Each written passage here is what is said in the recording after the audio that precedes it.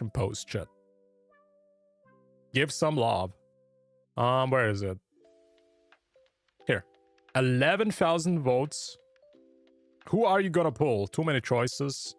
Katefia 55%, Lupa 13%, CIACCONA 6%. 25% I'm too broke. Now keep in mind, I think a lot of people are just going with the hype and they will still pull CIACCONA. So I don't think that most people who voted for either of these two are not gonna get CIACCONA. I think YouTube only allows one vote, so I do think that a lot of people are gonna dual a pull. They're gonna just get both. But you can definitely like see the popularity here. This might be not the most clear indicator on how unpopular CIACCONA is, but it's a pretty good indicator. Because CIACCONA doesn't like scream super popular hype unit. That's just a fact. Yeah, Katefia pretty much is the most hyped character, for sure. So that's the clear indicator, right? And the reality is also, Wuthering Waves still has a lot of free-to-play players. I did a YouTube poll. Yes, I'm F2P 50%. Now, this might also not be the most clear indicator, to be honest, but you can definitely see a lot of people are F2Ps. And one thing that F2Ps do is they're saving. And they're only going to spend their pulls for the most hype unit. Of course, if I would be still F2P, which I was in the beginning, I would also save for the character that I really like. So yeah. A lot of F2Ps are not going to pull CIACCONA. That's a huge amount of the player base. A huge amount. That's just how it is. What's the drama? Yeah, if you have followed like Infinity Nikki, Black Bacon, all these games, man, everything is dying. But yeah, we're just gonna talk about this, I guess. Dare I say, CIACCONA, just like Phoebe, screamed 4-star to me. I saw some people say this. I mean, if you just want to make the point that that her design doesn't scream 5-star, I'm not so sure about that. I think she looks awesome. Yeah. Like, it's honestly, it's quite stupid in Wuthering Waves because a lot of the 4-stars give 5-star energy. Like I thought when Lumi got drip marketed, Lumi looked like a 5-star to me. Sadly, we don't have too many 4-stars yet, but yeah, a lot of the 4-stars just give me like 5-star energy. That's the point I'm trying to make. I'm unfortunately F2P, yeah. And you're probably also somebody who's just gonna get the most hyped character, or the character that you're most excited for. And let's be real, Lupa looks very attractive for F2Ps, especially if you are somebody who has brand. And a lot of people actually have brand because he's a freaking insane unit. But most people will still go for Katefia. That's guaranteed. Yeah. And yeah, a lot of people, as somebody was saying it in chat, a lot of people thought CIACCONA is free. And now everybody is freaking disappointed. Everybody who believed it is now disappointed that they have to pull this character.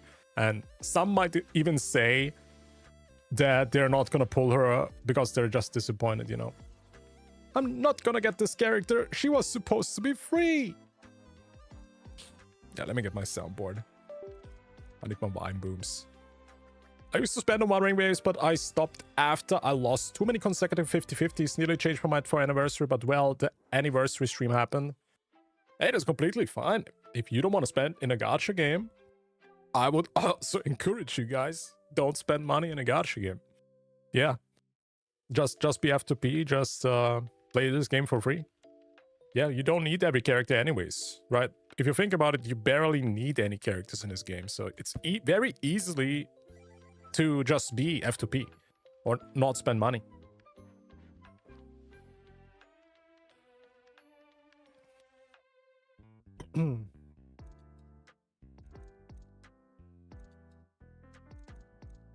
If CIACCONA would be a 4-star, we could save more. Honestly, I think it would have been a pretty freaking good thing. If CIACCONA would have been a 4-star, that would have been freaking great. Imagine like a Katefia banner with CIACCONA on it. Like, damn. That would have been freaking crazy, you know? But, you know, I still think she's a really cool unit. She's definitely just gonna be a character that you maybe want to get just for fun. I don't think she's gonna be super... How do I say this? She doesn't really scream like must-have unit, right? She doesn't. That's like rather on the Katefia side. So CIACCONA is definitely just, if you really like her design, if you really like the song that she's playing. Also, I have to say, the aesthetics of the bard is so cool. I love bards in video games. So, you know, she definitely fills that role for just aesthetics reasons. Huge aesthetics reason to get her. She's just a freaking beauty. And she plays music. What else do you want? All the music lovers will get this character. I will get this character because I love bard characters and I love music. I did pull, for example, in the other games, also the singing characters, which were in Star Rail. It was Robin. Was it Robin? Yeah, I think. And in ZZZ, I also got Astra, and Astra also looks amazing. And I really like characters that are all about music. I like that. It's one of my favorite, do you call this tropes in video games, I guess? Yeah.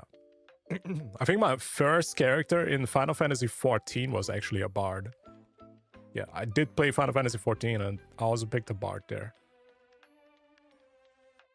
Yeah, dude, I was thinking about this, chat. It would be so cool if you get CIACCONA, that you can play like music. But I mean like notes. Imagine that. I mean, you can compare this maybe to the Genshin instruments, right? Genshin has instruments and you can play notes and stuff and play your own songs. Dude. I think it would be so cool if you could do that. Just play some notes and play some freaking meme music, meme songs with CIACCONA. I think it would be dope. I would love to see that. But then again, maybe people would complain that it's a paywall. You need to spend money to get the instrument. I guess that would be not good. I'm at 60 pity in limited and 70 pity in standard. I'm ready for CIACCONA. I'm also guaranteed right now. I will definitely get CIACCONA. I'm not so sure about the weapon. I guess I will see what the weapon even is capable of, because they haven't shown anything. They haven't shown what the weapon can do. If you can compare this to Phoebe's weapon, then it might be actually pretty worth it. I'm not sure if I like that though. I think a lot of people actually were super disappointed with Phoebe's weapon because it kinda is like a, you know, another paywall to get Zani stronger. Not the biggest fan of that. We're gonna see if they're gonna do this again. I mean, it's pretty obvious that CIACCONA might be a unit that buffs up something like Zani. I'm not sure if it's gonna be Katefia. It's safe to speculate, I guess, but CIACCONA is gonna buff up arrow erosion by 100%. So, will her weapon also buff up arrow erosion like Phoebe's weapon buffs Spectral Frazzle? I'm not so sure, man. I hope not, to be honest. I hope not, so. It would just add another FOMO. It would just another FOMO. Is CIACCONA going to have good damage like Phoebe? I think that's gonna be the big question. We are not sure, right? I think the scaling, what I've seen, doesn't look too insane. You can already check the in-game kit, right, in the game.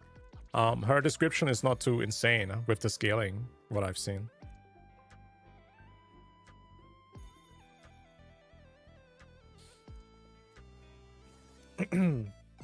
You could CIACCONA, give the music thing you suggested, place a static instrument in a specific place out of the world. No one could complain about the hypothetical complaint. That's true. Or just give everybody an instrument.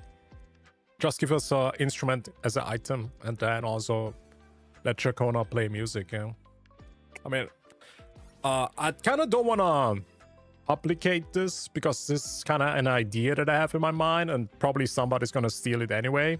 or somebody's gonna do it anyway, because it's very hard to come up with original stuff. But chat, I mean, I just announced it, I guess, but I want to make a video where I play CIACCONA in co-op, and then I hope it works. I want multiple CIACCONAs play the same song, but with different instruments. I don't know if it's possible, but I want to try it. In the live stream, they've actually shown that CIACCONA has multiple instruments, and they like play one song, right? So I want to like try this in co-op. So maybe if we have like 3 CIACCONAs and everyone plays one instrument, maybe we can make a song or something like that. That's one thing I want to make a video about. I will get Lupo for Encore. I don't have Changli. Yeah, it definitely looks like that Lupo is going to be like some missing puzzle piece for fusion teams. Let me actually pull up the pictures since we are talking about it. Give me a second. I'm kind of disappointed about Zani gameplay a bit. It doesn't have that much effects, and her ult too. Are you talking about the animation, or do you mean because of the team build, the team matchup, that it's a bit limiting and stuff? I mean, I get it that Zani's still a bit limited, and I hope this is gonna be fixed to future units. Yeah, I'm not a fan if the game is limiting you to play certain units. I'm not the biggest fan of that. I like it when a character can be paired up with many units. What the hell is my drip marketing? Oh, here. There we go. I mean, that's pretty old chat. This is a freaking insane looking unit. She's freaking insane looking. Oh yeah, we also can check out the tweet. They have tweeted about something, right? For CIACCONA. I mean, let's check it out, I guess.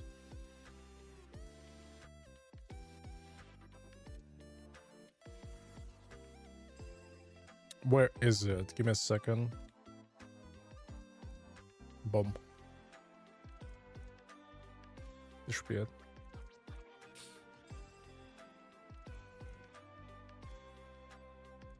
No need for applause or flowers. Oh wait, there's even voice lines in this one. Okay, let's take a look at what Wuthering Waves has actually dropped today for CIACCONA. Post-lament at the beginning. I think this is just a short showing off the idol and her convene animation and ult and stuff, which is maybe interesting. I haven't seen this, so what does it say here? Bards are the couriers of heroes' tales. No need for applause or flowers. I'm just a storyteller like any other. Nice to meet you, great hero. You can call me CIACCONA. Wow. Insane description. Alright, let's take a look at this. Bards are the couriers of heroes' tales. No need. Yo, Connor, thank you so much for the raid. Appreciate you, man. Thank you, thank you. Hope you had a great freaking stream. Appreciate the raid as always, man. Hope you had a good stream. Get some rest, get some water going. Get the gameplay footage going, man. Make some videos too. Yeah, mods. Yeah, thank you for the shout out. Appreciate it. How was the stream? How was it? You have a good stream? Did you doom post about CIACCONA? Bards are the couriers of heroes' tales. No need for applause or flowers. I'm just a story. Ooh. Oh man, this drip marketing, by the way, is still one of the most beautiful ones. Need for applause or flowers. I'm just a storyteller. Oh man, I love her in-game model just so much, shit. Like any other. Nice. Whoever said she looks like a 4-star. Nah. I don't think so. She looks like a 6-star. Nice to meet you, great hero. You can call me CIACCONA. No, I love her design a lot.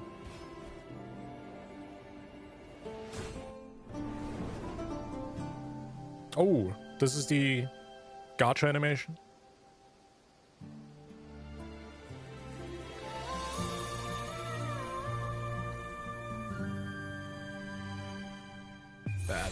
That is pretty good. That's her ult.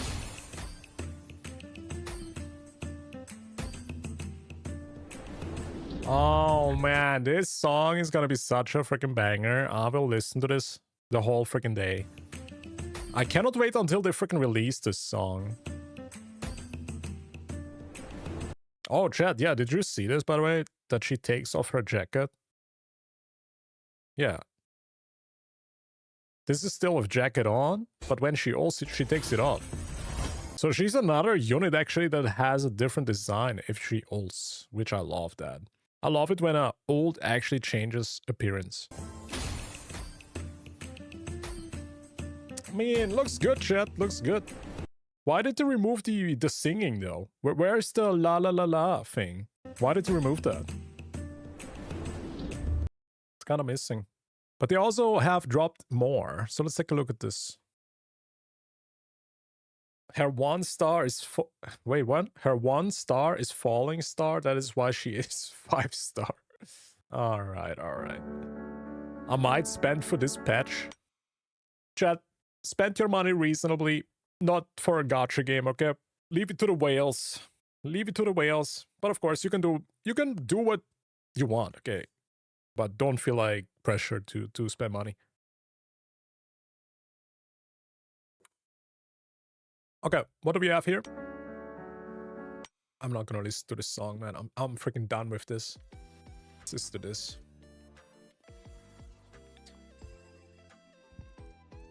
Is there anything new in this post? This isn't just drip marketing with some information. Story. Oh yeah, dude, we are still getting like second phase for CIACCONA where we will get to play her story quest. So maybe this information that they dropped now is gonna be about the story quest? Maybe? About CIACCONA, let's see. Conductor of rain. It's pouring, a crowd soon gathers under the eaves. Among them are people watching the rain, friends reunite after time apart. Individuals full of pent-up energy, passers-by seeking shelter, and finally, a conductor who cajoles music from the rain. I wonder if she had like a band. Was she like a solo artist on SoundCloud? Or did CIACCONA have like a whole band? Maybe her band died or something like that.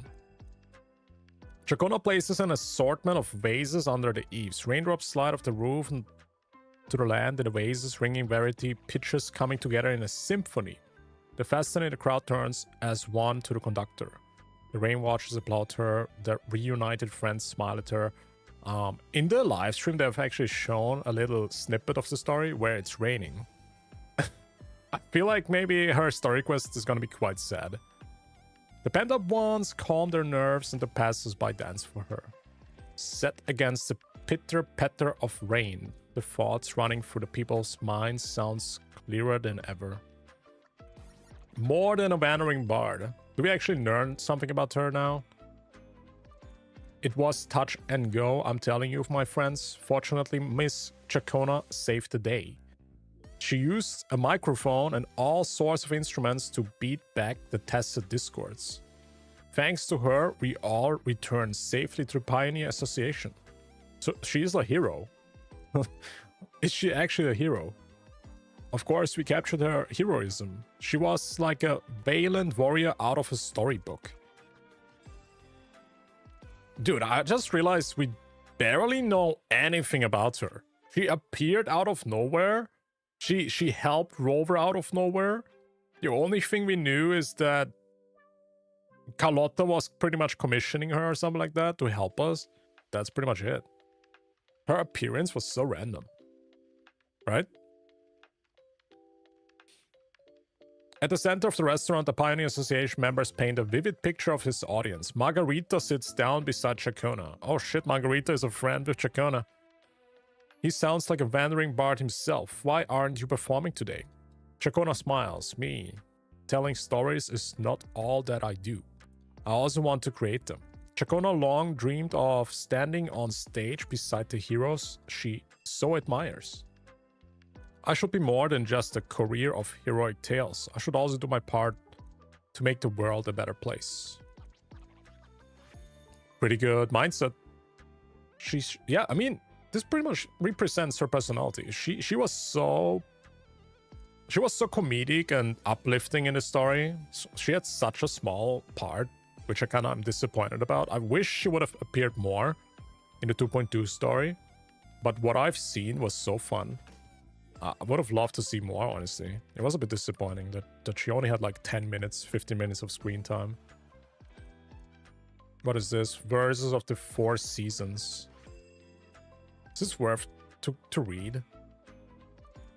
Spring is over. I'm never gonna see this flower bloom. The girl starts to cry. Her mother can't seem to do anything about it. Spring is not over yet. Let me show you.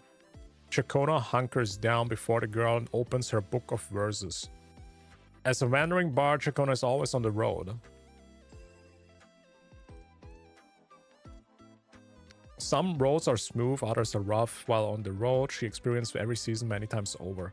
What she sees and hears, she turns into songs and poems and keeps them into the book of verses. Did she have a book with her when we saw her? Chat? The book is about her life and the life of everything along her path, including the flower that the girl dearly wants to see. With her forte, CIACCONA makes the flower reappear. Oh shit. That's one of the abilities, yeah. Because she can like enter someone's memory or something like that. Even if it's only for a moment, if you cry because spring is gone, the tears will stop you from seeing the other seasons. I don't even know what I'm reading right now. I guess it's just a little bit of snippets of what happened with CIACCONA. I guess.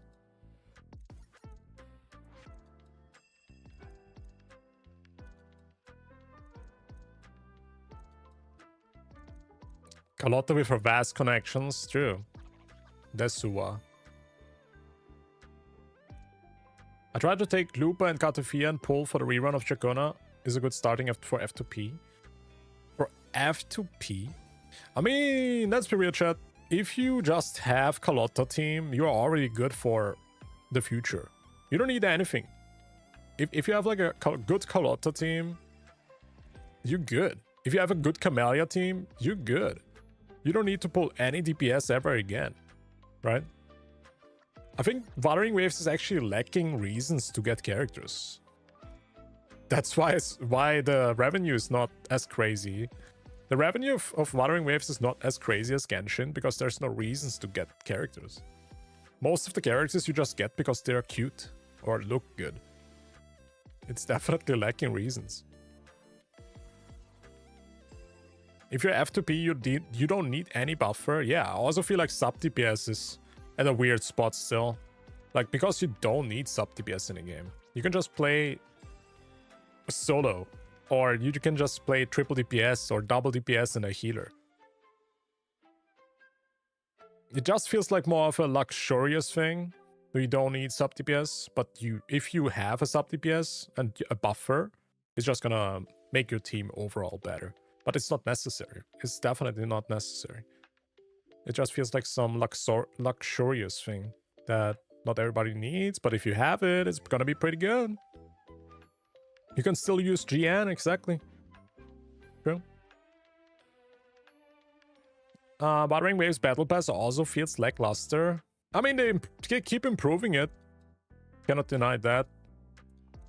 Cannot deny that. I would have wished for if a Battle Pass is gonna have a skin. You know? That would have been insane. Comparing it to... Was it Tower of Fantasy who does that? I'm not sure. But I think there's a game who has like better rewards in Battle Passes. Oh, I think Snowbreak. Yes, Snowbreak. Snowbreak, if you buy a Battle Pass, you can get also a skin. So I think like the combination is quite sick.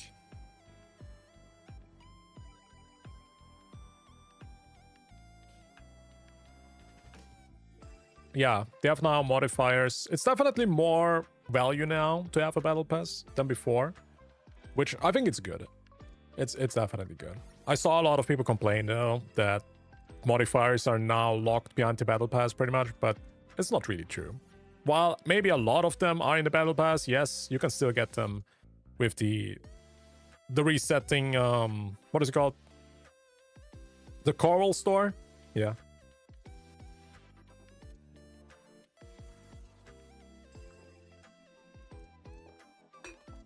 fuck. TUA needs 3 teams. Yeah, I mean, you pretty much have 3 teams when you just... Even if you never pull. No? Actually, almost. You can just also just use Stanjin in 1 tower. You can solo with Spectrum over 1 tower. You can solo with Danjin 1 tower. So yeah.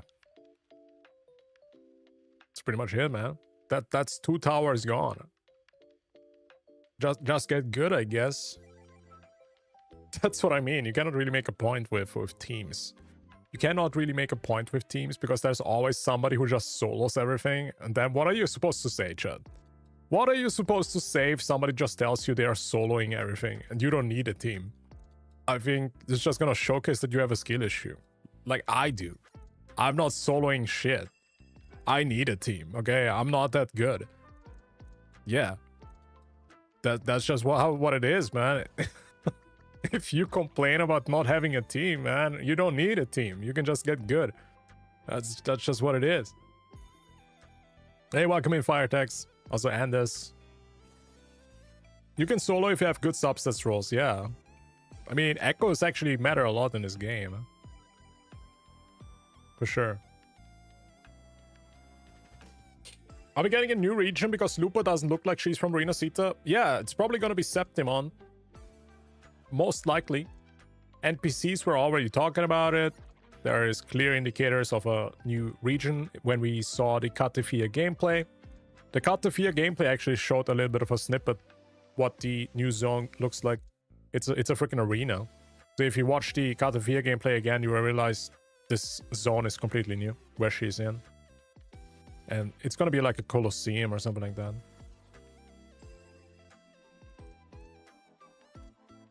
Oh yeah, they also talked about it. Yeah, they said that 2.4 is gonna continue the Katefia story, and I even think they mentioned about a new zone. Yeah, they did say something about that for 2.4.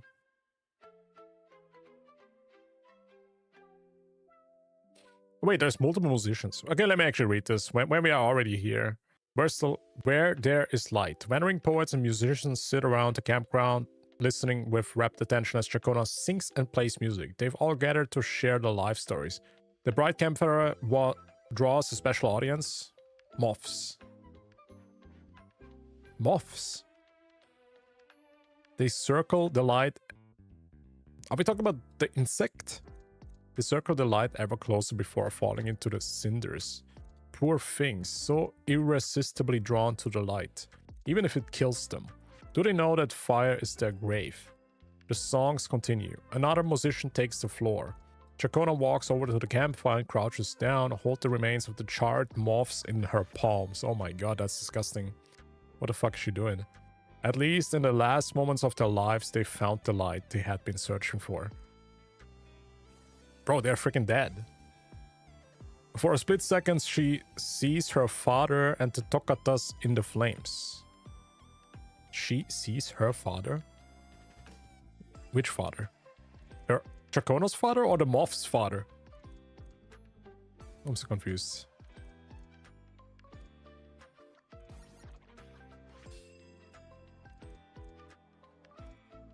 If you're still unsure, any healer shielder will do. Get Shorekeeper next time if you want a good time. I was thinking about making a new beginner guide video where I just talk about the characters that you really need, which in reality it's Rover, Sanha, and a healer, maybe Reyna. That's pretty much all the characters that you need in the game. That is pretty much it. I might do like a beginner guide video, yeah. This is the first time I've seen you IRL. Yeah, this is a new VTuber bundle, chat. New model. The graphics are crazy. Does Rover apply erosion? Yeah, with the skill. Actually, I'm not sure if it's the skill or if it's the basic attack, but one of the attacks applies it. Okay, let's see the resonance evaluation report. Journal entry of Veron Tokata, head of the Tokata family. Is this her father? Tokata? I do not know if this is a blessing or a curse that has befallen my child. The child has mastered numerous instruments with ease. She tells me that melodies in the music sheets appear not just as notes to her, but also as a series of scenes. They are stories of the instruments and their performance. She took my hand and shared this perception with me, and that is when I discovered that CIACCONA can recreate aspects of the world through melodies. It is a realm of her own making. Interesting. As long as she can sense these melodies, CIACCONA can transform her poetry into music, and music into anything. The child has an innate curiosity about everything, making it easy for her to empathize with the stories and experience of others. I fear this gift may bring her misfortune. Yo, her father is a literal doom poster. That she will hear the echoes that hide within the darkness of the shadows. Dude, her dad is a doom poster. Holy. Overclock diagnostic report. Journal entry of Veron Toccata, head of the Toccata family. So this is literally her father. The order was inevitably made aware of CIACCONA's ability.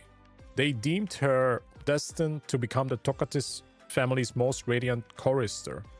Per protocol, they conducted a forte examination on her. These were the results. This member's waveform graph shows elliptical fluctuations with a stable time domain. Jesus, my English skills are getting tested. No signs of abnormal fluctuations were observed. The test results are assessed as being within the normal phase. Resonant criticality high. This member possesses a high stability with minimal risk of overclocking. Oh shit. That's good. Records indicate no history of overclocking. There's no current need for psychological counseling. So CIACCONA is literally based. She is mentally stable. Unlike most gacha players. All data appears to be normal, likely due to her perception of melodies being filled with wonder and hope. As she grows older, I sometimes wish she could be happy like this forever. Yet I know that became impossible the moment she took that key. Which key? Oh, the paper is ripped off here. So this might be about the story that we're gonna play in the next phase, chat. This is a big hint.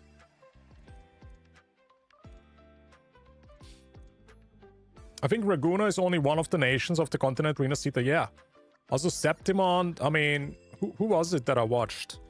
I think it was either Sitnemar or Comfirin, which I very much recommend to you guys, watch them.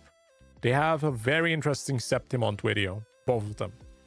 They were pointing out that Septimont is a city in the past. It's a real city, or was a real city.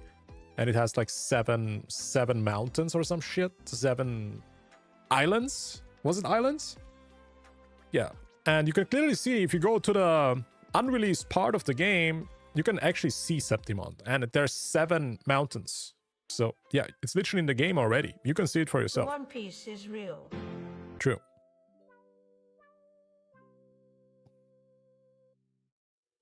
I would pull CIACCONA if 2.4 gives us more asteroids for the exploration event. I'm actually super curious, chat, what they are gonna do. I think Kuro Games is aware of how much they messed up the anniversary.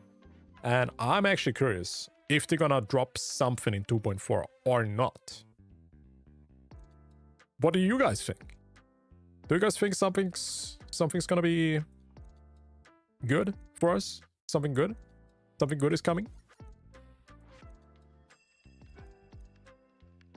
Which, yeah, there actually was like an interview where they were talking about this too. So maybe we're gonna take a look at this too. Yeah, they had like an interview in like a school or some shit. And I think the person who was speaking for Kuro Games, I'm not sure who it was, but they were talking about the 2.3 update, that people are disappointed. And I think they also talked about the future anniversary. Maybe we're gonna take a look at this later on. I think it's gonna be interesting. Yeah, anyways, what do we have here? Appearance. high-spirited poet. I gotta say, I think CIACCONA is very similar to Chishia. She's pretty much a Chishia 2.0. Dare I do the comparison here, chat? Do I? Because Chishia is also very uplifting. She's so optimistic and positive. It's quite similar. I gotta say though, CIACCONA is better. CIACCONA is funnier. She was very funny. She made the freaking clickbait title joke. That's still into history. The clickbait title joke was insane. The Liberation BGM, Chishia could never. Yeah, I think so, dude. I think CIACCONA. I must say this. I think when CIACCONA comes out and everybody plays the second half of 2.3, a lot of people will change their mind, as always. And yeah, the song is going to be a banger. Also, one thing I was talking about on Discord with some people. What if they actually have like a whole album coming out, chat? I think this would be the best marketing for her. Just drop a whole album, not just one song. They're definitely gonna release the BGM for the old. I'm 100% sure they're gonna do that. But what if they have like multiple songs for us and they're gonna release them? With music videos maybe even? If it would be definitely a missed out opportunity if they're not gonna do it. Like, she's a character about music, so please, Kuro Games, drop some music with her. People would love that.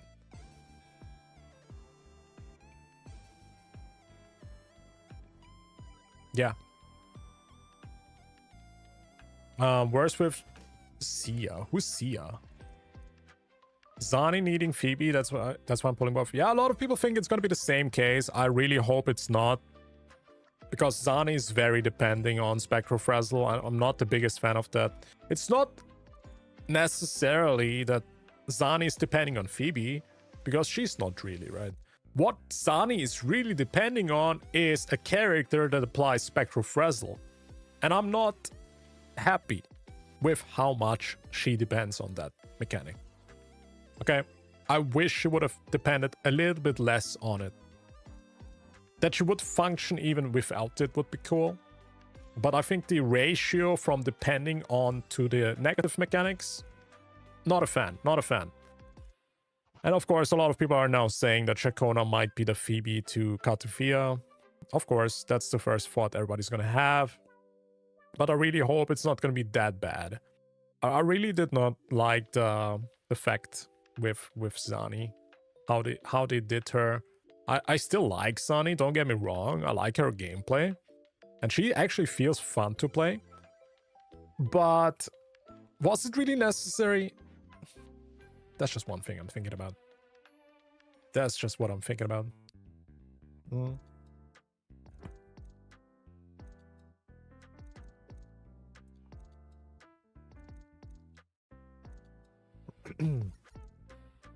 Do we need to get CIACCONA when Katufia, Phoebe, and Arrow is also a good team? I have no idea. We have to see when she's out. We have to see. CIACCONA has a head of red hair. Wait, what? A head of red hair? Oh, that's antlers.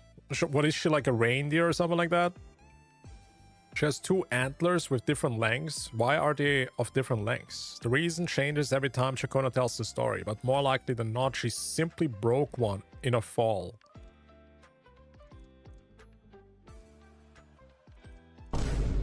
What the fuck? Convenient traveler's attire. CIACCONA wears clothing that allows for great freedom of movement. Before a performance, she takes off her cloak, ready to transform into a ebullient performer. We can leave it at any time to see that place in person. Anecdotes. Do we have anything good here? Cherished item. I think that's a feather, maybe a writing feather.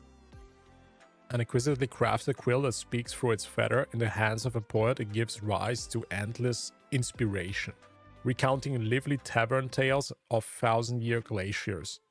The grand ruins of underground cities and enchanted forests.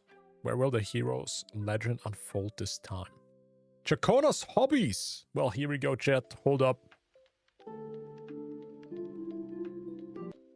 I really love polyphonic form of music called CIACCONA. So her name is like a version of that?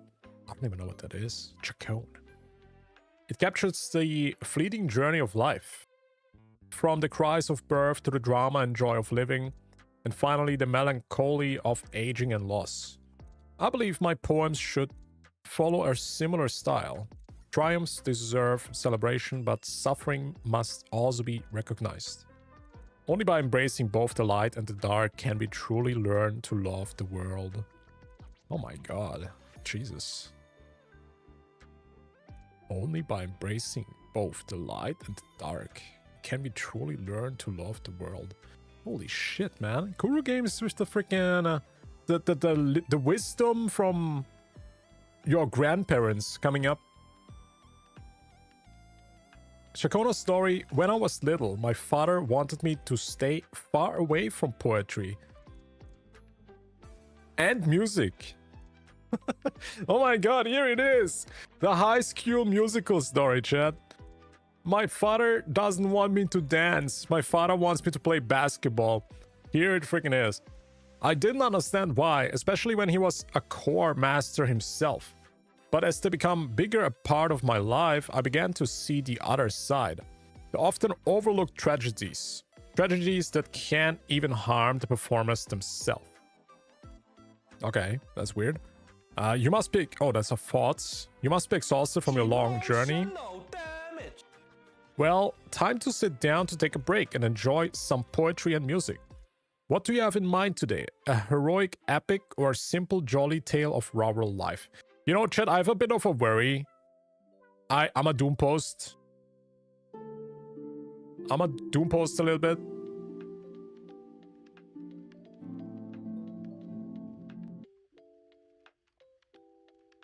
I will mute the game probably after a week. I've played Zenless, I've played Star Rail. When I play one singing character a whole week, I cannot listen to the song anymore. So, I really hope that she's not only gonna have one song, man. Which probably is gonna be the case. But yeah, you get what I mean? Like, the song is gonna get boring after a week. Huh? If you listen to the song like 500 times, like, what are you supposed to do? It's gonna be annoying. Huh?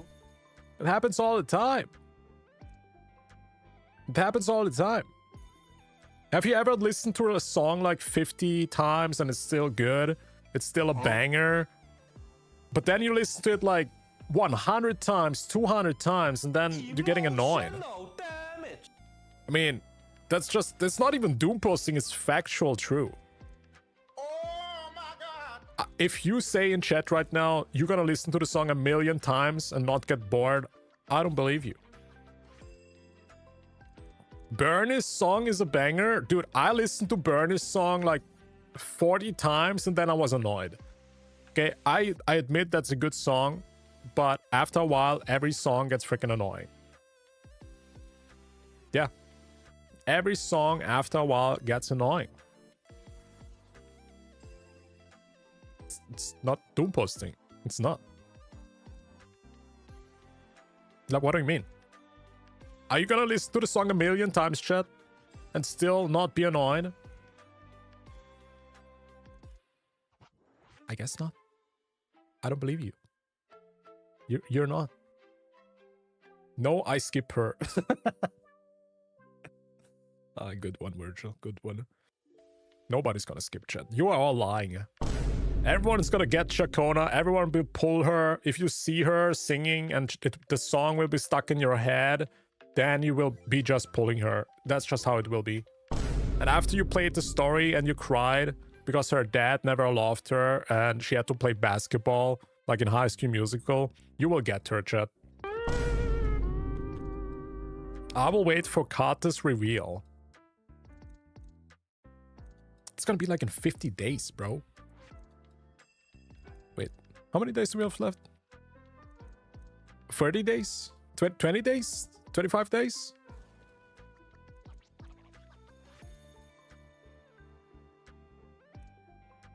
Why can Kuro Games implement or create a character that connects FM radio music of people's choice? I mean, just open another browser. Just play music on Spotify. What do you mean? Hey, we gotta wait for the next character then. The next character is gonna be a freaking radio station. You have to pull a freaking resonator that has resonance power with radio waves. Okay. Then you can connect to Brazil radio, to Argentina radio, every radio station in the world, live, or just alt tab. I was thinking about this. If CIACCONA would have come out in Genshin, yes, another Kuro shield that cannot stop comparing to Genshin. I was like thinking Genshin would have locked like something behind not Katefia, CIACCONA. 100%. I wanted to make the point that maybe if oh my god, I cannot. Why am I always mixing up CIACCONA and Katefia? These names are so freaking similar. It's so annoying. Genshin would have locked behind CIACCONA's song or something like that. Maybe like her instrument. They would like implement the instrument into her kit. And then you have to like, to unlock the instrument, you have to like get to her or something like that. That was just a weird random thought I had in my mind. Because yeah, I mean, that's just what Genshin does. They just lock behind some quality of life stuff. Did they lock the fun mechanics behind characters, right? That was just a random thought I had in my mind today. Like, if this character would have come out in Genshin, they would have done something like that. You're confused with the C's, but no, it's also the A. Every name begins with a C and ends with an A. Katefia, CIACCONA, Roshia. Okay, that's not a C. Wait, don't we have another character with C? Yeah, whatever. Camellia. Thank you. Carlotta. Thank you, guys. Yeah. Like, I don't get it. What is going on with Kuro Games and the C and A? Jesus. It's too much. Like, if you need some name ideas, Kuro Games, I can help. Chang, Leah, Chishia, Cantarella. There it is. Chishia, Cantarella. Bro, these are 1, 2, 3, 5 characters. Calculator. Okay, that's too far. Relax. Don't mention this cursed name. Not in this stream chat. Don't you dare.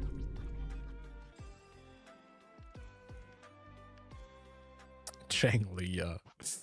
Oh my. Yinshi. Too much. Okay, Kydro, if it is come to this, why all pink or all white hair? Why everybody has pink hair or white hair in the game? Because it's the best color. No? I think white hair in anime is such a good color, by the way. I think white hair characters in anime, they're always the most interesting units. We have Killua in Hunter x Hunter. We have Kakashi in Naruto. We have 5 million other characters, not in Gojo Satoru, yeah. And red hair, well, actually red hair. Do we have some good red hair? Or maybe the girl from High School XD. Yeah. What is it? Rias? Yeah, something like that. But there's actually some pretty good red hair anime characters. But I do feel like red hair color in the game so far is pretty good. White hair color is good too. If you want to make the point that it's getting boring, I don't really see that because as long as it looks good, I don't care. As long as the character looks good, I don't care which hair color, bro. I don't care. Ria's Grammary, yeah. That's a good red hair. But honestly, I don't think there's too many red hair in my mind about anime characters. Huh. Shanks? Well, he's not a girl, but I get the point. Maybe he's a girl. We still didn't find out about his real powers, right? Maybe that's his real superpower. Erza Scarlet? Oh, wait, who is that again? Is it from, fuck, what was it? The freaking One Piece copy paste from One Piece. Oh yeah, Fairy Tail. I always said this is like the copy paste of One Piece.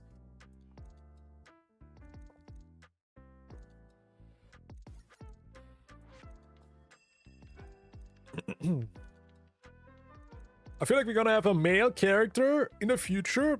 Yeah, sure, chat. Copium. Yeah, for sure. Yeah. There are so many male characters coming up. Yeah. This game, yep. 100% chat. Sure. This game will only have male characters, for sure. The whole game will just be males. Sure, chat. Yep. Only males. For sure. It's gonna be called Gathering Males and not Gathering Wives anymore. And everybody's gonna quit the game because of that. The game is gonna EOS like Tribe 9. It's not a Tribe 9 kind of game then. I saw Tribe 9 had like 50-50 male to female ratio. Now, I'm not gonna say that is the reason why the game EOS, but I do think it's a factor. Alright? Maybe not a big factor, but I say if the game would have had more waifus, I think it would have done better.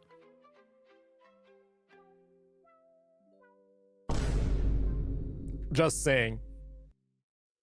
Probably would have still died, to be honest, but yeah, it's kind of sad. The game actually looked quite promising. I wanted to try it out. I might even try it out. I think it's still going to be available until November. So we might even play this on stream, chat. Let's see. The game doesn't even look that bad.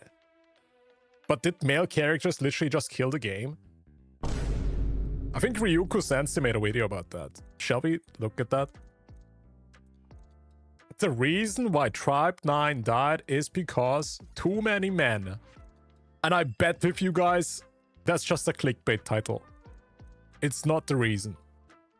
I gotta say though, I didn't follow the development at all. I did not look up any information on why this game actually failed. The only thing I saw was the gacha revenue, and it made like $80,000, which was shocking. That's an unbelievably low amount for a game like that. I don't know the reason though. I heard there was like some problems with refunds. They had to like refund a lot of money for the players. So that's maybe why. Yeah.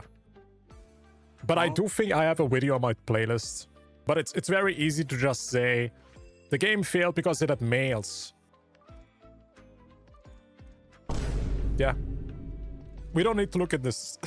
that's the reason why it died, chat. So yeah, when you guys keep saying we need more male characters, just look at Tribe 9, okay? Everyone's gonna hate me for that. Everybody's gonna hate me. Guys, there's been a Jesus. lot of talk. DMC5 collab took all the hype for Fate. Do you think so? I don't think so. Also, it will take long until DMC collab will be available on global, right? I think DMC is gonna come out first in CN. So I do think Fate collab will be available earlier. So it doesn't even interconnect with each other. The collab will be later. I'm not sure when, but I think Fate is first, right? I just need male character in a 3.1 ratio. Listen, as long as I get cool characters, I will never complain. I don't care about the gender ratio. That has been my standpoint since the beginning. And a lot of people who make the point with gender ratio, I just imagine them, they are very romance focused. And then again, why are you romance focused in a open world action game? It's not the focus of the game. If you want more male characters to simp on, bro, the male characters are not even flirting with you, nothing. But that's just my opinion, okay? I know this topic will never be gone completely. It will always be a topic. But also can give you a little example of a typical male enjoyer. Give me a second. I do know they exist. I saw this today. Check this out.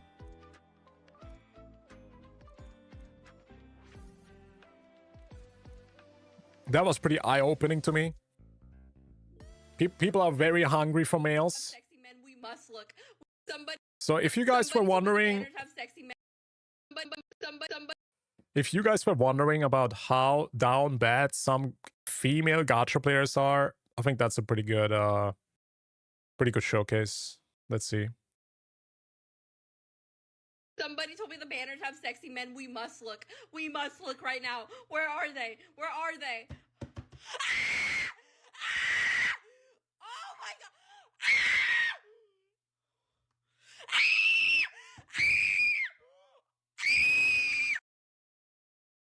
That's exactly the people that I imagine that always comment in my comment section, we need more males, more men. All right? Okay, I don't want to put everybody in the freaking pot, but I say this is a big amount. Yeah. Can you just relax, buddy? Can we just calm down, take a breather, bro? What the Sigma? It's a video game, dude.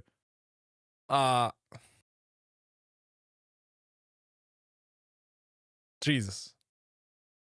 That's crazy.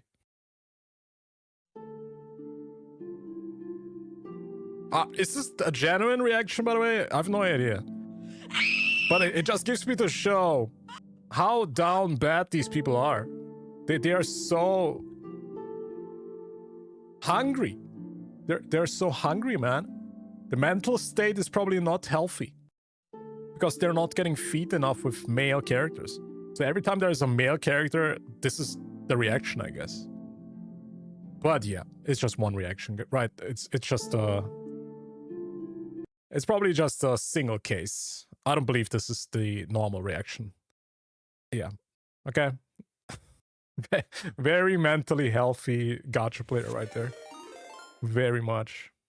Oh my god, Annie with a huge raid. Thank you, thank you, thank you. Welcome, welcome. How we doing? How we doing? Hope you got a good stream. Welcome, welcome. How was the stream, Annie? Did you have fun? Did you bully Phoebe? Was that the meta? Good video, Kaijo? Wait, which one? Oh, the Silver Palace video? Thank you, thank you. Appreciate it. Show this video to Annie. Which one? Oh, this one? Oh yeah, I mean, since we now have... Chat, I don't want to bully girl gacha players. That's not me.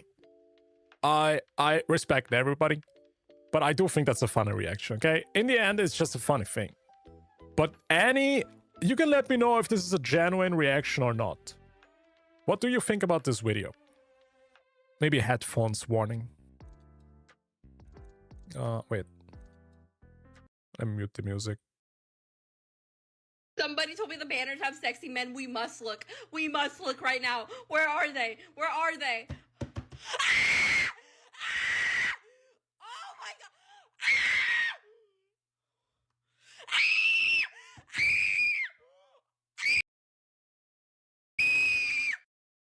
That's crazy. Yeah, I don't know if this is the normal reaction of a Somebody female told me the banners have gacha player. I have no idea. Might be not. But I was genuinely a bit scared when I watched it. But yeah, I hope she's mentally wealthy and healthy. I wish this girl. I wish her the best. Honestly, yeah. That's something. That's something. I gotta say, I never react to a girl like that or a female character. Right? Not yet. Not yet. Maybe there's gonna be one waifu in the future where I'm actually gonna screech like that. Who knows?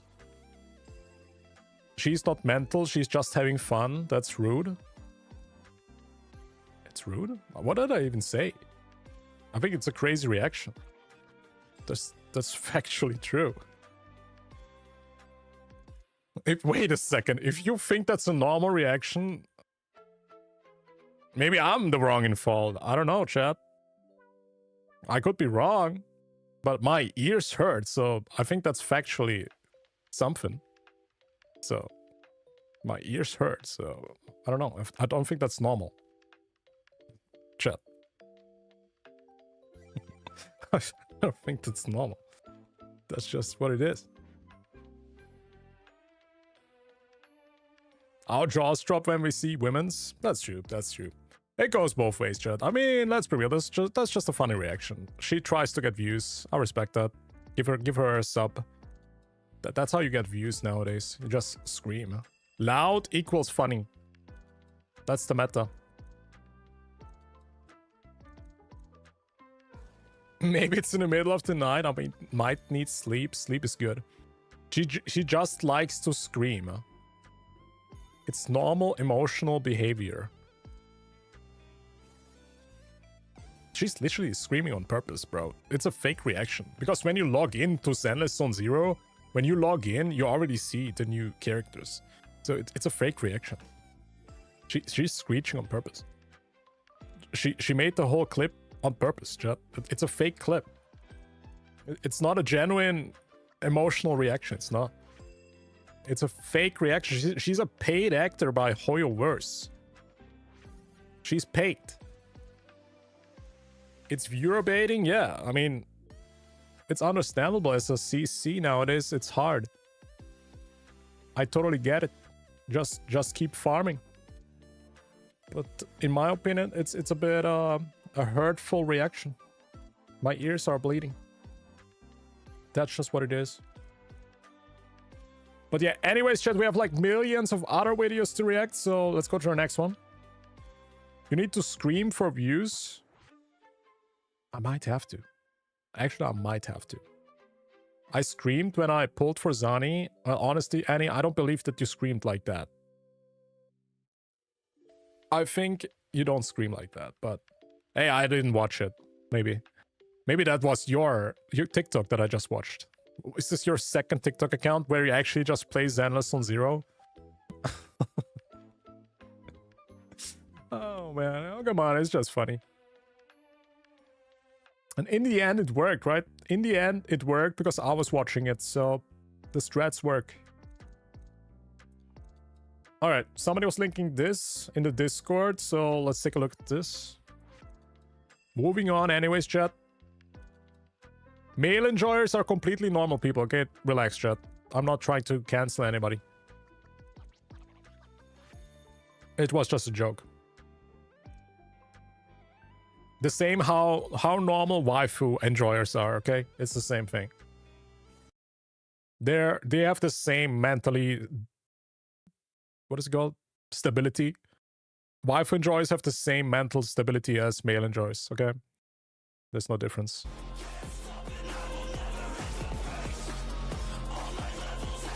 Is this mobile DMC5 collab gameplay?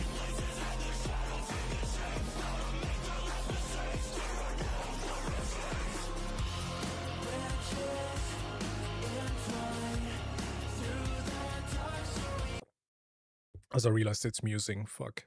I need to mute the music. Sadly. But damn, this looks pretty good.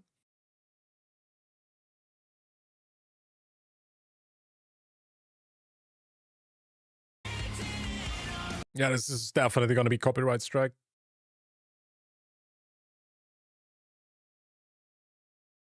Holy, the animations are fire though. Yeah, you know what? I'm gonna take it back. I'm gonna scream like her when Virgil is out, okay? When Virgil is out, I will also scream like that. For sure. Looks pretty good. Oh, wait. Okay, so you can actually swap from Virgil to Dante. Okay, yeah. I mean, makes sense. It's like a free player, free team game, right? Kind of sucks to be honest that there's no third character, right? I think that kind of sucks. Would have been cool if there's a third character. That you have a full DMC5 team. But you know, I think it still looks freaking incredible. I think this is DMC5 gameplay though. Yeah, I guess close enough, huh? Gotta say, they definitely respected the source material. Looks freaking amazing. Looks really good. Wait, what? We should have Kaido differentiate Ishmael boss fight and Ishmael playable. I don't know if I'm too well educated into the PGR universe for that. I barely played the game. But yeah, PGR looks freaking fantastic with the DMC5 collab. They have cooked. They have definitely cooked. But speaking of Ishmael, I think they also dropped this thing. I think that's a coating for an upcoming character or Ishmael or something. Oh no, I think that's the swimsuit skin for Alisa, right? 疲劳工作和疲劳驾驶一样，都是没有效率且违反规定的。 I like her, by the way. I like the character itself. I wanted to get her, but I missed out. 遵循命令，为照亮黑暗而来。 Yo, is this a free skin? 判决，重塑秩序。 Looks freaking so good. Chat, I really hope that Wuthering Wave swimsuit skin is also gonna have effects like that. Like, they cook so much with the effects. It's insane. It's free? You're telling me this skin is free even with the visual effects? And different sound effects too? 让决议的锋芒克除朽暗。只要黑暗仍在蔓延，我们就会继续前行。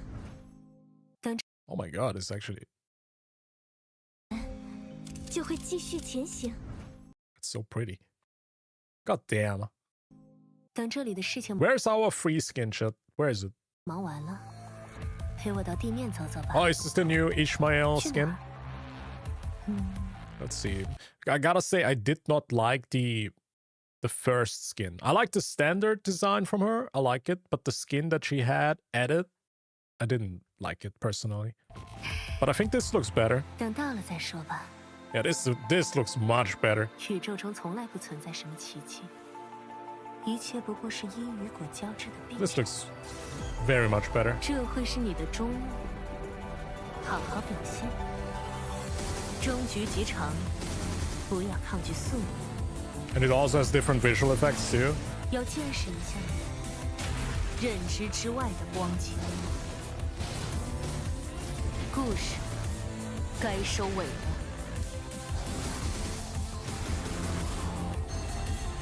看来这一次的尝试也没有改变结局。 Damn, 走吧， that's pretty good. 我们将踏上一条全新的道路。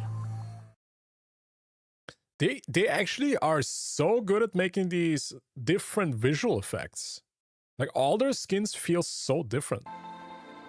宇 That's 宙 so 中从来不 good. 存在什么奇迹。 Like she definitely does like these ghost kind of vibe going. And I think her normal visual effects are like about space. Right? 一切不过是因 Just like 与 some 果交织 space 的必然 sci-fi kind of 这会是你 But 的 this is 终 like more like ghost kind of 好好 fantasy.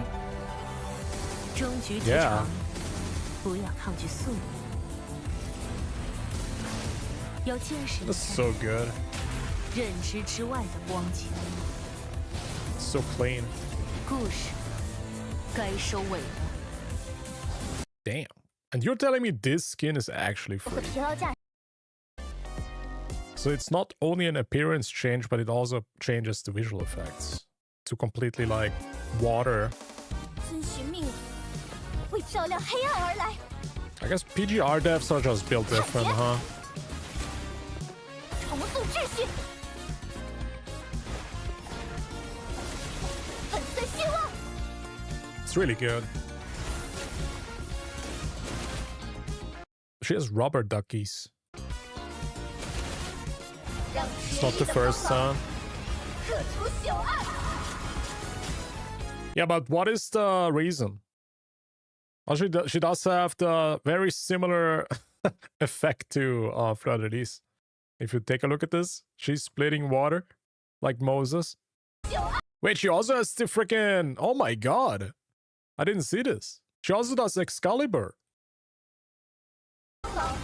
Oh my goodness. 克除朽暗。 Wait, chat. Wait. Are they copy-pasting PGR assets?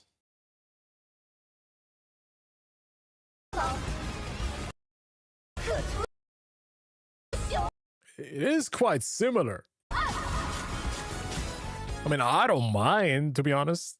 I don't mind that it looks similar, but it's definitely very similar.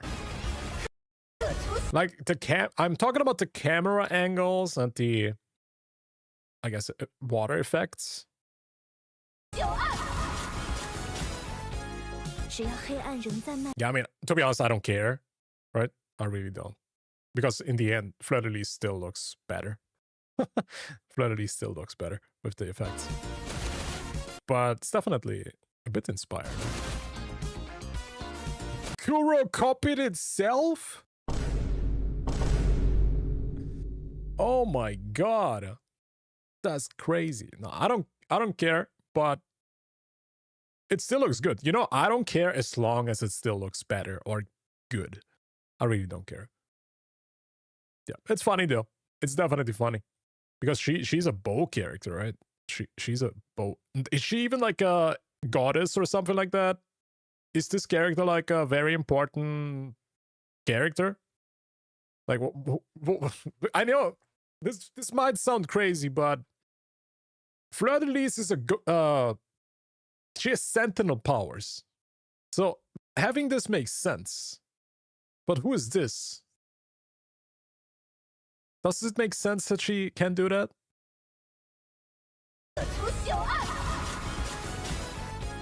只要黑暗仍在蔓延， She was a boss. Okay, well, that makes sense then. 我们就 That 会 makes 继 sense. 续前行。 All right. Interesting. So PGR is cooking once again with the skins. Looks freaking good, man. I don't know. I don't think they have disappointed me too much with skins so far. PGR is so good at that. Oh shit. Somebody was linking me this too, chat. I guess Kuro Games is being very strict now. I think it's rest in peace leakers. So I hope this will actually scare off even more leakers. Get rid of them, all of them. Oh shit, you can full screen now shorts. That's cool. Chat. Another leaker got freaking caught. Another leaker is gone. Bro has his life ruined, by the way. Let's take a look at this. Once again ended a leaker's career. They sent a warning letter from a law firm addressed to a beta tester of version 2.4 who violated the NDA. The main point is that this person broke the rules by leaking information from the closed beta to the public on platforms like Tiba. Their actions caused significant losses to the company, and now they're demanding the leaker to delete all leaked content, issue a public apology, and pay 500,000 US. $69,000? I just wanted to show you guys how cool her gameplay is. Oh my god. Damn. Bro gotta work like 5 jobs now. Bro gotta work at McDonald's, Uber, and 2 other restaurants. God damn. Bro has his life ruined. When in compensation. Oh If my the leaker God. doesn't respond, they'll take Rip. legal action. Kuro has once That's a 07 moment right there. Damn. But yeah, Kuro Games is not joking around anymore. If you are getting caught spreading leaks, bro, get ready for the 69. I'm not talking about the position. I'm talking about money. God damn, that's a lot of money, to be honest. That's a hell lot of money for just revealing a freaking video. That's crazy.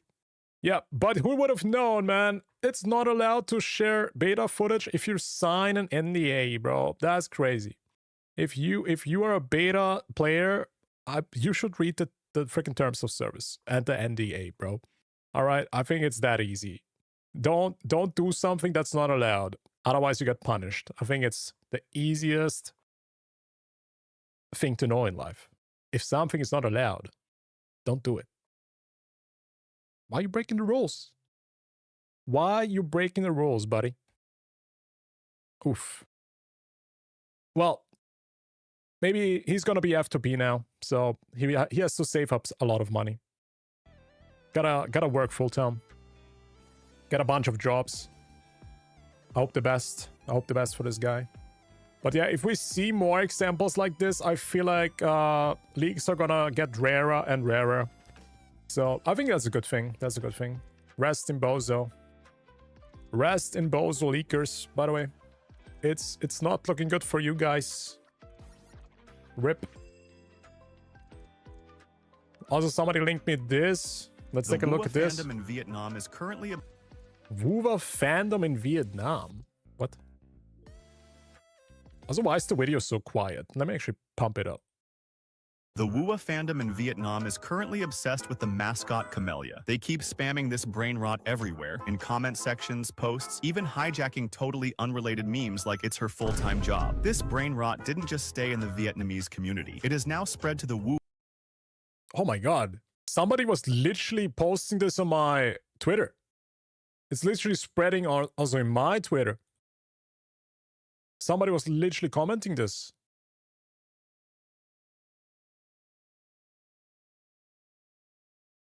Bro. I'm also getting hit with the brain rot. Damn. wuwa Reddit and Twitter communities too. And now it's evolved into something even more chaotic. The Phoebe virus. Now Oh, that's a good one though. The Phoebe virus is freaking crazy though. I've been in the... Dude, I love the Phoebe memes.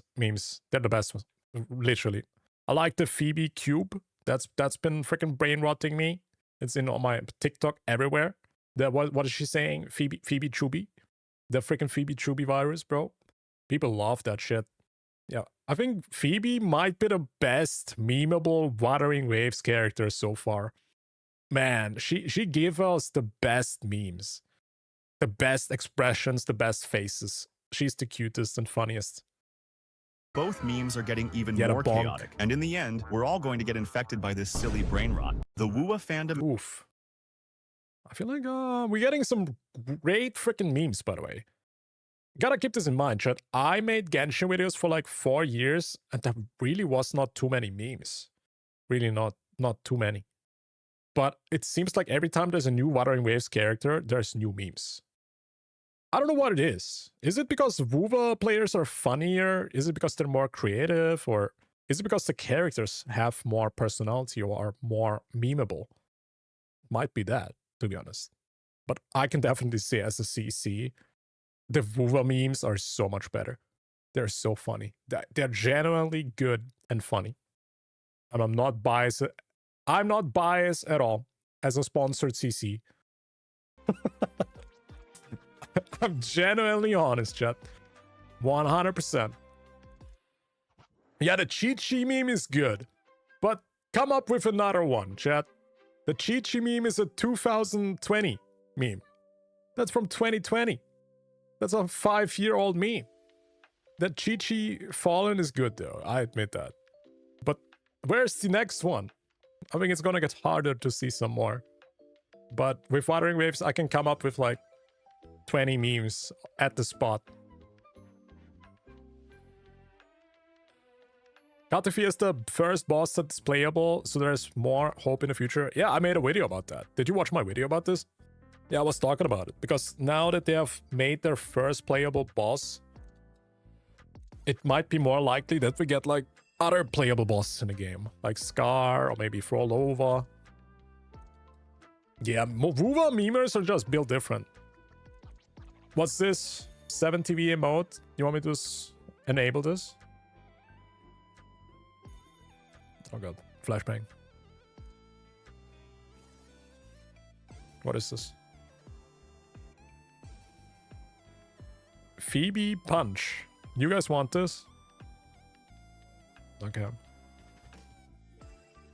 Give me a second. I'm enable it. By the way, Twitch chat, YouTube chat, we also live on Twitch. If you want like emotes and stuff, I encourage you guys to swap over to Twitch. The pinned comment also has the link, so feel free to swap over. I feel like Twitch is just better if you have more emotes, right? Emotes are just better.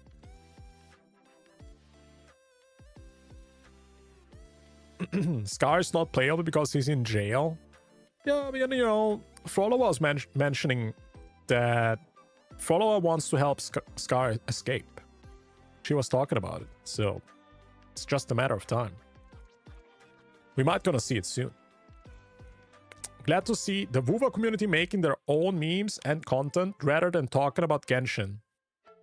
Bro, you literally mentioned Genshin in the same comment.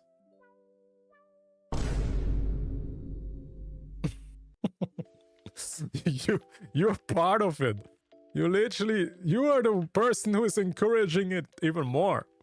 But you know what? I don't have a problem at all with Genshin comparisons. It's just a normal thing. I think what's not normal is people reacting to it negative. Because in the end, it's just a normal thing, I think. If you compare video games, that's the most normal thing. If you wanna trauma dump your Genshin experience in a wuwa section, that's a normal thing. It's just a natural happening, a natural appearance.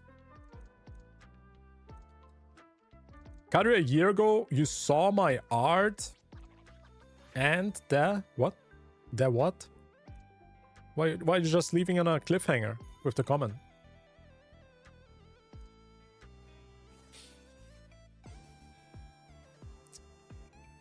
Another emote? Wait, what are you guys? What are you linking? Oh, that's actually pretty cute. You guys want this? All right. There you go. That's kind of cute. What is this, like Katefia dancing?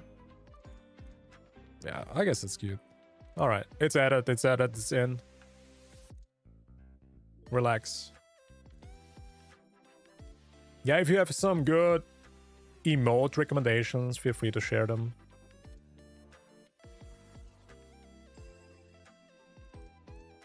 All right, somebody was also linking this chat. Give me a second. This is gonna be quite interesting. It's gonna be quite spicy.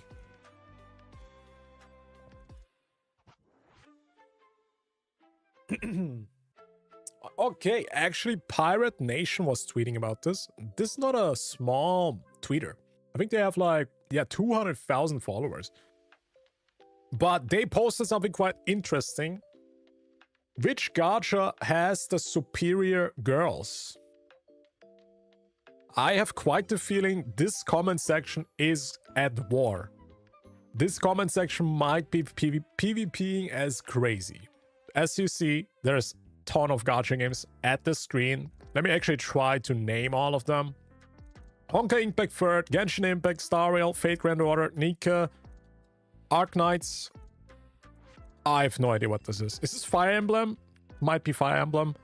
Azure Lane, Blue Archive, wuwa, PGR, Limbus Company, ZZZ, Reverse 99.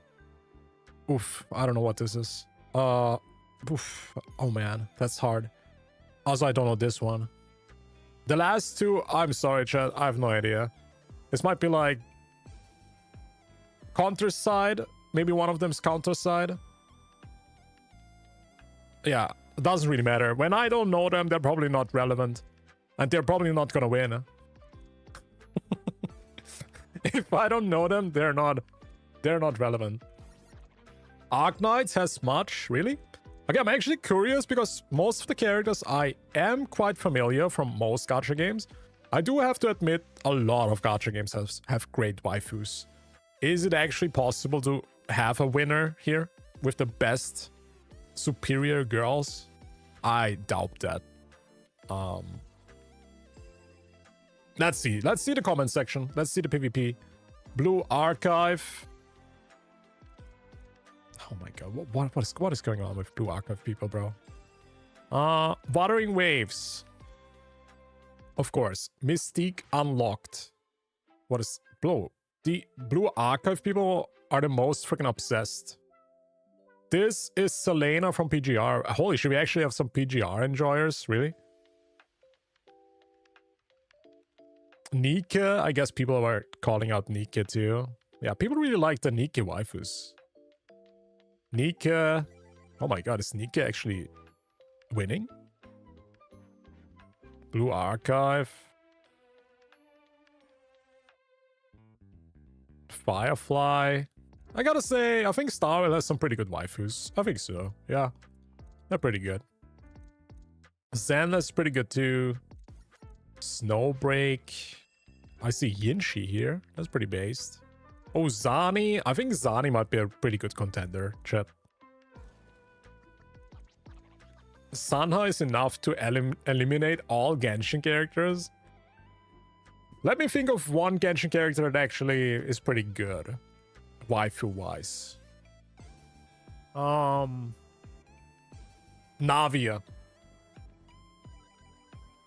Navia is amazing.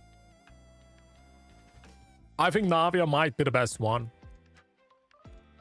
Catching Yelan. No, I think Navia is my favorite. I like Navia a lot. And she also has such a great character development arc and stuff. Also, her design is awesome. I think Genshin's top waifu might be Navia.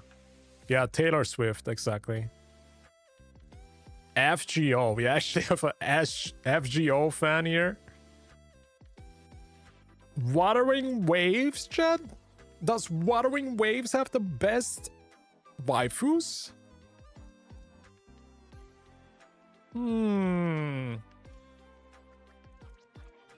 I would say maybe. I would say they're a pretty good contender, man. But to be honest, Wuthering Waves is not like oh my god, she's also good. I love this outfit, by the way. I think she's out right now. What I've seen. She looks incredible. Lore, story, fate, personality, ZZZ, clothing design, Nika. The ZZZ characters have personality? Really? I thought they just have jiggly butt cheeks. Maybe that's what he's talking about. I mean, I don't know. I have not played ZZZ since 1.2. Do the characters have good, like, development arcs and personalities? I have no idea. Brown does too. Oh my goodness. Who the fuck posts Iona here? Oh my god. Probably a Zurlane or Nika.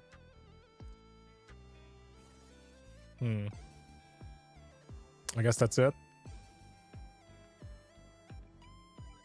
Blue Archive fans are everywhere, by the way. Blue Archive fans are so active on Twitter. Bro, I'm literally scared. Also, who is this? Oh my god. That's pretty good. Epic 7. Okay. Ooh, that one's pretty good too. Yeah, I don't think we can determine a winner here, chat. I doubt that, to be honest. I gotta say, Wuwa has some great waifus. Nike also has some good ones. Hoyoverse, oh yeah, I think ZZZ is pretty good. Stariel, decent. Nothing too crazy. But declaring a winner, nah. Nah. It's so hard, man. It's too many. There's too many. Another emote? Really? What is this? Oh shit. Why do I not have this enabled? Yeah, okay. There you go, chat. There you go. It's active.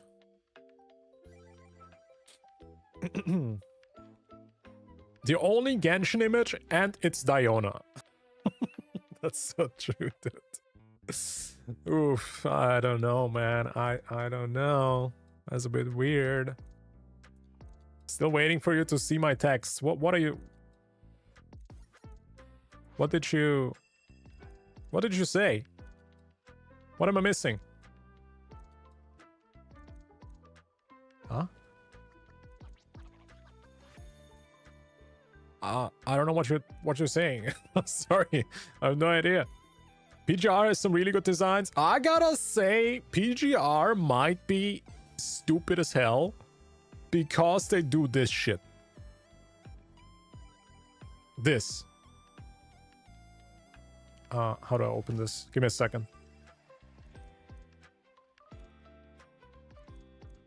How do I open this? Okay, I'm just gonna open my Discord. PGR is stupid because they have like these great character designs and lock them behind gear or just items and shit. Dude, look at this great design, and this is not a playable unit. This is just a... I don't even know what that is. Memory chip. What the fuck is a memory chip, man? Can you just reveal this as a playable character, please? How can you lock behind this peak design in a shitty gear? Damn. Like, imagine if this is a playable unit. This would be a top 10 contender in design. Like, holy shit.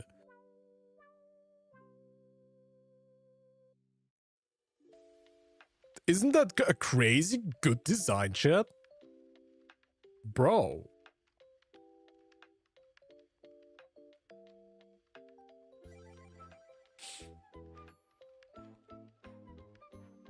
Women in suits? Yeah, it's not only that. I just feel like the design is so good. It just looks so aesthetically pleasing. Like, I hate this. And this is a gacha game in general problem. A lot of gacha games have like these really good designs and they lock them behind some items. Like, man, don't do that. Especially if it looks this good. That's just... Oh man, I hate that. It's so disappointing. It's super disappointing. All right, what am I missing? Maybe my chat extension is not working, but where's my live stream? What message am I missing, chat? Can I pull up your activity? Yes. I will always question that why do gacha games have prodigies for every single field? Imaginable, like, instrument. Are you talking about this? Bro, I don't even see what you're talking about, Ren Sierra. You told me I'm missing your messages. This is all you wrote. What are you saying? I'm confused. What is bro on about? But yeah, anyways, chat, that is gonna cover the best waifus. I think it's easy to say Wuthering Waves is a top contender. And I think also PGR. PGR has some good freaking waifus. But I might be super biased because I did not play every gacha game. I did not play every gacha game. I did not. I did play Snowbreak. I did play Nikki a little bit, but that's pretty much it. And Zenless and Stariel. What is this? New collaboration for Wuthering Waves X Lawson. I have no idea what Lawson is. Let's check this out.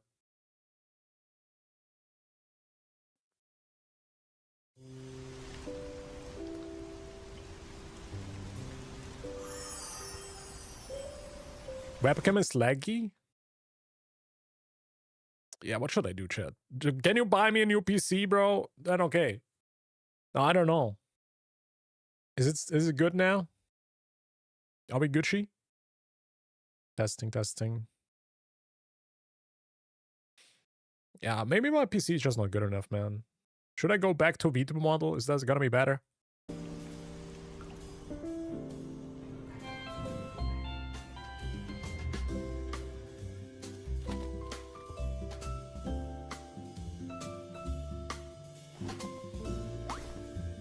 What the hell is this? It's a store? Can you sponsor me 80 pulls? Yeah, sure.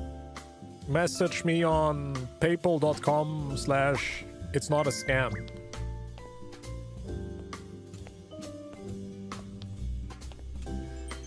Lawson. Is it like a supermarket?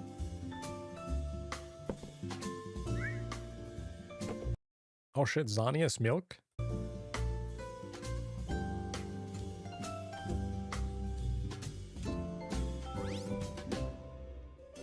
I guess it's like a supermarket. What's that?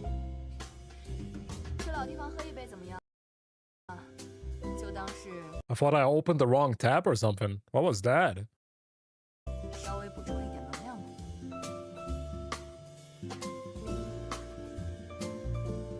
Wait! Don't tell me to give a free wing skin. Are they locking behind skins now into collaborations that are real life that I will never attend to? Nah. Are you serious? Yo. What? Is this the skin that's already in the game? And everybody was wondering, how do you get this? I think we have like a glider skin already, right? But nobody know how to make this, how to get this.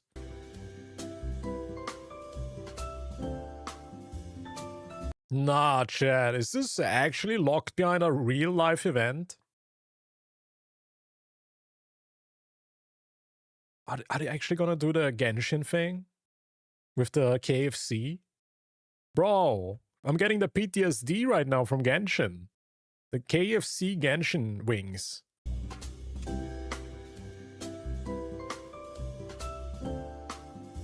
That's crazy. Don't do that.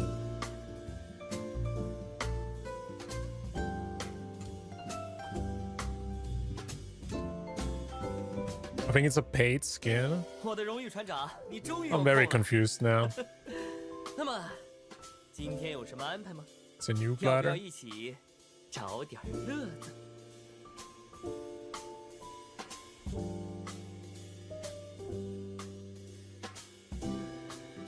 Can somebody translate real quick? I have no idea what this says, man. It's China? I think this is Japanese, right?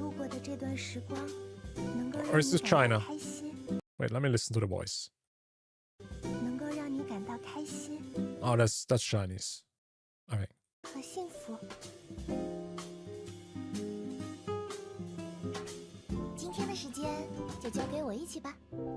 It's Chinese. Okay. Ooh, I like this. Carlotta can wear anything, man. She looks good in everything. Bro, she got the Carlotta umbrella. What is this, a mouse pad? I have no idea what this is. Looks interesting though. It's a Chinese event running in different areas in China. Oh my god, these skins are so good. I think Phoebe looks the best. Brand looking a bit, yeah. You know, he looks like a, what is it called? A bait? Man bait? Oh, Zani looking good too with the coat. I like the Phoebe one the most. She looks super cute.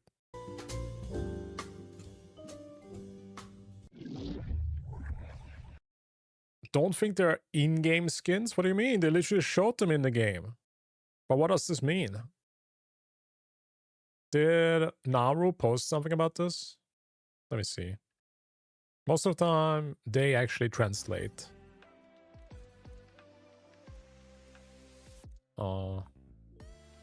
Did he talk about it?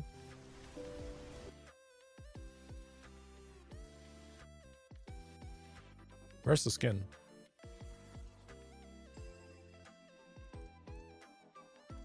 Yeah, I don't know. I guess I'm gonna take this with a grain of salt now, but I really hope we can get this skin. I don't want the same thing to happen like they did in Genshin, where they lock behind skins, behind real life stuff. I don't like that. That's shitty. That's just not fun. No shit, they're not gonna add the skins, man. It's just a fever dream. These skins are never gonna be in a game, chat. Sadly. Go to sleep now. Hey, have a good one. Zoom Torque, thanks for tuning in. Appreciate you, man, as always. Have a good one. I think you have to buy something to enter or participate. I mean, makes sense. But I don't like this if they lock behind skins. Behind real-life collaborations. Because I will never be able to get this glider skin then. I live in Europe, man. I cannot go over into China that simply, okay? I can't. Just to get the glider skin? Yeah, I don't know though. Maybe we are able to get it otherwise too. Who knows? I'm a hold off for now with my judgment. Let's see. EU gang, yeah. EU is never gonna get love, chat. I'm gonna be real. All the love for real-life collabs is going to America or Asia. So, EU folks, we are freaking done. It's freaking GG's. We are getting clapped. Sadly. That's just how it is, I guess. That's just how it is. Alright, I guess we can take a look at the interview. A lot of people are also covering this already. But before I get into this chat, I'ma take a toilet break. I'ma BRB. Yep. We're gonna talk about this thing. Yeah. Give me a bit. I'm gonna get some more water. I'll BRB.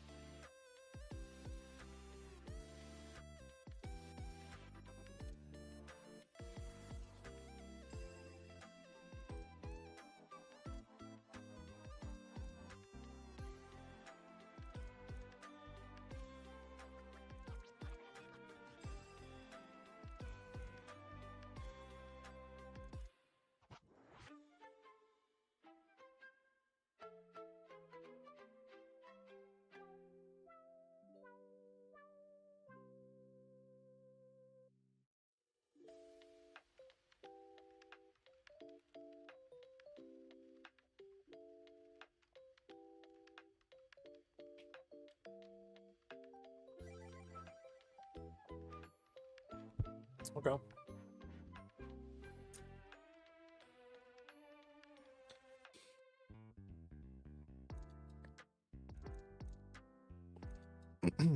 Okay, is this good, chat? Do they say anything good?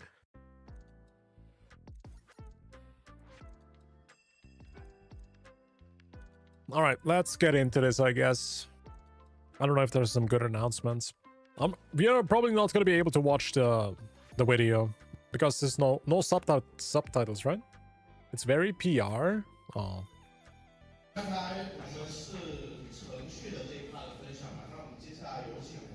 Okay, there's no subtitles at all. All right, interesting.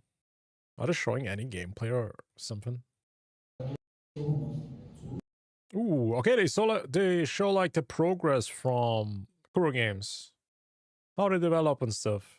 Okay, but thank God we have like a little bit of a summary of the live stream. So let's take a look at this. Apparently, this was like a campus interview where Kuro Games was just talking about, I guess, development of Wuthering Waves. And I think they also talked a little bit about some quite interesting stuff with the 2.3 anniversary and how it was quite disappointing. So let's see about this summary, chat. Maybe this is interesting, maybe not, I don't know. Let's check this out. Yeah, we cannot watch the video because it's not translated. But let's take a look. Summary of Kuro Games. Shall I move to the other side, maybe? Okay, summary of Kuro Games recruit interview translated by Xu.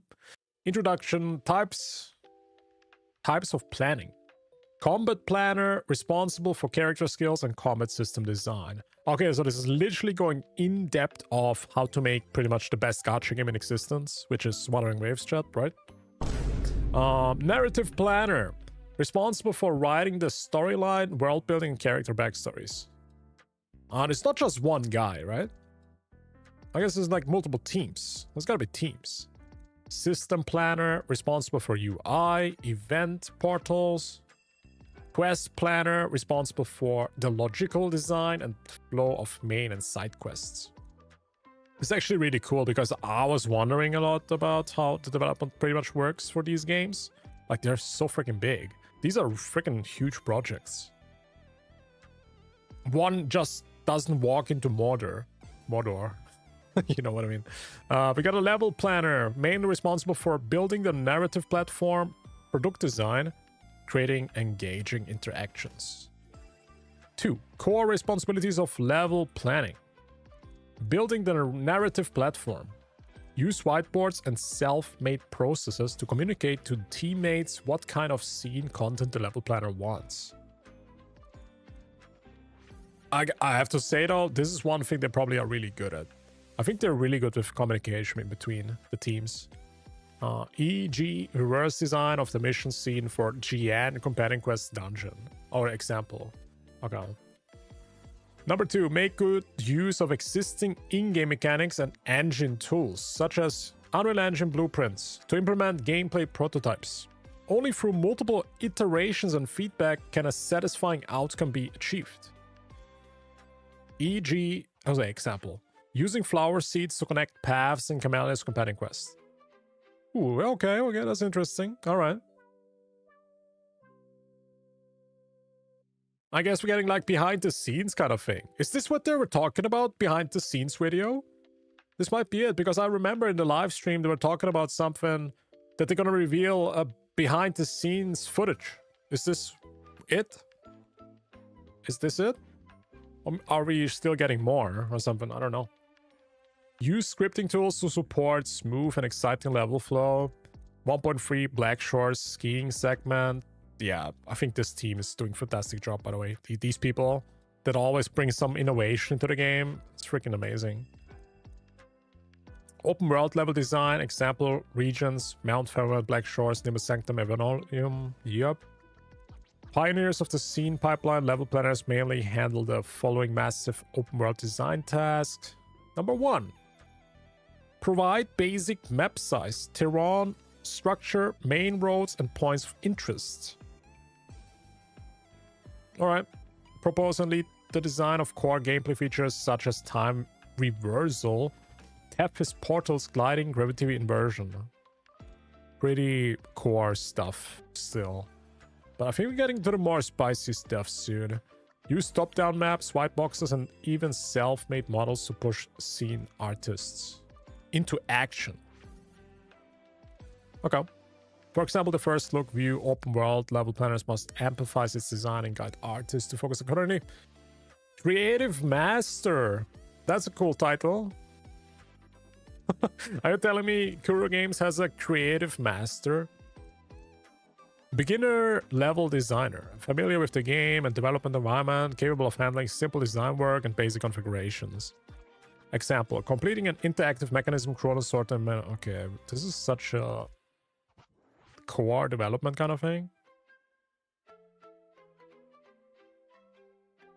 Let's get to the spicy stuff. Q&A. Well, there we go.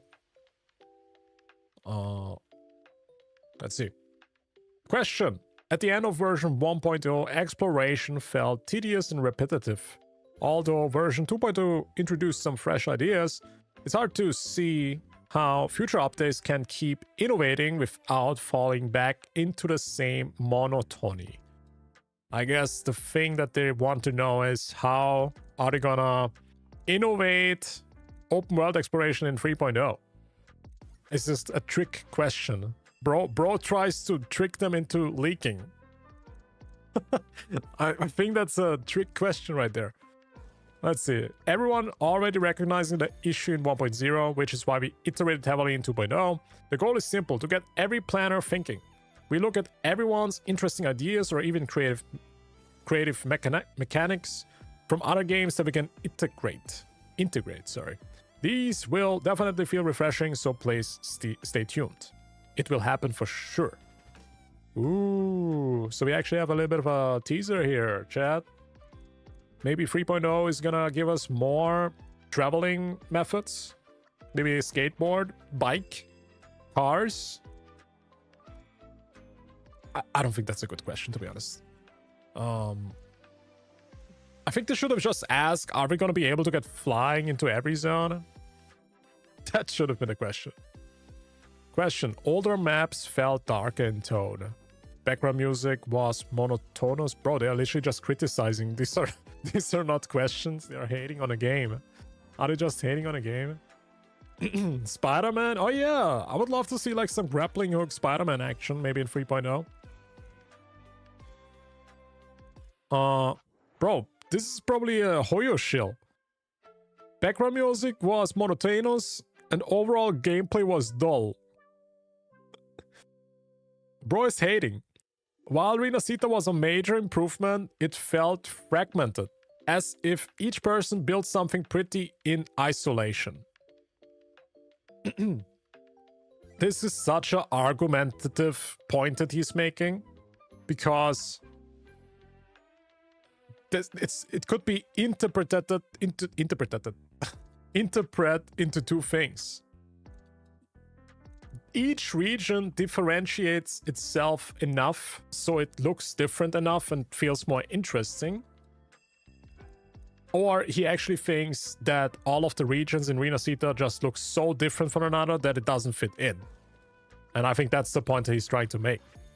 So this person is literally saying each zone feels so different that it doesn't fit in. Which I completely disagree, to be honest. I think it's actually so cool that everything is pretty much a little bit different. In whatever zone you go in Renacita, it feels very refreshing. I would not agree with this at all. I honestly prefer it this way because it keeps the gameplay engaging. Wherever you go, it just looks so much different. Yeah. What the fuck is this guy on about? It's hard to describe the region with a unified theme. Like, who the fuck gave this person a microphone? No, it's not. It's a fantasy theme. It's a fantasy theme. Who gave this person a mic? Answer. It's true. No, it's not. It was indeed pieced together by many people. Oh, that's what's true. Okay. So a lot of people were working on a fantasy-themed area. Okay, I get the point. The disjointed feeling came from insufficient communication. I don't get it. I disagree. I disagree with the developer. I think everything feels quite similar enough where I feel like it's a fantasy type vibe. I don't get this. Do we want something that looks the same? Do we want a whole continent that looks unified? And with unified, you mean the same?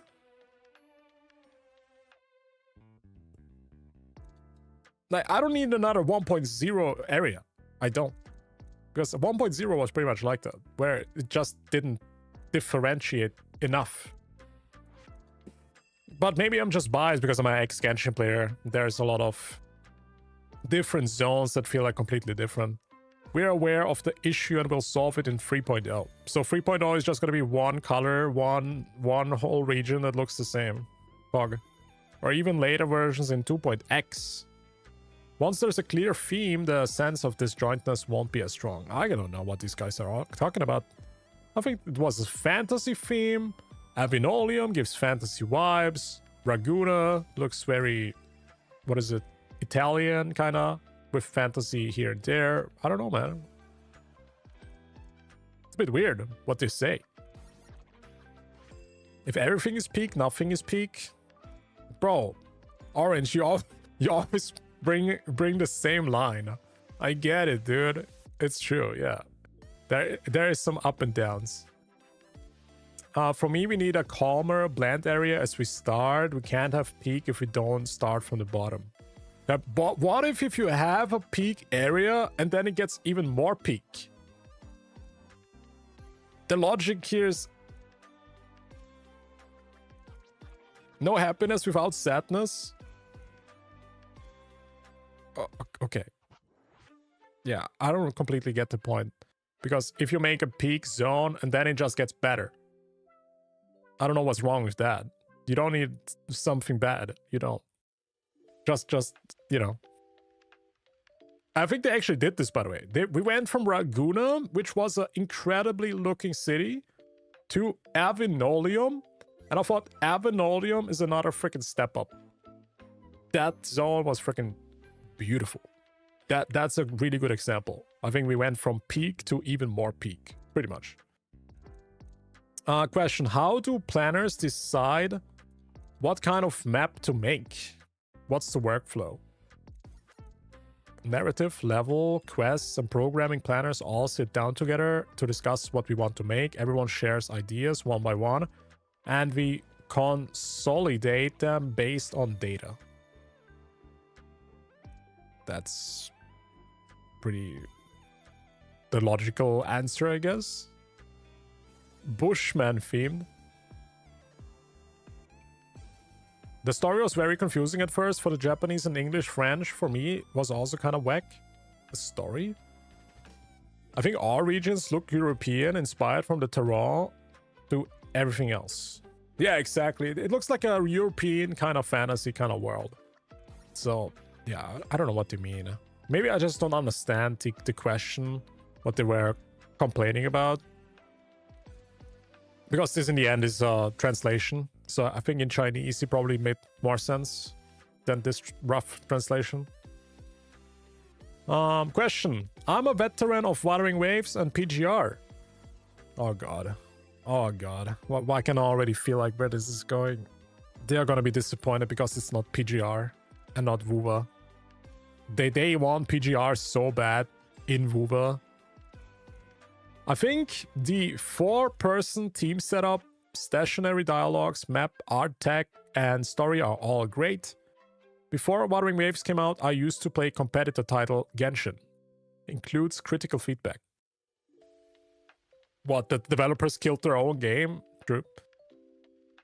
Answer. During development, we didn't aim to compete directly. Oh, this is about competition. I'm not sure about that. Comparisons don't help us create anything better. We are focused on what we can and what we're good at. Comparison don't help us to create anything better.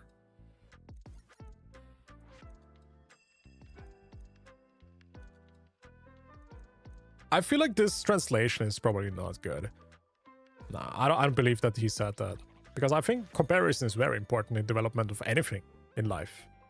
You compare two products and you can make something better out of it. Best example, Expedition 33. They were literally comparing turn-based games and Elden Ring combat, maybe Sekiro combat. They were comparing, oh shit, what could we do to create something better? They just combined it. They combined Sekiro gameplay with turn-based gameplay.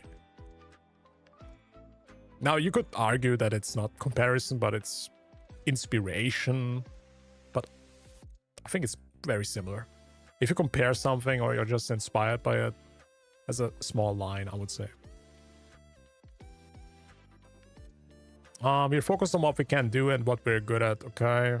A question for the anniversary event. It seems like there was a disconnect between the companies and the players' expectations. Very true. Let's see where this is going. Answer. Yes. Version 2.3 did not do well. We've already apologized. It was an issue. For the next anniversary, we will take it more seriously.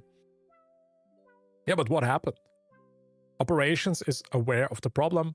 We are learning and growing with each mistake. Everyone encounters problems, but we accept them and improve. That's the best feedback we can give to our players. Yeah, that's what they have been delivering on.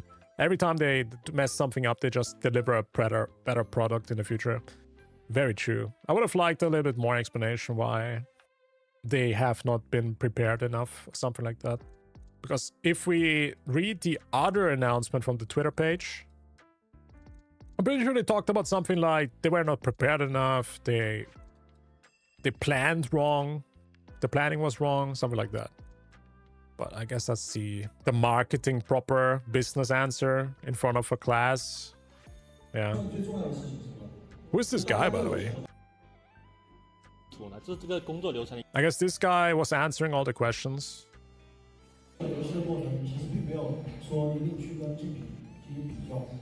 Okay, and who is the dude who was comparing Genshin to Wuthering Waves here? Do we see the questionnaire?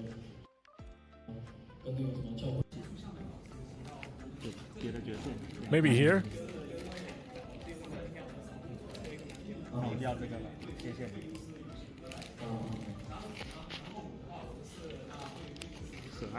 Oh, they're getting free merch, really?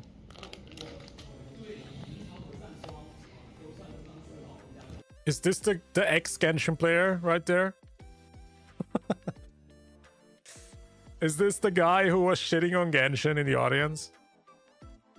Bro, is this Solon? No, it's not. Probably not, right?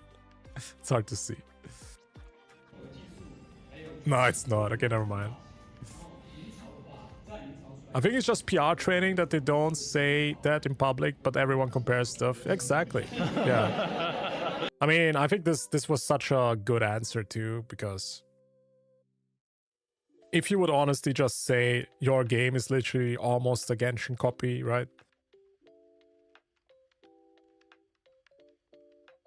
That wouldn't sound good. that wouldn't sound good, chat. But so is Genshin. Genshin is also a copy of Zelda. So that also wouldn't sound good. Anything and everything is pretty much almost all the time. Something is inspired from something, okay? So I hate that people complain about that, to be honest. It should be a normal thing to compare stuff. It should be a normal thing to get inspired by other stuff. The most important thing should be that it's just getting better.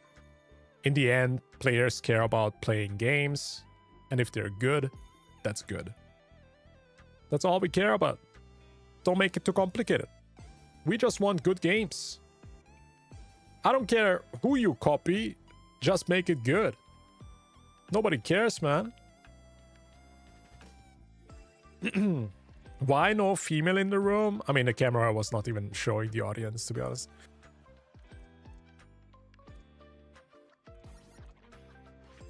Anything for global audience? What do you mean?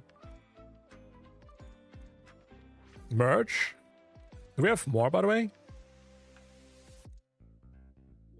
Hoping people take the answer to the competitor question too hard. Comparisons don't help. I think comparing is very, very important for products. I get it. Maybe if you wanna say in real life, you should not compare yourself to other people. Comparing is the theft of joy. But people still do that, right? But it's a product, and I think to make better products, you need to compare. Wuwa needs Capturing Radiance. Bro, Capturing Radiance came out 4 years later. Genshin added that 4 years later. Or was it 5? I mean, I'm not even sure anymore. No, it's 4 years now. Okay, I think we have another thing I wanted to talk about.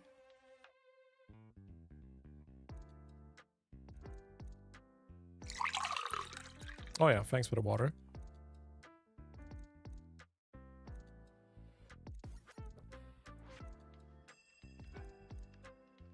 Yeah, give me a second.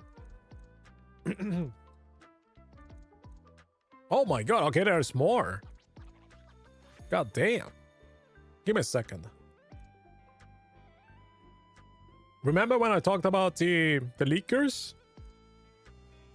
More people got caught. The fine you need to pay for breaking the NDA is 1 million yuan, which equates to 138,000 US dollars. 6 people have been caught. Kuro Games are being vigilant now. They're making an example out of those leakers. Only Kuro Games can leak their own shit now. It's pretty base, to be honest. Holy shit. One guy says it was 69,000, now it's 138. But, I mean, at this point, that's just a lot of money, man. That's a huge amount of money, bro. Oh my god. Leakers are in shambles right now, chat. Oh my god. Jesus. That's a 07 moment.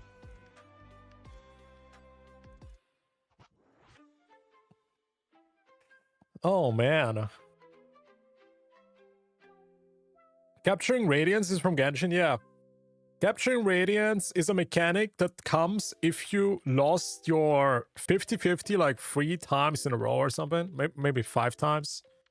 But it's not that good, chat. It's not. It barely changes anything. And you know what? I'd rather take a 80 pity than a Radiance. Radiance, what is it called? Capturing Radiance with a 90 pity. Not a good day to be a leaker. Seems not. Seems not. Imagine being a leaker right now, man. I feel like I would be shit as scared. I'll be shitting my pants. God damn. But as always, don't just do it. It's not allowed. Don't do it. You're gonna get in trouble.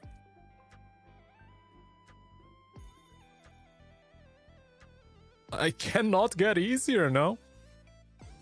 Just don't do it. Oh god, shall we get into the female Wuthering Waves players drama? I'm not sure if I'm ready for that. Leaks won't stop. Maybe they won't, but also they will get less. The more people have to pay 1 million yuan, the more they have to pay, it will reduce at least.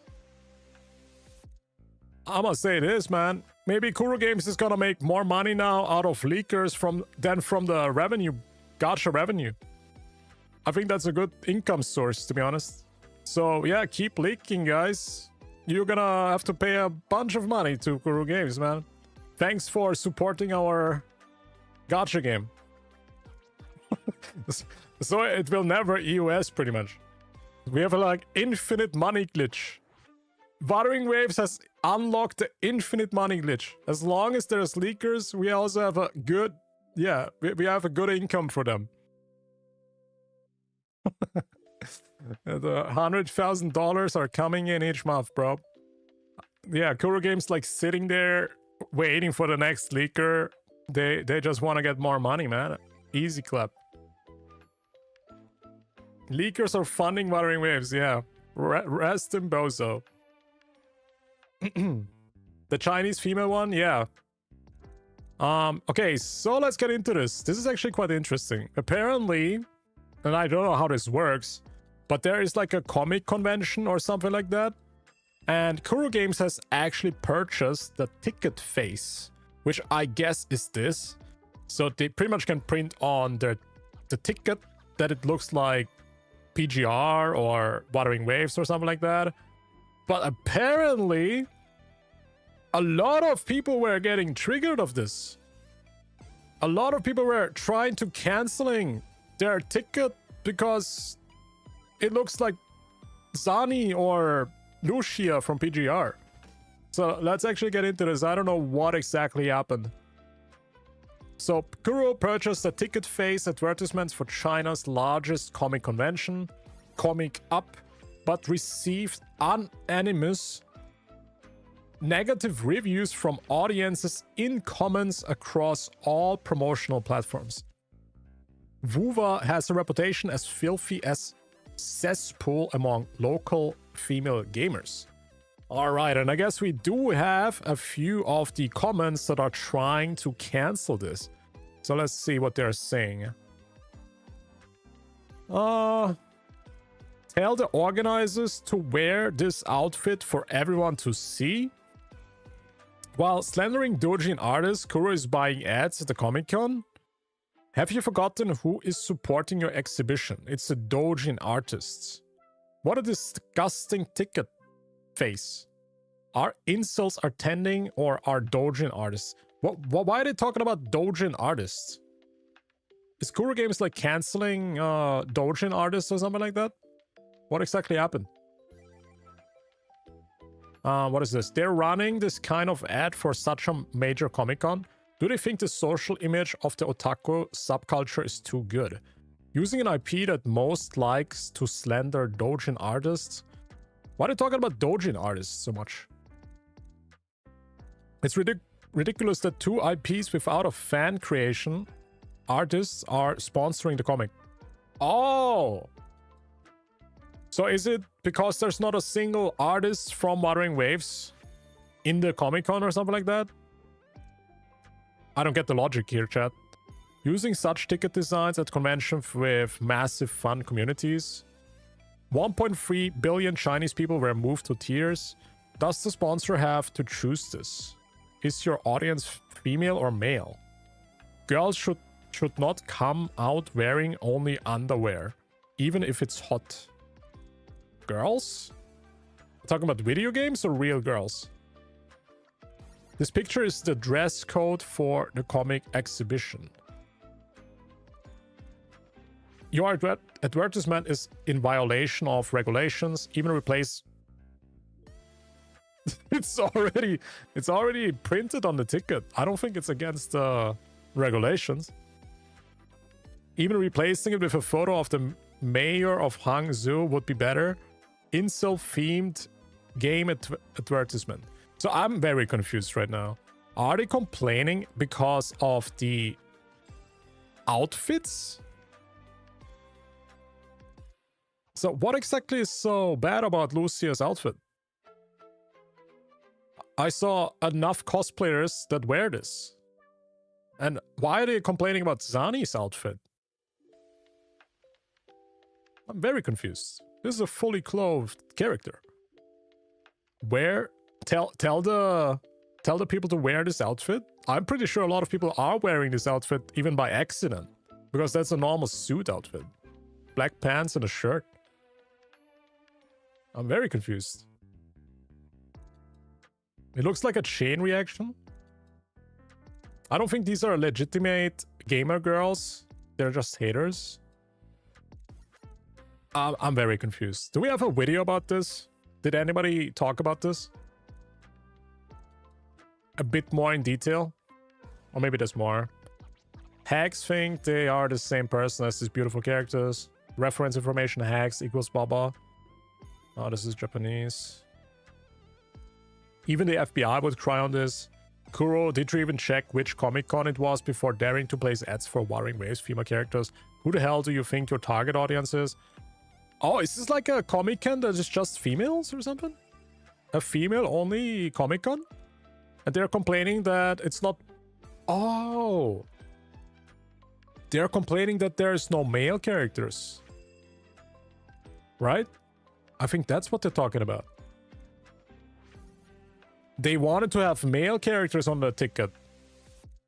I think that's why they're pissed.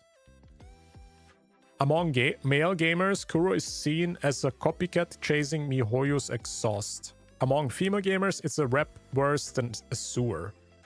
Wuwa has near zero female attendees at China's offline events. The most extreme gender gap globally. Wuwa has near zero female attendees at China's offline events. Oh, really? Is it really that bad there? Because I've seen literally one of Ryuko-sensei's stream. Well, he's from Japan, and he went to a Japanese convention. And, bro, Japanese conventions are mostly girls. So that's different then. If China is like completely male, I don't know. Can you let them know that sisters overseas are laughing at them for the deserved backlash? That's what they get for neglecting their male units. What? Okay. CN players know Kuro has a terrible reputation among female gamers, but actually Japan and Korea are Kuro's top revenue. Exactly. It's just a different culture. And also the female audience is huge in Japan. Japan is still one of the top revenue for Wuthering Waves. And also I think Brand was super popular in Japan. Wuthering Waves CN earnings are not even high. I want Japan and Korea female players to know this too. Look at all those women at Japanese offline events. They deserve to know the truth. That's so true. I think Japan is freaking full of female events. Female players. Where they also attend to a lot of these offline events. Yeah. But I don't know about China. But this person is pretty much right. Because I think Wuthering Waves is not that popular in China. They make the most money out of China. So, I don't know what's going on there, man. This is just the physical ticket printing. Most people purchase e-tickets online. Kuro has fewer street presence at the convention and niche anime film doujin circles. Yo, chat, is doujin not... Is doujin this edgy shit? With the naked people? Naked anime characters? What is a doujin? Is this one of those hentai shit? Doujin is fan-made? Oh. Doujin is just like a manga or something? Doujin is porn comics. So you're telling me the main audience for porn is female? Wait, what? It's basically Rule 34. Okay, so there's a convention. And the convention is full of doujins, which is porn. And females are now triggered that the porn convention has females on the ticket? Is this what I understand? Huh? Wuwa fans screaming that the female players are tourists and it's not a game for them. But here's Kuro sticking their nose in female-dominated spaces. At least they found decency to put the most dressed and Yuri-coated woman on. Okay, so this convention is literally just for girls or something like that. And they put like girls on the ticket. And of course people react very allergic. Because it's not brand. If they would have put brand on it, I think they would have probably loved that. Is that what's going on? God's Kuro disgusting proceeds to show disgusting behavior. I feel like this is such an unnecessary topic to talk about. it really doesn't matter, does it? It really doesn't matter. It's a freaking ticket face. It's an ad. People are literally just complaining about an ad. About a picture ad. There's no proof that Dojin convention is just female only. Oh yeah, I saw someone talking about it, that it's actually like 50-50. Or not only girls attend to that, at least. So it might be just another hate storm that tries to cancel Wuthering Waves once again. Another group of people that actively try to cancel the game. Might somebody even say Hoyoverse people, maybe Hoyo shills, maybe toxic Genshin players. There's enough possibility that it could be true. Yeah, I mean, imagine this. You're a Genshin player. You love Genshin. And then you want to go to the Dojin, to the porn convention. You want to go to the porn convention and look at Genshin porn. And then there's Wuthering Waves on a ticket. Clearly a better game. And then, of course, I get it, dude. It hurts. Oh my god, dude. Why are these people so toxic, dude? That's crazy. That is insane. If it was regarding free wings, it's important. Free wings? It's a nothing burger, yeah. Sounds fake to me. It could be just another attack. It's 100% because Kuro has a bad reputation in CN, and that's it. Yeah, also, Wuthering Waves is not popular in China. I guess this didn't help either. If you're hosting an all-male event next time, give us a heads up earlier. What?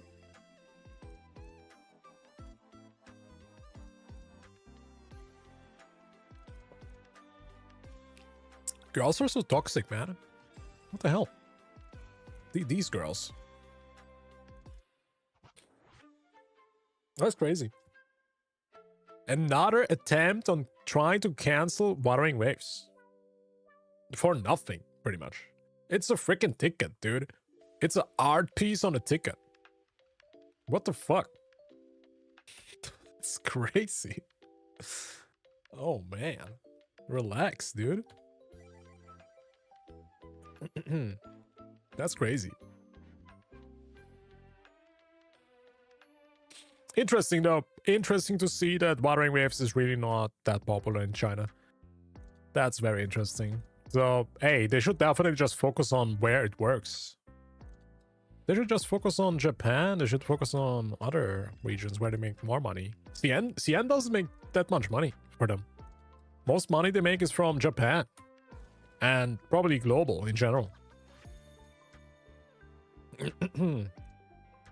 Yo, chat, I wanted to watch the new trailer for Neverness to Everness, shall we? I think they dropped a new trailer. For the next closed beta or something like that. Because of Hoyo shills? Yeah, probably. I guess.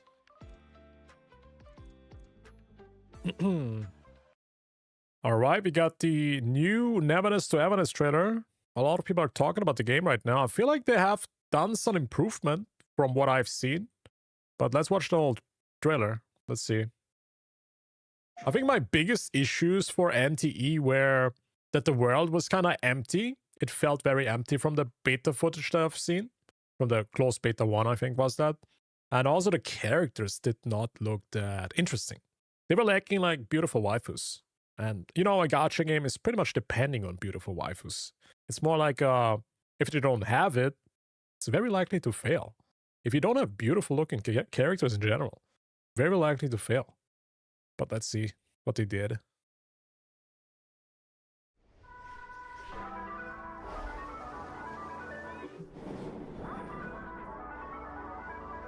I mean, if the game would be as lively as they show it here in the trailer, this would have been super good. Or like this. If it would actually be that active in the city.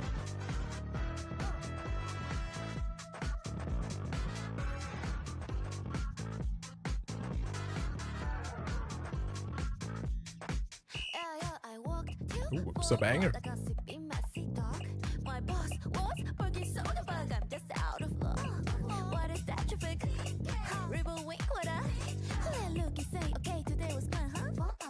She's good.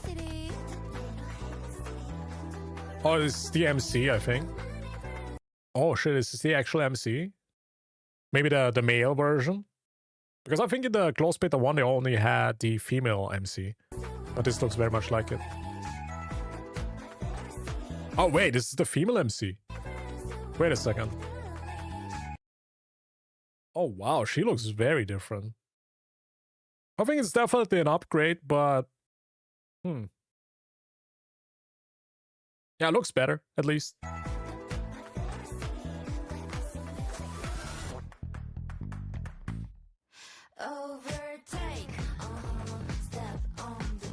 The song is good.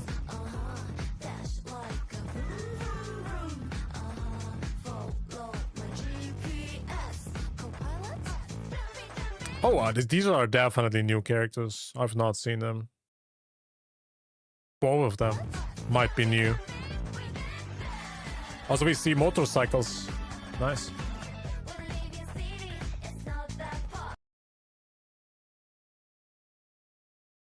I like her. Yep. That's an upgrade for sure. That's already one waifu at least. A good one. Ooh, she's pretty good.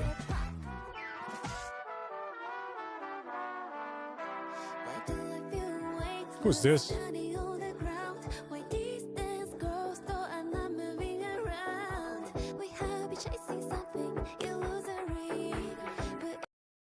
Oh my god, I like this one the most. Holy shit, this is Arrow Rover. Black Butler. Oh my god, I love this design, by the way.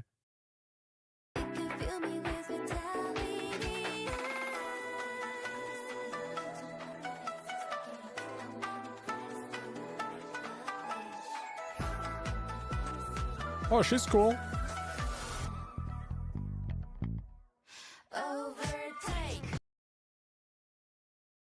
Hey, I think they've definitely improved now with the character designs. These are really good.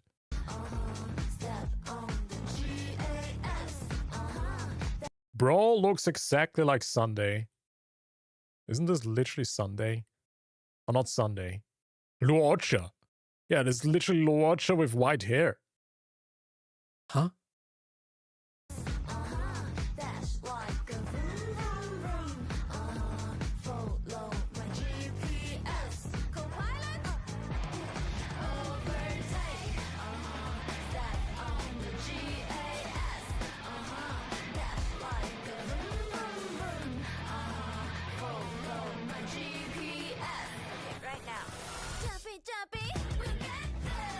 Oh, is this also a new one? I think the blonde.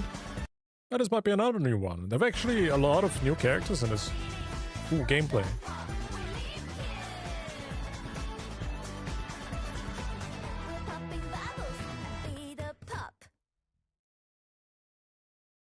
That's a good trailer.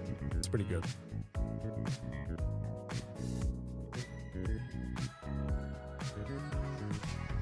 Yeah, I don't know. I feel like this is one of these games that we have to wait and see until they show actually what the game is really gonna be like. Because from the closed beta, it just had some core issues, in my opinion. The city was too empty. It lacked kind of fun. The game just didn't look that fun. It looked like decent, graphics-wise, everything was there, but it kind of lacked like the fun factor. And it's hard to define what you mean with fun, right? But when I look at Ananta, when I look at the world from Ananta, it just screams fun. But yeah, this trailer is definitely an upgrade. Better looking waifus. This trailer is definitely also better in general from what we've seen. But I gotta say, Ananta just looks more fun, right?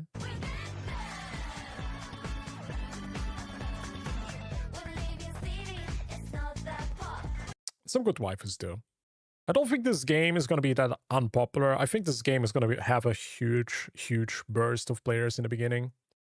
But I don't think it stands a chance against Enanta, to be honest. And this is coming from somebody who has not even seen gameplay. It really comes down to how Enanta gameplay looks like, but I feel like Enanta's gonna look better than this. I still think NT is the least hyped one. It feels just outdated in my opinion. If this came out 3 years ago, but sure, especially when Silver Palace was announced, that's very true. It just, everything that we see in this year just look better than this. I mean, the trailer looks good. And maybe, who knows, maybe they actually improve like the engine or something like that, maybe the graphics. But it definitely needs something. It needs something to convince the players to not play Silver Palace, but play this. And man, that's tough. That's tough. Like, in my opinion, this looks rather like something I play until the other games came out. But this game should have come out already. They need to release this now. Otherwise, it's getting overflown with a tsunami of other better-looking gacha games. That's just the reality. They have to release this fast, man, and milk the players before all the other games came out. This could be the only strength they could do. But I don't think that this game will be super unpopular, chat. I think just Enanta will pretty much steal all the players from the game. When Enanta comes out, I think it's just GG. Unlucky, dude. It's a cool idea. It looks decent. But in a world where we have Silver Palace, Arknights Anfield, Azure Promelia, all the other games I cannot think of, Hoyoverse Pokemon game, there's like so many freaking games. And I'm still a bit biased because I saw the closed beta footage and it looked very mediocre.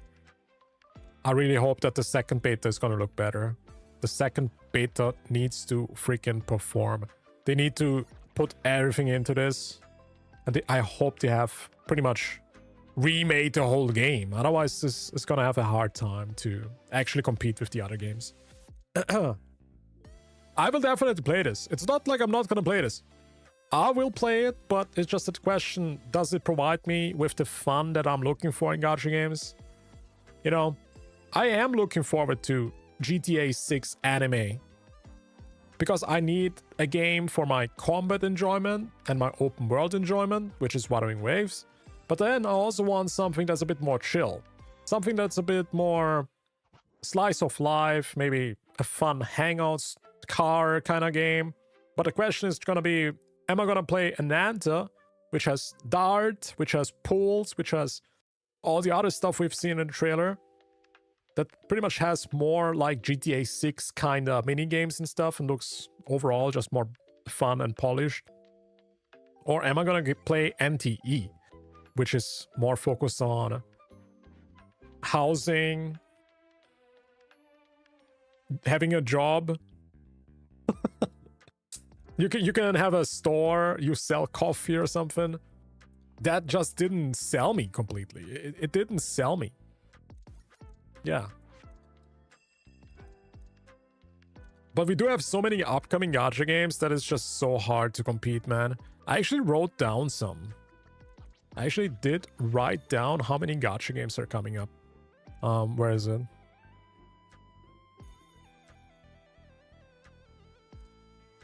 Yo, chat.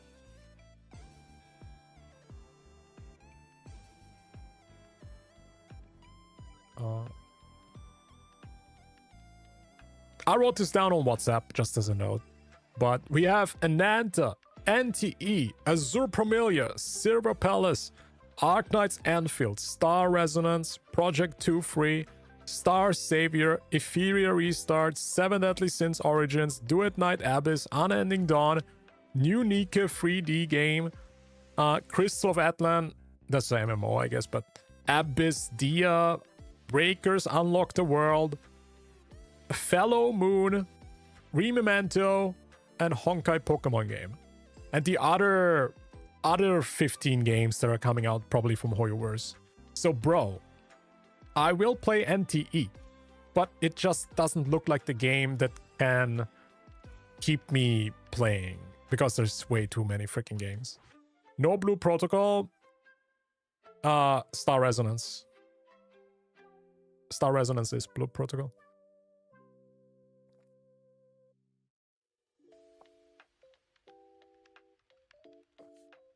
Yeah. It's a ton of freaking games, and I'm pretty sure I forgot one. I'm pretty sure I forgot some.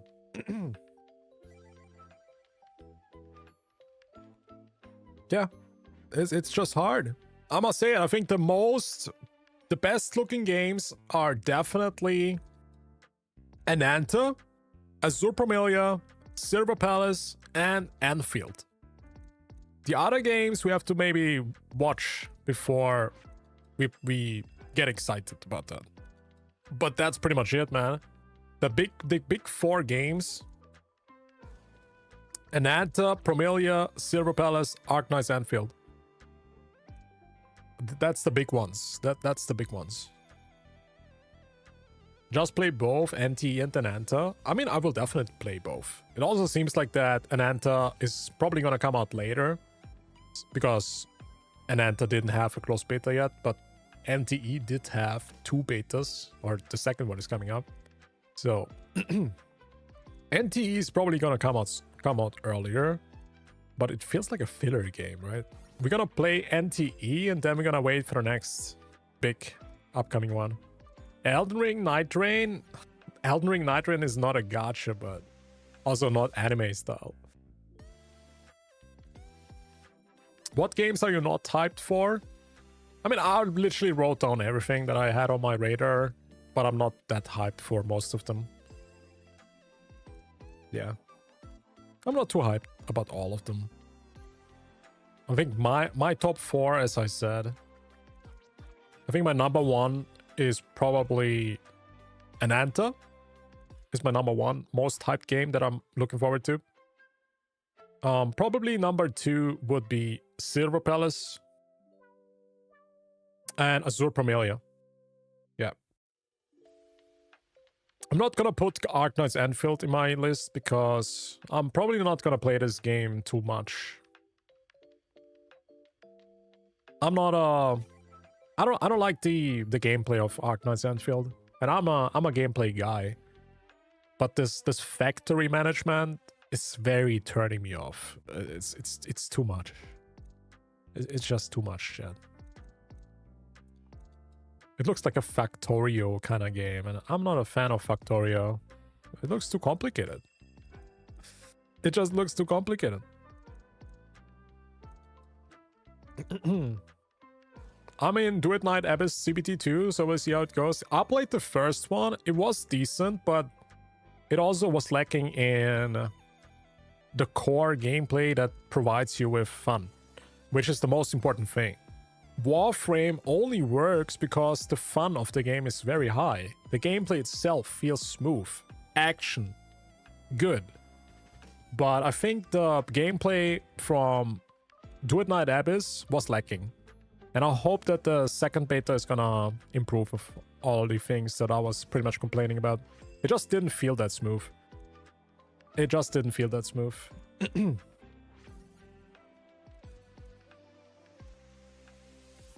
Yeah. I feel like Ananta is legit overhyped. I just think they did a good job with hyping up the game.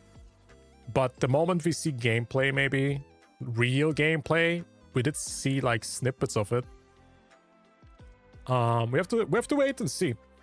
But for me, in my opinion, Ananta looks like GTA. It looks like an anime GTA. It looks more GTA than NTE. What is this? This was on my For You page on YouTube. I want to check this out.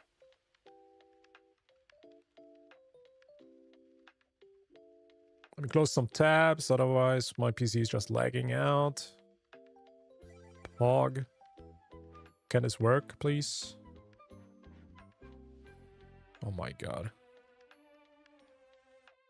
Bro. Come on!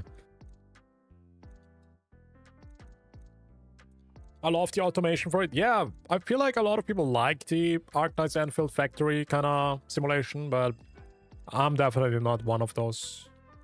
I just want to play the game, dude. I wish the game would focus more on action combat and not too much on factory simulation.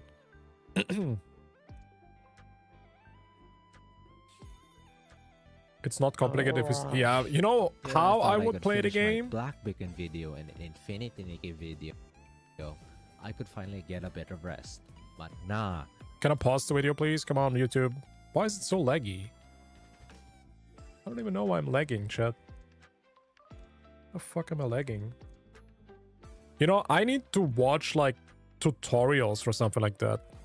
When Arknight's Anvil comes out, I really hope there's gonna be, like, some... I don't know, factory workers that make some videos. That would help a lot. Like, I'm not gonna be able to do that shit on my own.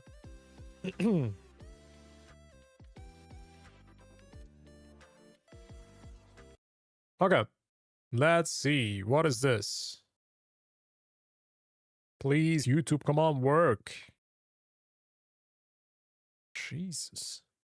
These Hoyo shells just can't keep Wuthering Waves out their mouth. What is this shit? Here I thought I could finish my Black Beacon video and Infinity Nikki video. I could finally get a bit of rest. But nah, the gacha community continues to erupt more often than the already considered dormant volcanoes here in the Philippines. With that aside, everyone's hyping up for Skirk. In the very center of this he's talking about Skirk right here. Sorry, let me fix the audio. Don't get me wrong, Yansan is another enhancer of Bennett, but for Natlan, so you can get that damn Night Soul stack or whatever. And there's also Yo, chat, is the video too quiet? Probably butchering horribly. Is the video too quiet?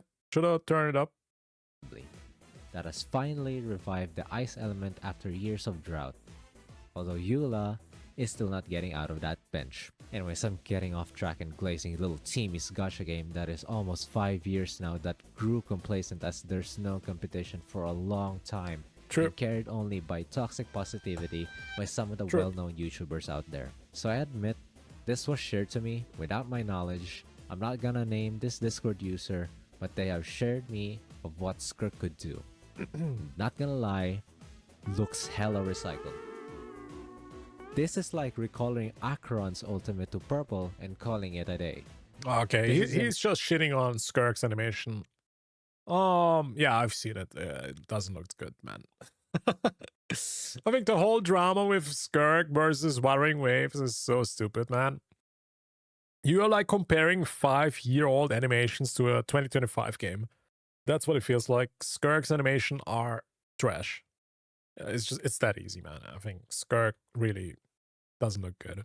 It's honestly very disappointing because I was actually very hyped for Skirk, but no, what I've seen, it looks so bad. It looks so bad, dude. It looks so old and outdated, man. It's just so sad. It's so sad. So I was on YouTube the other day watching Giguk, and he had a sponsored. Bro, I don't know why my YouTube is so laggy, chat. I'm sorry. I have no idea. You cannot call Skirk 5-year-old. Her animations look 5-year-old. I think I'm gonna open Firefox. I'm using Opera GX right now, but this shit is laggy. Is it because of adblock, maybe? Let me refresh. Maybe it's because of adblock. So I was on YouTube the other day watching Giguk, and he had a sponsored ad for Wuthering Waves, which is an Ooh, yeah, Giguk actually loves Wuthering Waves, chat. Giguk is a big fan of wuwa. He loves the characters and the story. Thought I'd give it a go. Now, I've played games like Genshin before, but I typically have dropped them quicker than this person dropped me, because the gameplay wasn't that exciting. So I was looking forward to trying out this game that... Okay, this video is called Wuthering Waves. It's the game Genshin wishes it was. Very similar, and seeing how it would entice me. And immediately you're sort of drawn in by the anime visuals and aesthetics, as well as the cool sounds. So in this review, we'll be looking at what actually is Wuthering Waves. And immediately I'm captivated by this amazing gameplay of a capture, which I completely fail straight away. And I'm thrown into a boss fight about 2 minutes into starting the game. And this boss fight looks like it's straight ripped out of Bleach, which I absolutely love. And after throwing my ultimate move of dancing, I decided to pull out my move. Okay, this is just a freaking... Is it a review? Bro started playing Wuthering Waves now. Good for him. I agree with the title though. I'm not gonna watch that video. I would rather watch this one. Let's see what Fob was cooking, chat. Phoebe is ugly as shit. Stop being blinded by her gameplay. It doesn't equate to character design. Who the fuck said that?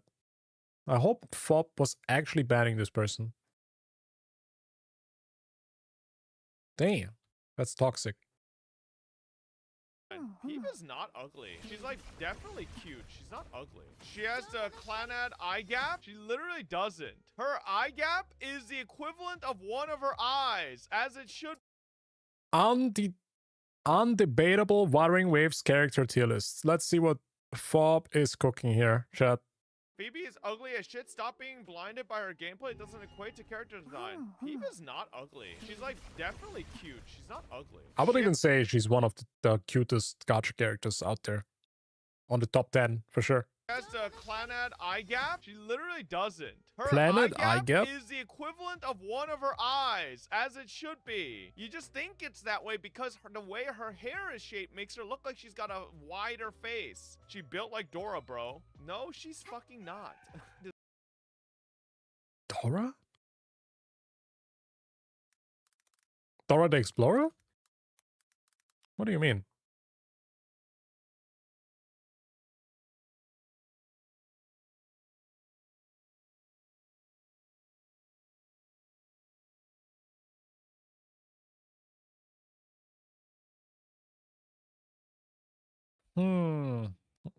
Because the eyes are like that apart? Like, No, she doesn't, man. Relax. Relax. Design-wise, where do you place her amongst the female cast? Gotta be bottom 10 at least. Wuthering Waves tier list. I'm just gonna toss all the female characters on here. What the fuck is that thing? I don't know what the fuck that is. Okay, so. Why is he putting everyone on D tier? Ochisha, Deserved, Yang Yang, Baizi, Sanhua, Danjin. I like Danjin, but I can't put her in A tier. I think Sanhua just looks better. She's like somewhere right here. Taochi just has big tits, honestly. Besides the big tits, she's like pretty mid. Verena, we got good old Changli. Thank you, Jesus. I was like, so far, not bad choices. I think Changli is S tier. Or I'll do P Blast, okay? Rochia. Carlotta, easy S tier. Shorekeeper. Lumi. How could she? Lumi is one of the cutest units in the game, dude. And also, why is Roshia down there? Damn, is this tier list about just being edgy or what? Camellia. Oh yeah, Shopkeeper at A tier. What the fuck is bro cooking? I think I have to play the freaking NPC Elder Scrolls music while he is doing that. Jinshi. Yinlin. Okay. Encore. Actually, stay here, bitch. Jianxin. Did you just call Encore a bitch? The fuck is wrong with him? I think Jianshin's face looks great, but her outfit is pretty mid. Zezu. True. Adorable. Okay. Yeah. I would not put Jeji S tier. Okay, I mean, if I'm being realistic, her outfit's unfortunately tragic. Cantarella? No, you know what it is? Jeji is too tall. If Jeji would be the same size as Carlotta, who's the same size as probably Roshia, I think she would be pretty much better and cuter. Yeah, I think Jeji is too tall. Yup, real. Chacona? He did put Cantarella in A tier, bro.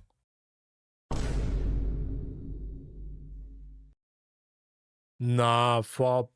What the fuck what is he doing? Which gacha games is he playing that his brain is melting so much? I guess he's playing too much Genshin or something. Star Rail. The fuck, Cantarella not in S? Bro, Cantarella is one of the best waifus in the game. What the fuck? Lupa? Cardathea? That's pretty base. Okay. Oh, whoa. Don't you put Zani. Nah, I see it, dude. He's gonna put it A tier. He's gonna put Zani A tier. I'm telling you, chat. Bro is cooked. Zani?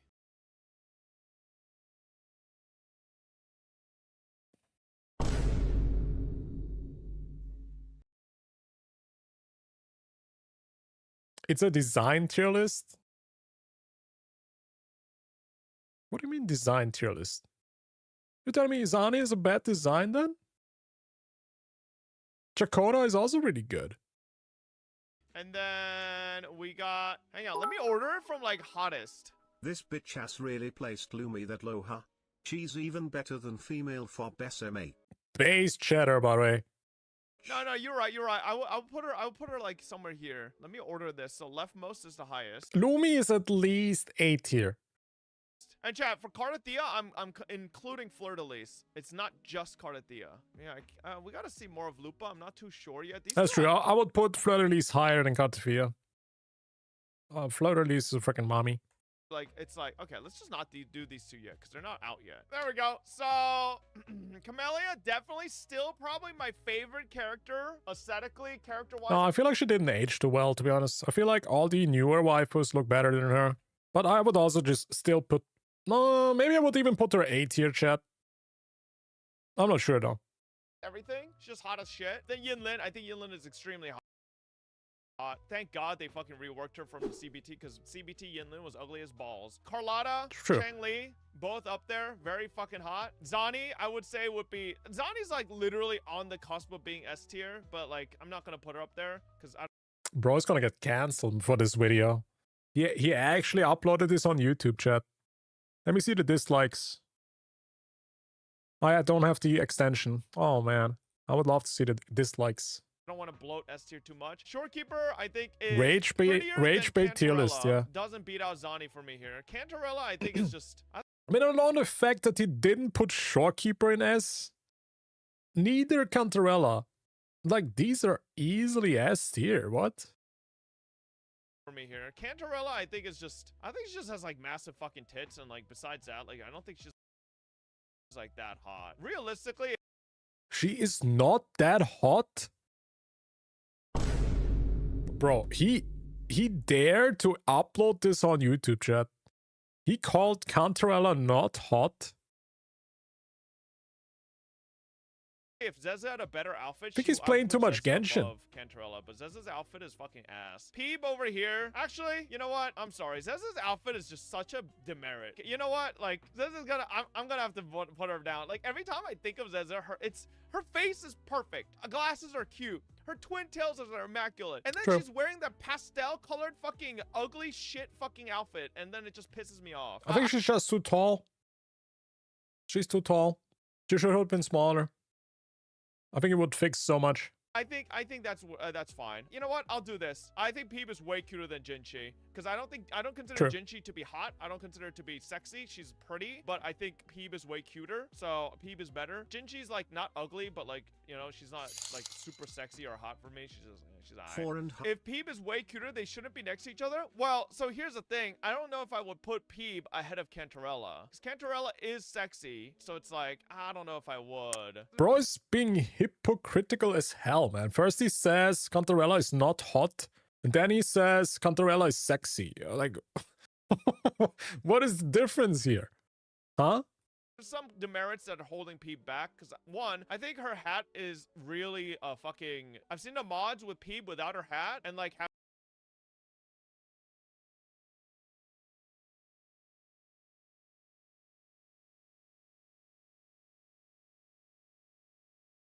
Okay. Like having a headband or anything else looks so much fucking better. Also her face, if it was unwidened ever so slightly, if you guys go to modding websites for wuwa and see the unwidened face for Peeb, it looks way better. No. What is he saying? I think Phoebe looks completely fine. Is her eyes actually weird? I think it looks normal. She's just an anime girl. Better. No, chat, everybody's saying I'll take. You haven't seen the unwidened Peeb face. It does look way better. Now do game. I want to see it. Where is it? Unwidened Phoebe face.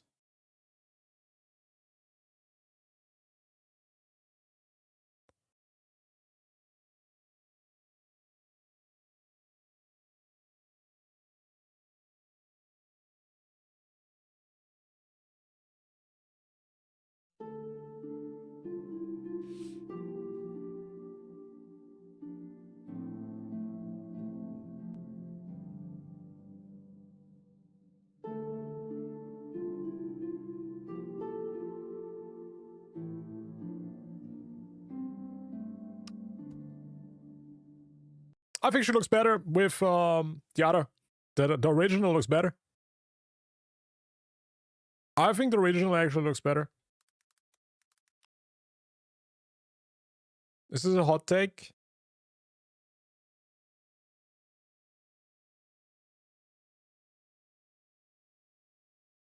Wait.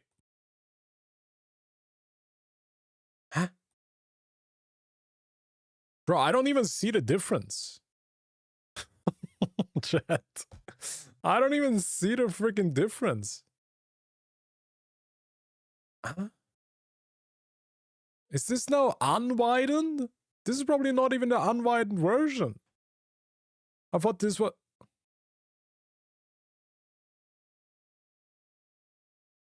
I'm confused as hell right now. Gameplay tier list? Gameplay? For all the female characters? Sure, let's go. Alright, here we go. Gameplay. Tao Chi, staying right where she is. Okay, Chang Li. I think she gets a little... Oh, thanks for the follows, guys. Appreciate you. Carlotta? I like her gameplay, but... Wait, what is he talking about now? Gameplay tier list. Best gameplay in the game, easily Brand. Number 1. Number 2, for me, might be even Zani. Might be even Zani. Number 3, best gameplay. Number 3, best gameplay. Carlotta.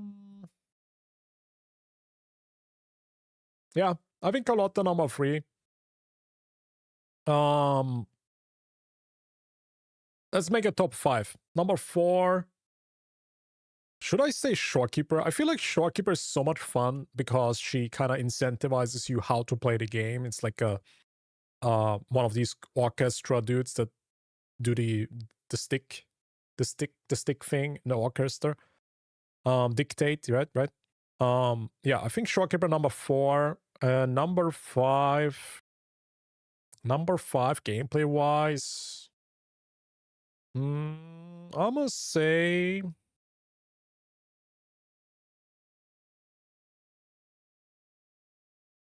you know, it's so hard because I feel like most characters feel very fun to play. Kuro Games is actually really good at making the gameplay really good and fun. Oh, Sanha. Shit, I forgot about Sanha. Yeah, Sanha might be even top 4. Yeah, I must say top 4 Sanha, top 5 Shorekeeper. Yeah, that's the list. That is it. A little bit more ult dependent is like always kind of a fucking dampener for me. Phoebe, I feel like Phoebe is a bit too clunky to play. But maybe she might be like in the top 10. I don't know. But Phoebe's a bit clunky. Then I would put her under Chang Li for me gameplay wise. Camellia, I put her up here. I like spinning. Sanhua, she's quick and easy, but just a quick swap character. So it's like just a quick swap in, swap out character. So it's like, no, she's fun. Whatever. She's smooth.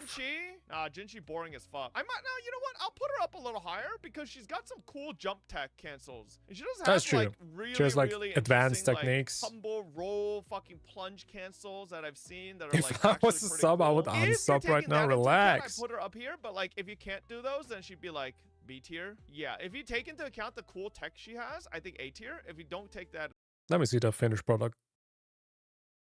Carlotta. Trip. Brand, very good. Zani, good. Camellia is a bit boring for me. I would probably put Camellia A tier. Fun-wise. Roshi is pretty fun too. Yeah, I think A tier is pretty good. Jian, I never played him, so I don't care. Calcharo in B tier? Holy shit, he put a lot of people in C. Damn. Oof. But I do agree with Cantarella. Cantarella doesn't feel that good to play. That's one of those units that I actually feel like, yep, they actually kind of made her too bad to play. She doesn't really feel that fun. I wish they would actually rework her. Cantarella might actually be a character that they need to kind of go back to the drawing board and make the gameplay feel smoother. Yeah.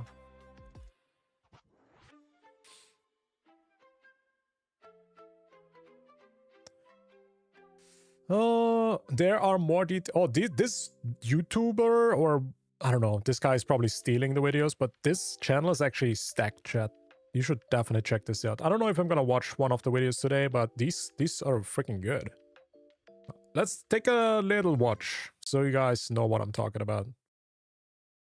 The bond between Cartethia and the rover seems to have long transcended that of mere comrades. When you raise the It's an AI voice channel, but this is freaking good information. elevator before the boss fight, a hidden passage is revealed below. Follow it all the way to the end. You'll find a portrait of a saintess displayed at its terminus. Upon triggering this achievement, Let Time Pass Me By. This achievement name is actually from a classic Japanese song by Teresa Tang, with the iconic line, "Let time flow away, I care only for you." When you unlock the arrow form, Pretty much confirming that Kuro Games wants Katefia to be the main waifu. That Katefia now replaced Shopkeeper, pretty much. regardless of the weapon you wield, your attacks will manifest as an arrow-infused haltir, a blade forged from Cartethia's blessing. The moment this sword is obtained, even the rover's signature golden eyes shift to mirror Cartethia's irises, a poetic transformation, as if stained by her essence. This power is precisely what enabled us to overcome Fleur-Delis, another form of Cartesia. After defeating her, the dropped Sword Echo explicitly states that additional buff effects can only be obtained when equipped by both the rover and another currently unavailable gacha character. If my speculation holds true, this mysterious character is none other than Cartethia herself, and their profound connection is visually Katefia or maybe CIACCONA. reflected in the Arrow Rover's combat VFX animations. When her passive resonance reaches full stack, her irises undergo chromatic shift to Cartethia's signature cerulean hue, emitting a radiant glow. The orbiting buff particles dynamically manifest. The maiden is safeguarding you all the time. In a sense, she will accompany you all the way to the end of the journey. Yet Cartethia's characterization defies such simplistic archetyping. Let us deconstruct this trinity of contradictions: the Maiden, the Defier, and the Deathcrier, which also forms the nomenclature for version 2.2's main narrative arc. Arguably, it achieves unprecedented synergy between environmental storytelling and real-time rendered drama in the history of Wuthering Waves. This is Blurred, welcoming you to the Celestial Bastion. Cartetia, alias Fleur de Lis. In French, this name means the Fleur de Lis emblem. If you take a closer look at the young girl's accessories, you will notice many Fleur de Lis design elements, like her necklace and the hem of her dress. This emblem is used by the enigmatic Priory of Sion in the Da Vinci Code. In France, the Fleur de Lis emblem carries a symbolic association with royal authority. Coincidentally, Fleur de Lis was born a puppet of the divine right of kings. The false god Leviathan orchestrated the ascension of Fleur de Lis, a noble-hearted yet unwitting soul, as the Order's blessed maiden. Through her revered name, Leviathan reaped the fervor of the masses, weaving a creeping spiritual pestilence that devoured free will, all to crown itself atop a throne of hollow faith. When we defeated this false saintess and the weekly boss, the material we obtained happened to be called When Irises Bloom. It is written that when the shell of the deity is shed, her true life is awakened. It turned out that Fleur-Delis finally realized that she had become an accomplice of the false god. Although her body was possessed, she still managed to separate a part of her personality.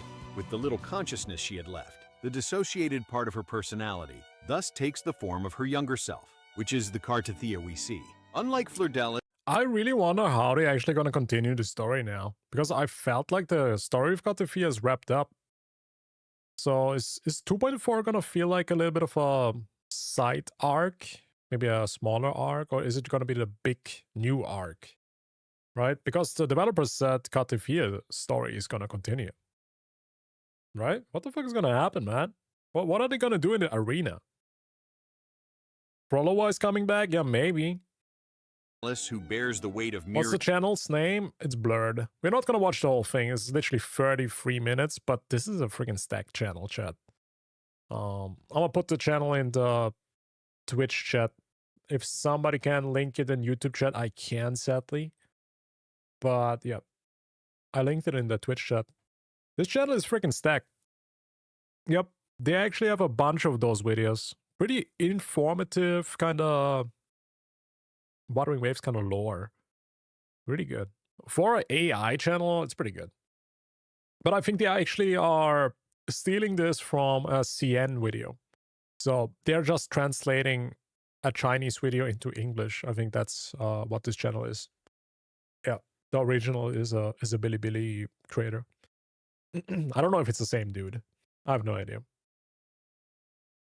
4-minute video why I stopped playing Genshin Impact. I'm always down to watch these. I know this isn't my usual type of content, but it's something I want to talk about anyways. This is why I stopped playing Genshin Impact. Yeah, but you're literally playing it right now. I played this game a lot, and I mean a lot. Oof. 900 plus hours and counting. We read zero That's pretty good. pussy, man. So I have plenty to say about this game. Feels like a chore. I think this is one of the main reasons I stopped playing Genshin. It just feels like a chore. I log on, check my mail, do my dailies, claim my Primo Gems. Thank you for coming. The moment the game starts feeling like a chore and it's not fun anymore, that's where it just fails. It's that simple. The moment you realize that you don't really enjoy the game, you just play to get the Primo Gems, that's the moment where you probably should also stop playing. Right? It's not like they're gonna bring out an update that's so much better than what we have seen already. They just copy-paste most of the shit. And if you stop enjoying the game for a while with Genshin, man, it's like a sinking ship. It really is. It hurts to say this as an ex-Genshin fan. I just feel like Genshin is done for. If you are not happy with the game right now, it will not get better. That's the point I'm trying to make. Yeah. People have now understood that this game is just a copy-paste, and every month it's the same thing. It just gets bigger and not better. They're not innovating the game, they're not making better gameplay or features, more endgame, no, nothing. The only thing you get is new TCG stuff. So maybe for trading card enjoyers, this game is maybe good, but people that actually want to play the game, it's just not that crazy, man. Stare at Yoimiya, grind artifacts, and do anything else, such as Spiral Abyss or events for Primo. This is one of these mysteries where I still think, why did they never enhance the Abyss? Abyss is still the same thing since 5 years. They have not done anything with it. There was countless possibilities with this, making it more fun, more engaging, bigger, more stages. But it's so boring. It's the same thing. Gems. It's gotten exhausting and I feel burnt out by it. It doesn't feel like I log on to play a game. It feels like I log on because I have things to do. Tasks to complete. Because you want to Primo Primo Gems, yeah. On top of that, grinding feels pointless to me now that I don't want any new or existing characters. Which leads me to my next point. Don't want any characters. The characters I want. Yep. When the characters from 2 years ago look better than the ones that come out yet now. That's where you realize you don't even want to use your Primo Gems anymore. When Fontaine was the peak of character designs, and then they went down. They went downhill. What the fuck happened? Why can we not get more peak character designs? Like Wriothesley or Navia, Chlorine, Farina. These were amazing designed units. But the new characters just leave you with such a disappointing expression. You can see it in the Genshin like ratio. The like ratio of character drip marketings has gone down drastically. Wanted to wish for Hu Tao, Ganyu, and Yoimiya. I have now. I even have their signature weapons. So what am I even grinding? That's like $600, by the way.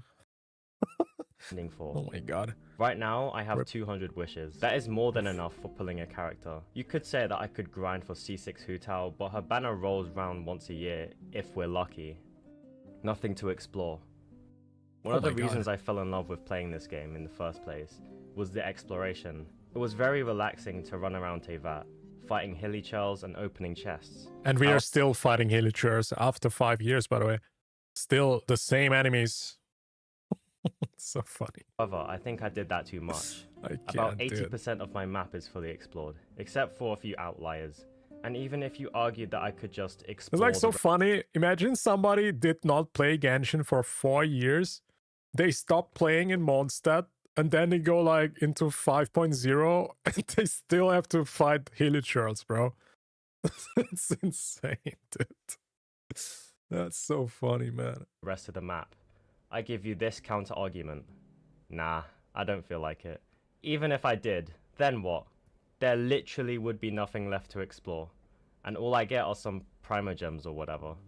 New events are boring. That's the thing. I would love to explore Genshin, but it just doesn't feel rewarding enough, where I feel like it's not worth my patience. The 5 Primo Gems that I get from each chest, man, they don't look that good. I would rather just don't explore at all. I'm gonna use the most recent event as an example. The one where you make potions with Lisa or something. I'm sorry, but it's just boring. You sit down and you make potions in accordance with the customer's needs. It's so boring. Wait a second. Is this the alchemy event that I always talk about? Yes. That is the moment I realized, holy freaking shit, these events are freaking ass. This is probably to date the worst event Genshin ever did, by the way. What a freaking annoying ass shit event this was. Wow. Wow. This was incredibly shit.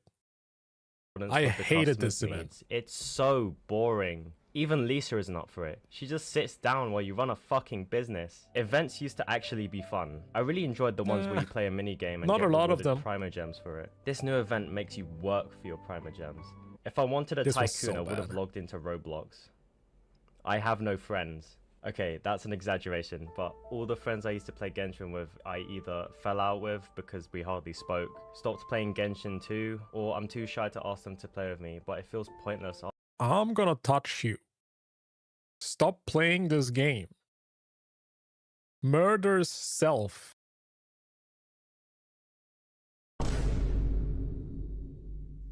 That's the mental state of Genshin players. I believe it 100%. That's the mental state right there. Asking because what will we do? Grind domains so we can do chores together? Playing Genshin feels great with a full squad. And I have like one person in mind that still plays this game. You know who you are. Conclusion. The core reason I loved playing this game was because of the gameplay. Yeah, crazy, right? I actually played the game also because of the gameplay. And then I found out that the developers don't want to focus on the gameplay. They'd rather focus on freaking mini games and stupid shit. Gimmicky stuff that your whole family can play. Your 6-year-old nephew can play. Yeah, they focus on that shit and not on gameplay. I enjoyed the gameplay in Genshin, but the direction they went was horrible for me. I hated what they were trying to do.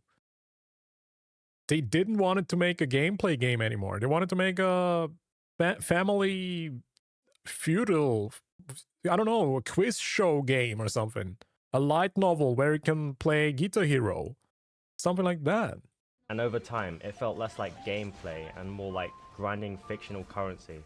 I miss the good days where all of Teyvat was 10% mapped, and I had an entire world to explore, thousands of chests to open, hundreds of views to admire. Today, I feel like I played it too much.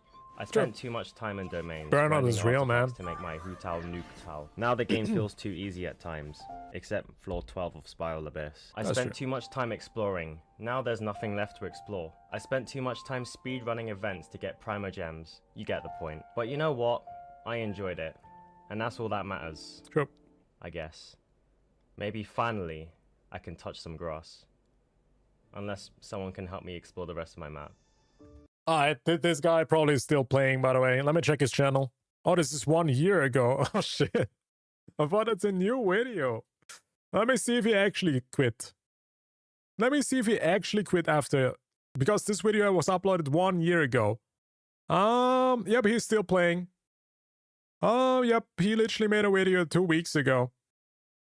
What are you eating with fried chicken? Oh god, this guy, man. I guess he did not quit at all. Well, rip Bozo, man. 07.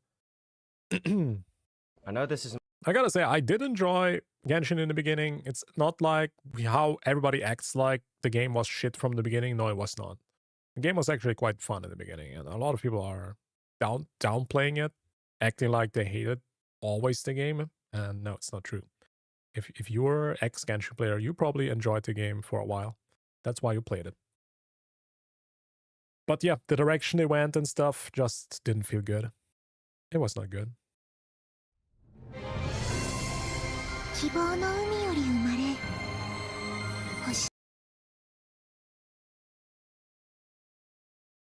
Okay. Let's see this. New Azure Promelia trailer. New models, new features, new gameplay. What is this?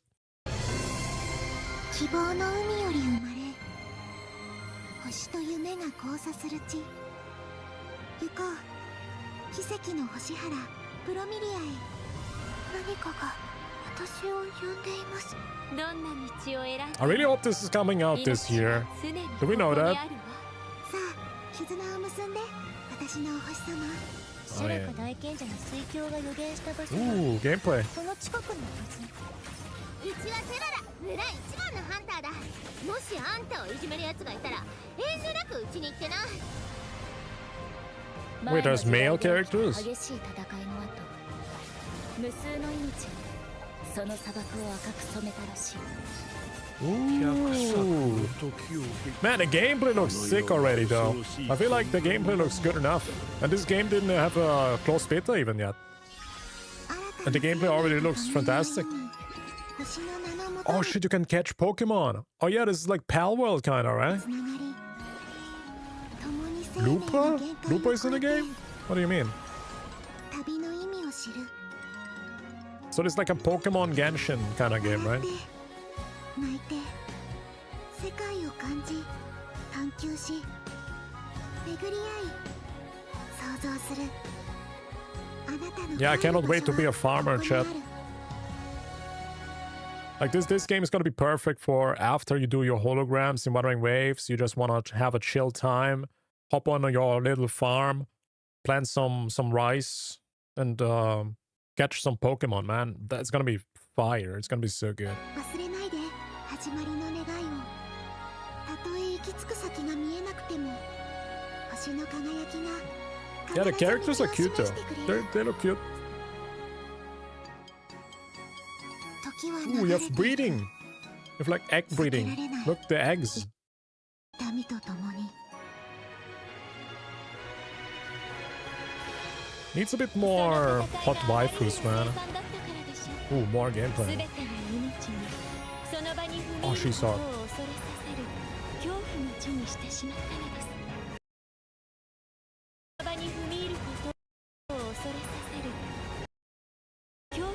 What is this dog? Who put the freaking Chihuahua as a playable freaking character? I think somebody lost their freaking Chihuahua in that game.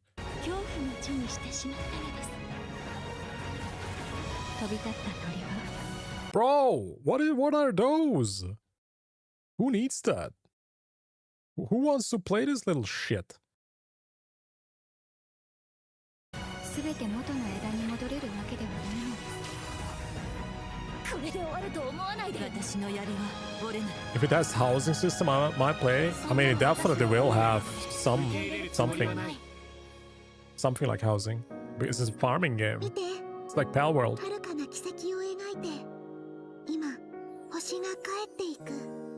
Man, this game looks really freaking good though. The gameplay really freaking good. Yeah. I also saw another trailer where you can fly, so you can ride your Pokemons. Yeah, you can ride them, you can breed them, you can make eggs, and there's hot waifus too.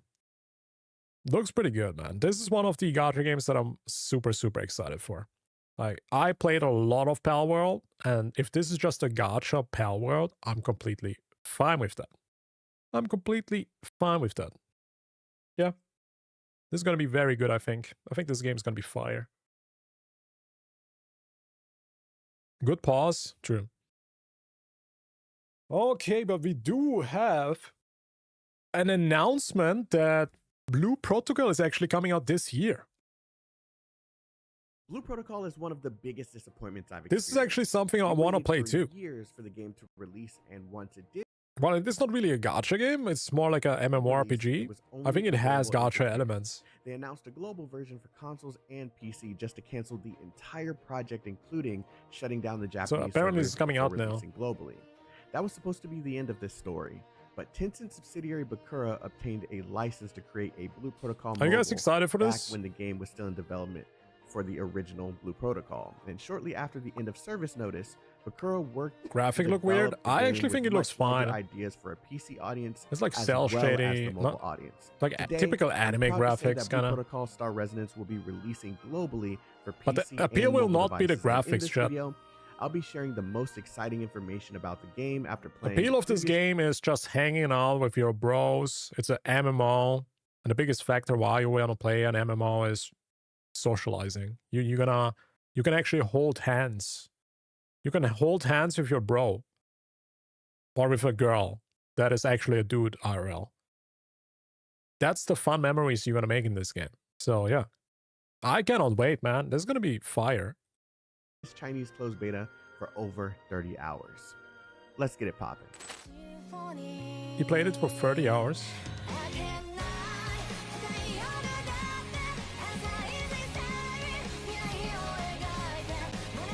I did play World of Warcraft for 15 years, chat. I'm a huge MMO guy.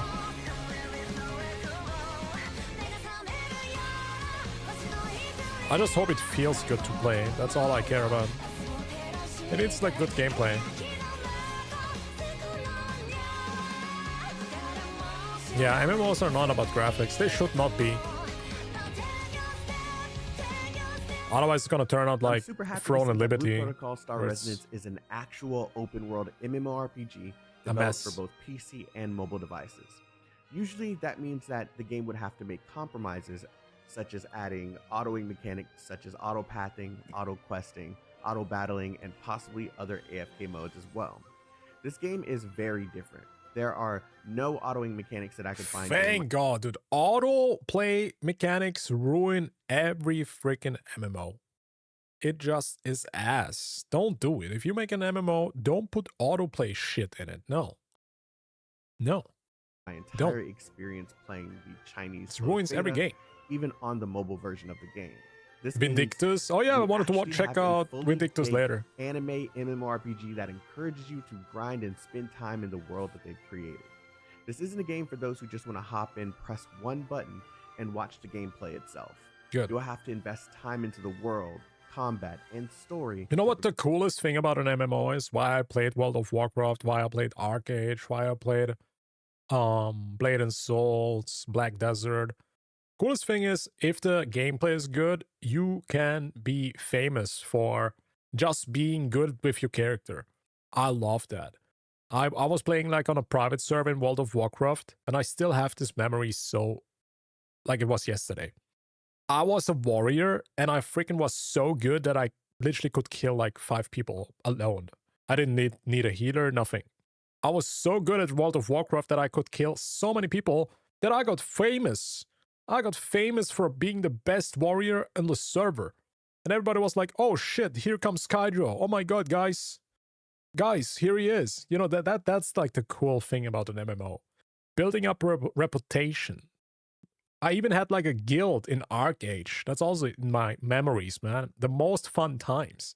I had my own guild, 50 people, 50 to 100 people. Bro, we had such a blast.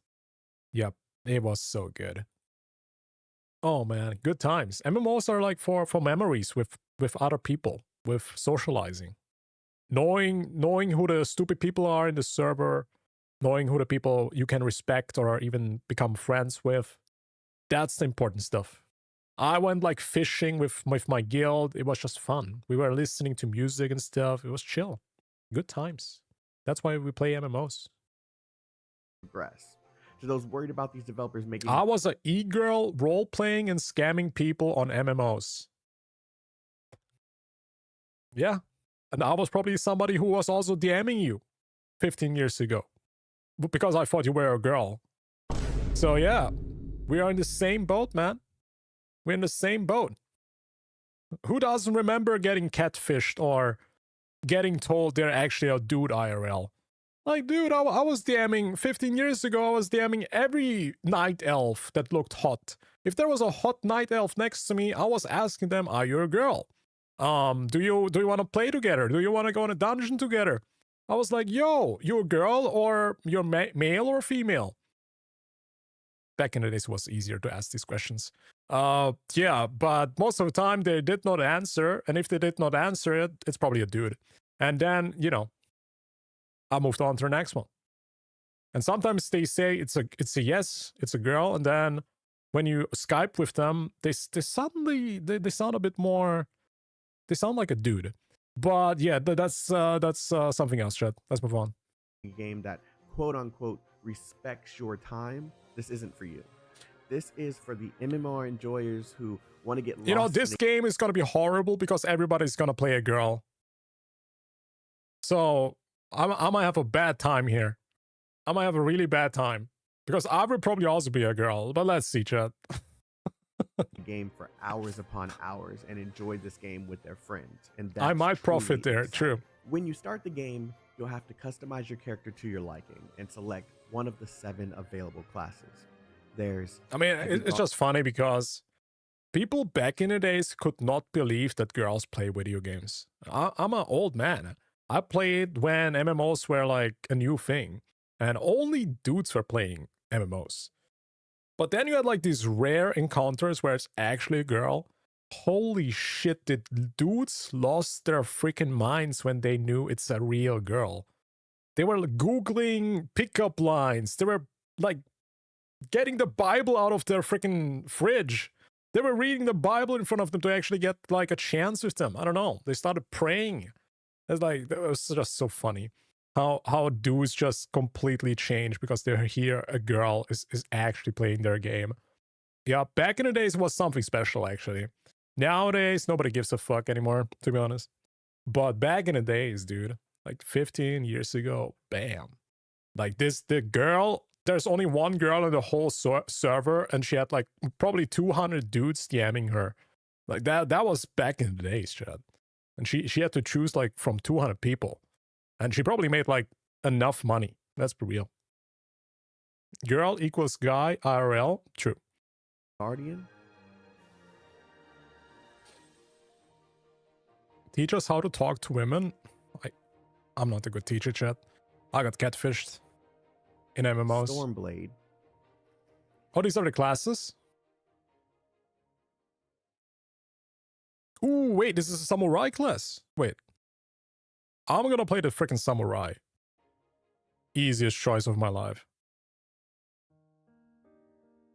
100%. 100% I'm gonna play that. Wind Knight. But this guy has a spear. Or lance. Oh, this actually looks quite good. Marksman. Girls were often heads of guilds. Yeah, if there was a girl who was actually the guild master, I was immediately thinking that's like a 56-year-old, 10 children, freaking having on the pants in the house kind of woman. Yeah, that was...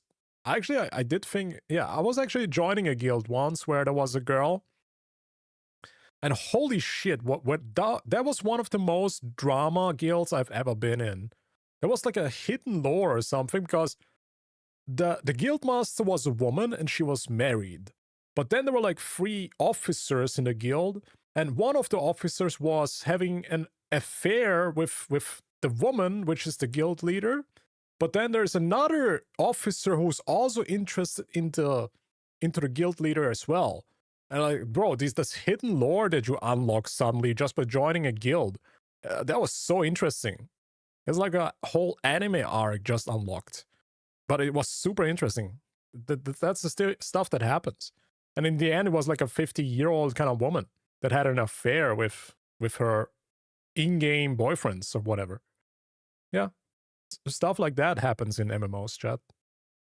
Yeah.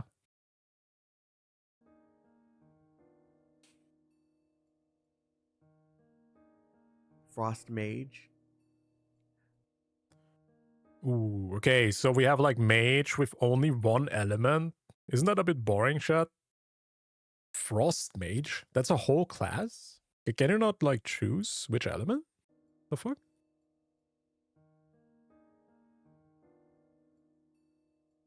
If Kalchara is a samurai, how come you don't play it? He's not really a samurai. He's not. Also, he feels just too clunky to play. I think I would actually play him more often, but he just doesn't feel good. I think you should play more like Yasu. If you would play more like Yasu from League of Legends, I think I would definitely play him. Verdant Oracle. Oh, what is this, chat? Holy shit, this is actually... What? And Shield Knight. Oh my god. Okay, that's a tank, I guess. No one's gonna play that, chat. Nobody likes tanks. On the official global website, they've also hinted at more classes to come as... Ooh, I like that. I like that. One of the most fun things in MMOs is when they add like new classes. And if somebody is like over 30 years like me, chat, you will maybe remember Ragnarok Online. And I think Ragnarok Online had one of the best class systems in MMO history. Damn, this game was so fun just creating new classes and evolving your class. I wish more games would do that. Ragnarok Online, freaking amazing class system. As well. Now, once you select a class, you aren't stuck to playing that class forever. There is the ability to change classes as well as the ability to create multiple characters. So, these are two options that you can explore if you choose. Sakura also added a momentum system, so the speed of movement has increased. Oh, that's huge! Holy shit! I was like thinking the movement looks so slow, but you can do this? Also added a momentum system, so the speed it's like of Warframe has increased drastically. Oh, that's fantastic. Wait, it's paywalled? No, don't tell me that's paywalled. Grinding experience. There are life skills to grind. Please no. Gather better materials for Genshin PTSD. There are dungeons that you can explore. Bee hopping, yeah. It's like Warframe, which will grant you better gear after each clear with no stamina limitation. There are different difficulties for each dungeon with better gear drops. The game has a module. Yeah, it's like typical MMO mechanics. I see it. There's so much more. While the story looks decent will enough. Be time gated, this isn't to prevent you from progressing. It's so that you can complete the side quests and focus on other very important grinds that you'll need for in-game content. And last but not least, to my knowledge, this game does not... I think the game is actually focusing on cosmetics. The only thing you can buy is cosmetics, but I guess he's gonna say it anyways. But I feel like this is actually what developers should do. Just sell cosmetics. You don't have to ruin your whole game with pay-to-win shit. Just, bro, everybody's gonna buy costumes for their character. Contain any pay-for-power options in the shop. The shop was filled with cosmetics that you can obtain by utilizing a I saw a swimsuit. Power option in the shop. Oh, there's even like sets. That's interesting. Yeah, there's like sets. The shop was filled with cosmetics that you... Alright, we got swimsuits, we got maid outfit, we got the typical quest Kayfrin outfit. You can obtain by utilizing a paid currency and a free currency system. They still have gacha for cosmetics as well. I don't know if he's gonna mention it, but I heard you can refill your stamina with pay to win. I don't know if this is gonna be something that people do though. But it appeared that you have the ability to sell gacha cosmetics in the game auction area for other players to just buy with the currency you obtain by just playing the game. This only scratches the surface of what we can expect from Blue Protocol Star Residence. I'll be sure to keep you all up to date on this upcoming MMORPG as it will be releasing later this year. I'm genuinely excited to share more about this game with all of you, so stay tuned. It's about time we got a real fun anime MMORPG, and it appears Sakura is doing what Bandai Namco couldn't. Anyways, I made a Blue Protocol video, I think 2017, dude. I've been waiting for this game half of my life, by the way. Wait a second. Can I find it? Blue Protocol Kaijo TV. Let me see. I think I made a video like 2016, 2017 or something. Where is it? Or maybe I took it down. But yeah, I've been waiting for this game for such a long time, chat. It's freaking crazy. Let me know what you think of Blue Protocol Star Residence in the comment section below, and I'll see you in Ragnus, everyone. Stay healthy, stay safe, and stay chaotic. Peace out. Yeah, what is the rest of the video? Just footage?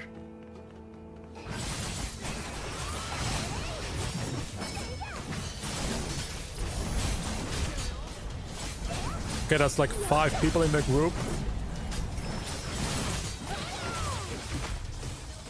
I just wonder if you need like a tank and a healer, or can you just play the game?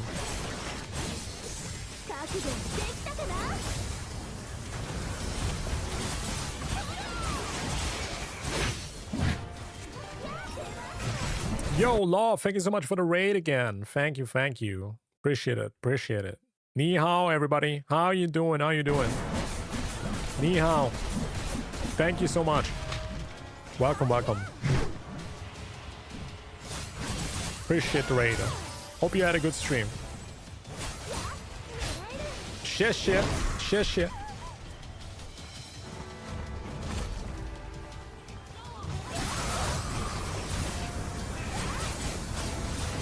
Wuthering waves? No.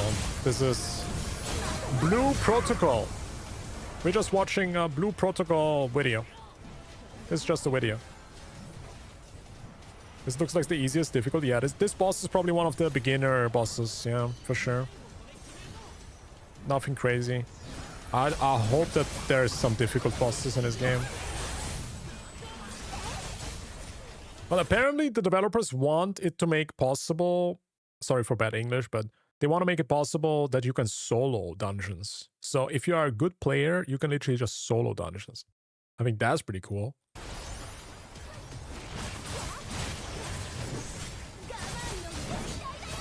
Hey, what up, Born Died? How you doing? Have you tried No Rest for the Wicked? I have it, but I didn't play it yet. But it's in my Steam library sitting there, catching dust. Solo leveling be like, yeah, pretty much.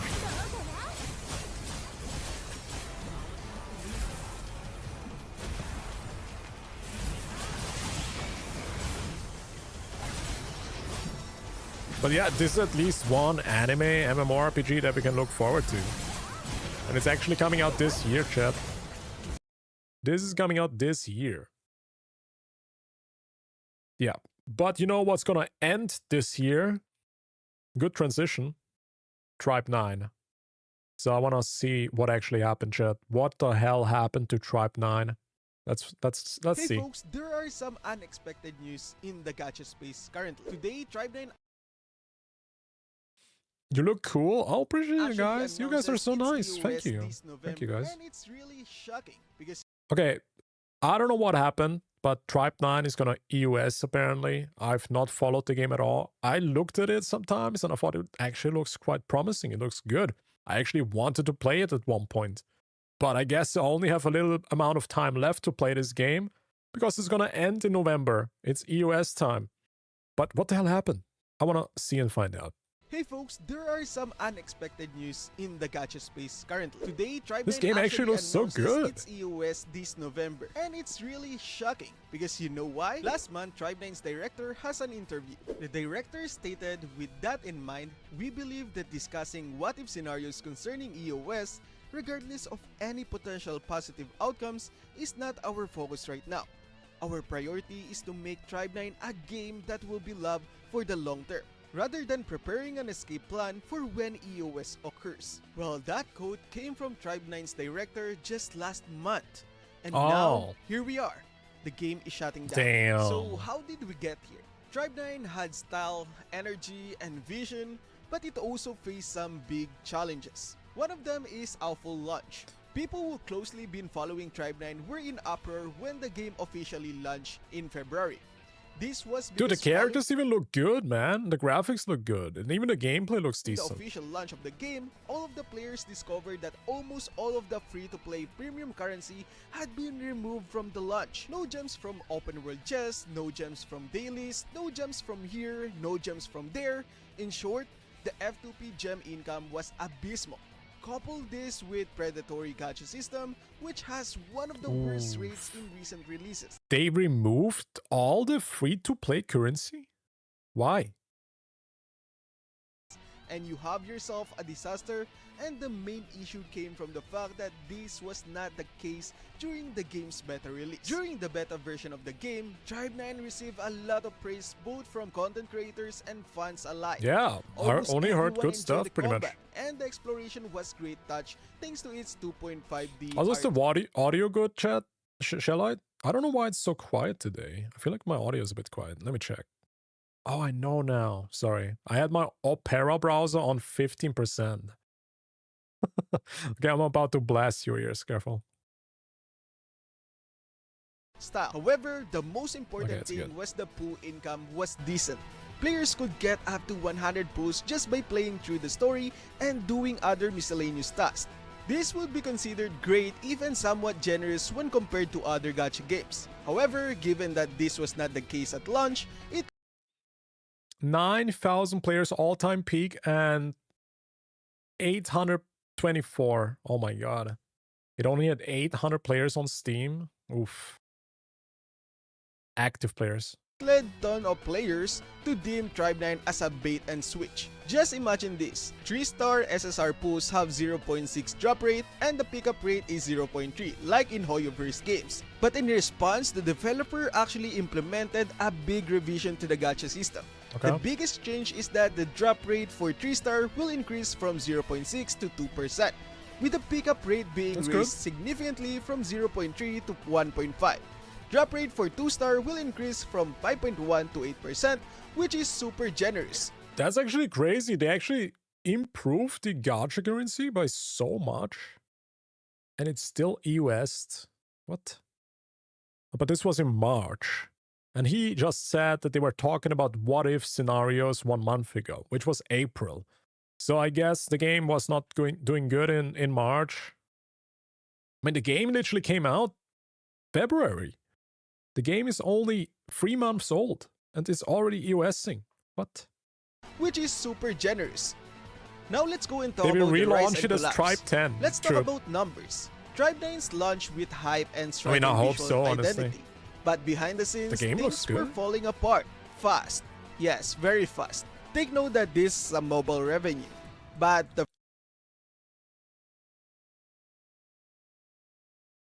It made 800,000 the first month.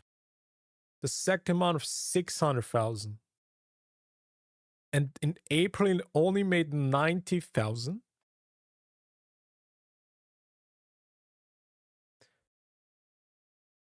Why is it EOSing when it also already made 2 million? Couldn't they just use the 2 million? Or maybe the investors just saw that it was not enough and then boom. But damn. The first How? month is $800,000, the second month is $600,000, and the third month is $90,000. Yes, that's not a decline, but that's a free fall. From $600,000 to $90,000, they know that this Yeah, I mean, number there must been something happening in here between. It doesn't make sense at all. Like, it should have been probably 300,000. Like, this is a, what, 20% decline? Then maybe the next one should have been like 400, 300,000. But 90,000? What happened? numbers are not accurate. Within 90 days, the game lost almost 90% of its revenue, and for a live service gacha game, especially with Tribe 9, numbers like that are little. It became Too very much clear sponsors. that Tribe 9 wasn't going to be sustainable long term. Even if the devs were passionate, the market spoke brutally. But usually, before a gacha game actually announces EOS, they are actually trying out to survive for 6 months. But I don't know why Tribe 9 actually announces its EOS this early on. Especially when the director actually said, in other words, what we should focus on is finding ways to ensure that the thought of EOS never crosses players' mind. As a Kutsi Games, we are It's also kind of weird because it's gonna EOS in November. That means the game is still gonna be alive for 6 months. What if this whole EOS thing is just a lie? And then they are actually, if you look at social media, everybody's now supporting the game. So what if they are now making actually a lot of money?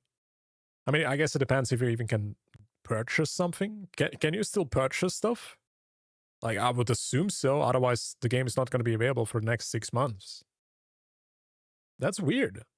It's not a lie. They're not going to release any updates. So for 6 months, there's no updates. Huh. It's very weird. It's very weird. What if they just plan a relaunch with a different, I don't know, publisher or something like that? fully prepared with the time and expertise required to think about implementing these changes.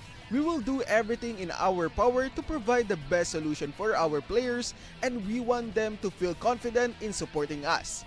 And after a month, they actually announces this. To be fair, for me, it's too early to announce EOS, except if you have some internal conflict. So now, no chapter Yeah, the game EOS because it has dudes like this, man.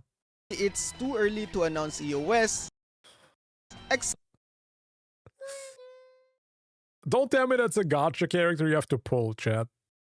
Is this why they barely made any money? Was this the active banner? Was this the active banner? Is that why they only made 90,000? Except if you have some internal conflict. So now, no chapter 4, no closure. To make matter worse, the story This won't Japanese even game? got Oh, really? an ending. Chapter 4 was supposed to continue the narrative, bringing resolution to key characters, but now, it's cancelled. Everything stopped mid-swing, and there's no walk-off moment. No final inning, just silence. This is what makes Tribe 9's end so painful. It wasn't a bad game. It had a heart, it had a vision, and the team behind it clearly believed in its future. The director quote proves it. So when a game like this ends, it doesn't just feel like a shutdown, it feels like a promise left unfulfilled.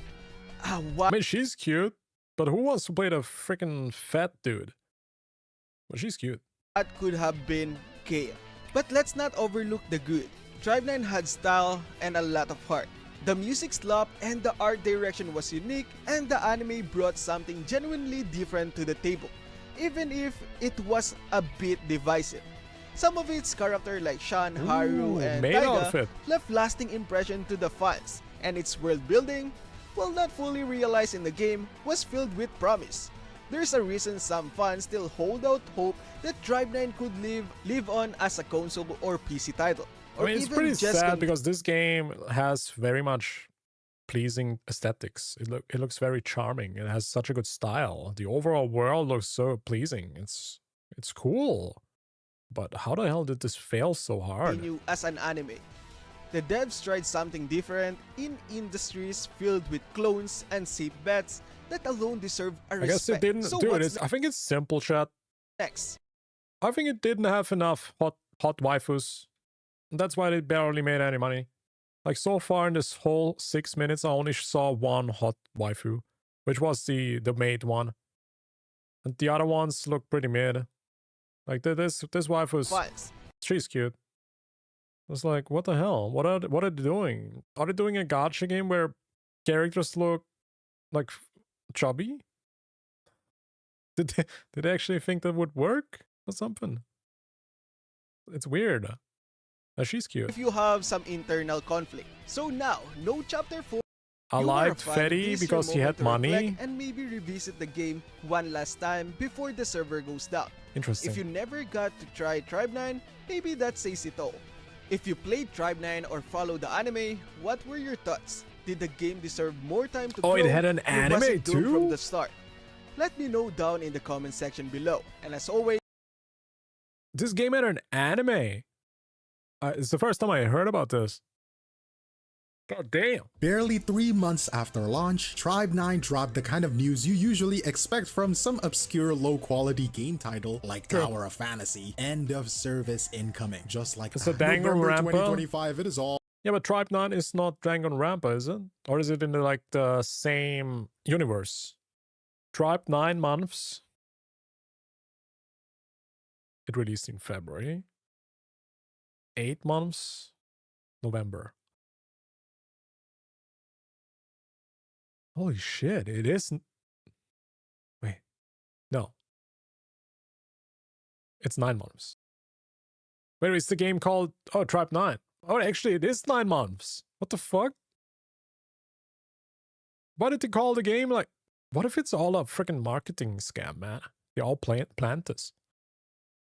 All over. And it wasn't just the shutdown. It is in the same world from Danganronpa. They also canceled chapter 4 of the main story, which had already been announced a few weeks ago. So if you were holding... Let's move forward. The potential can get snuffed out when the numbers don't line was a good up. Anime. Tribe 9 didn't just stumble out of the gate, it practically face planted on purpose. If you were around at launch, you would know exactly what I'm talking about. This game somehow managed to make grinding feel like a punishment. You could put in a full day's worth of play and walk away with 4 pulls. Not even a full 10 pull. Not even a full 10 summons. The chest gave you nothing. The stamps, which were supposed to be the main way to give you currency, were handing out 5 units of of currency at a time. That is literally a fraction of a wish. This game is telling me to touch grass. And don't even get me started on the pity system. It was half-baked, inconsistent, and it felt like it was designed more to obscure than to What was the max For a pity? gacha game, that is a death sentence. People can handle low rates, I mean, but they 2% cannot is handle good. feeling like they are being nickel and dimed from the jump. The tone deafness was almost 90? impressive. It is like the monetization team saw every complaint people made about other games and thought, yeah, let's just do all of that, but worse. And of course, the response was instant. Steam reviews tanked with so much hate and criticism. And on Twitter, people were calling it one of the greediest launches of the year. Man. And honestly, they weren't That's wrong. sad. Now, to their credit, the devs did not sit on their hands. Within moments, the team rolled out some major quality of life fixes. Dailies started giving guaranteed polls. Stamp rewards were multiplied by 8. So it was 5, and now it is 5 times 8. 40? 40. Yeah, 40. They even issued a full refund of all rolls made before March 3rd. Not partial, full. That kind of move is unheard of. It sent a message that they knew. They refunded every gacha currency that you spent because they changed the gacha rates. And that's why they made barely any money. Okay. I mean, it makes sense, but why would you US? I guess even 1 million would have been not enough for them. They made like 600,000. What the fuck? Maybe it's just a management thing. Maybe it's not really a freaking revenue thing. Maybe more like a management problem. They didn't really specify why, right? Knew they messed up and they were too trying late. to own it, and they didn't stop there. The 3-star drop rates, and if you don't know, the 3-star is like the 5-star in other games, the SSR ranks. Yeah, but right? shouldn't they have just waited until the next month, until everybody spent their freaking gacha currency that they got refunded? More than triples, going from 0.6%, which is a popular rate in gachas nowadays, to 2%. A whole 2%. That is massive. And the 50-50 system is gone, replaced by a generous 75-25 system. It is not 100%, but it's a 75%. Imagine this version of Tribe 9 had launched day 1. We would be having a very different conversation right now, maybe. But here is the reality. None of it mattered, because by the time they made those changes, the damage was already locked in. First impression in the gacha space are brutal. You get one chance to convince people you are worth their time, and Tribe 9 unfortunately squandered it. A ton of players had already bounced. Others were still hanging around, but they were watching with crossed arms, waiting to see if it was safe to care again. And even though the devs did put in the work, the stink of that launch never really went away. Once the community moves on, or worse, loses trust, it is nearly impossible to claw that back. So yeah, the monetization flopped, but if we're being honest, it was just the tip of the iceberg. Even before the launch, Tribe 9 wasn't exactly a headline event. It was always going to be niche. There wasn't a huge marketing push or anything, and outside of people who already knew the name of the anime or the Danganronpa connection, most didn't even know it was coming out. You look at Twitter hype cycles or subreddit chatter from that time, it just wasn't there. And when people did finally boot it up, the game didn't really help itself. The pixelated overworld was a bold— It's kind of weird because I thought Danganronpa actually is quite popular. Maybe it's not that big, but it's definitely a well-known brand. But I think it's definitely true that I did not really recognize, first of all, what the game is. And I really didn't hear anything about the game in general. Marketing was probably not non-existent. I did see some creators play the game, but that's pretty much it. I never really saw anything special about marketing. stylistic choice. So basically they just gave everything when it was tanking, but players didn't come back because there was no reason to play, as there was no content to keep playing after that. But unlike wuwa, they didn't keep trying long enough until like 2.0. Yeah, but wuwa made 100 million in the first month. Okay, maybe in the couple first months. So that's not a good comparison, but yeah. I don't know how big this team is that developed this game, but I guess the money was not enough. Or maybe they cannot just manage the game.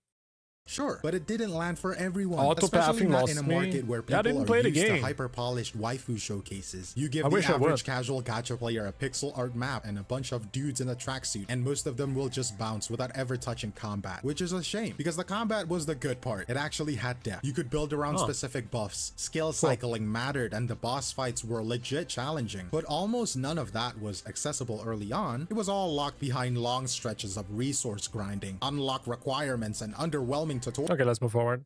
selling what gacha players were buying, and in this economy, that is a death sentence. Tribe 9 wasn't just a casualty of its own decisions, it is a part of a wider collapse happening in slow motion. Gacha right now is saturated to the point of absurdity. You've got new games launching every month, sometimes every week, and they are all fighting for the exact same pool of players, with the same exact pool of money, and the exact same 10-second attention span. And most of them aren't even offering anything new. They're just hoping their art direction or collab bait is enough to stall out churn. Tribe 9 actually did something different. It leaned into pixel aesthetics, character-driven storytelling, and more deliberate combat. But here's the catch. In a market that has trained players to expect instant gratification, that kind of slow burn just doesn't land. There's no— Why the fuck does he put gameplay into background, blurs it out, and he just puts himself in the middle for like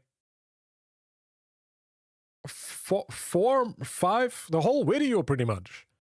Bro, Glaive, can you just move a bit to the right side? Just move a bit to the right side, bro. And unblur the freaking gameplay. Why is the viewer forced to stare at this freaking model the whole time, dude? What is the purpose of the gameplay in the background even? I mean, I get it, he wants to maybe flex with his cat girl VTuber, but bro, the whole video? 10 minutes? Pity bait, no swimsuit banners, no autoplay Femboy dopamine tactics? loops. It wasn't built for the current meta, and in this landscape, anything that doesn't front load its value in the first 15 minutes gets written off. Tribe 9 didn't get buried because it was broken, it got buried because it couldn't yell louder than everything else. And what we're seeing now is gacha eating in a space that only— Bro, the whole video, bro. The whole video, he has blurry background footage and he puts himself... Anyways, good video.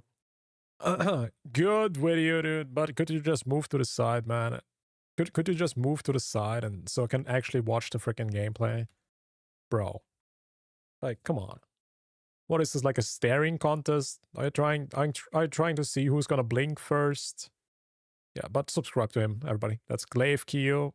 Great content creator. Great content creator. Oh shit.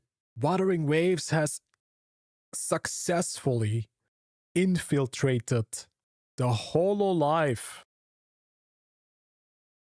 Holy music. Oh my god. Farewell. What is this? Gigi wants to play Wuthering Waves after she saw the trailer for one of the characters. Okay, I hope they're not mixing up Wuthering Waves with Silver Palace. Because in the thumbnail there's Silver Palace and in the title it says Wuthering Waves. But let's see. Yeah, Gigi is freaking pog. She's such a good streamer. She's so good. Let me move to the side. Please be Wuthering Waves. Imagine HoloLive playing Wuthering Waves, chat. Damn. Which gacha did I want to— By the way, for everybody who doesn't believe me, I'm a HoloLive fan.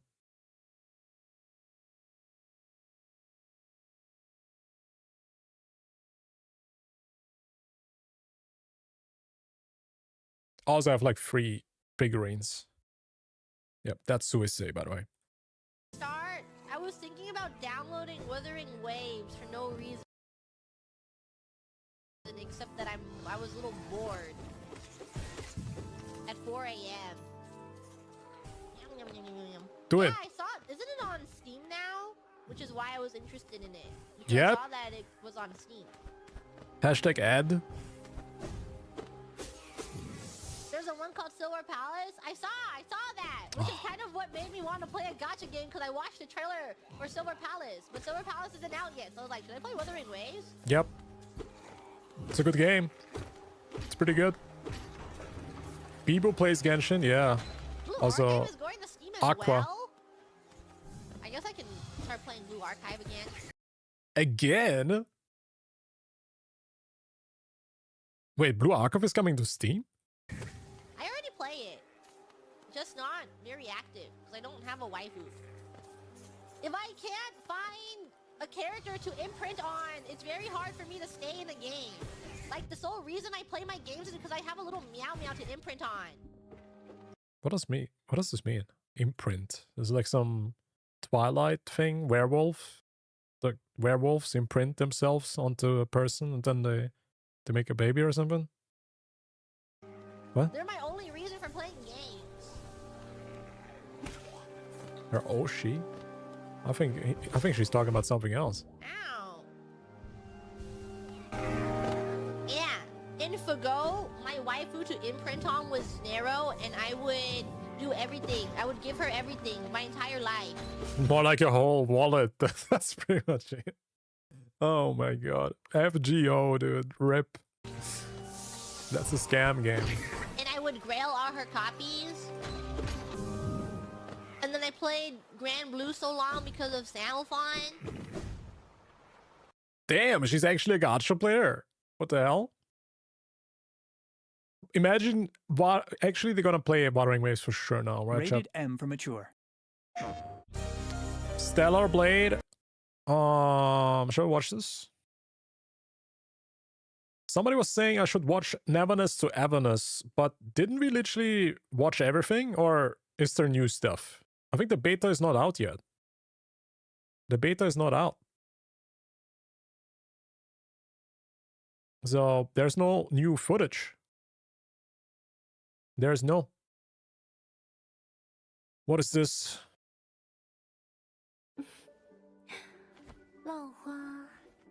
Is this real? Not official. This is what Wuthering Waves motion capture would look like. Okay, it would.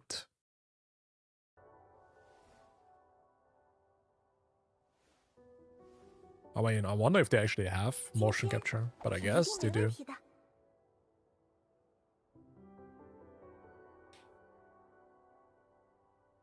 No?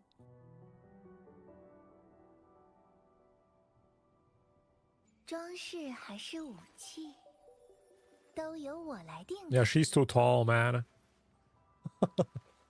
We need like a woman twice the half of the size. Just checked 9,000 Steam reviews. It's very positive.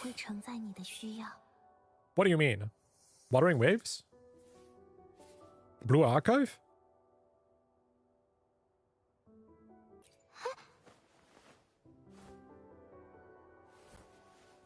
Oh, Wuthering Waves at a 9 out of 10. I wonder which character she saw. I think Gigi was saying she saw a character. What I think it was probably Jeff. I think Jeff Keighley is bringing Wuthering Waves to the mainstream audience, chat. I think Jeff actually did it. His tweet was so successful. Everybody knows now that Katafia is coming. What a freaking banger move, by the way. What a banger move.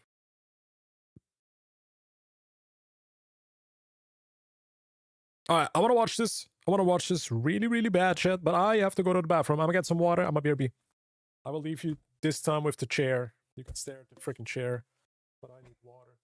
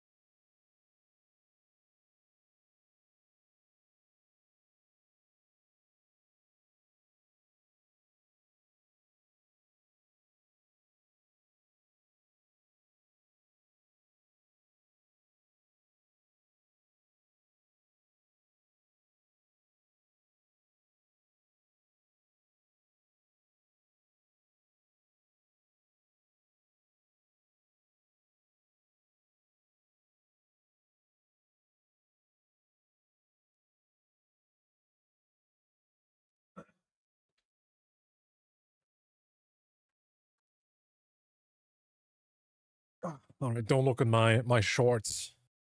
I'm literally wearing shorts.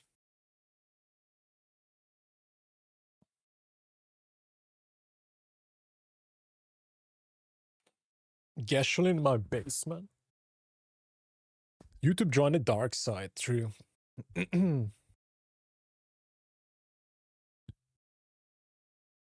Oh, we are in an ad right now. Oh my god. I just wanted to press play, bro. Now we have the Twitch ad. Bro, what the fuck?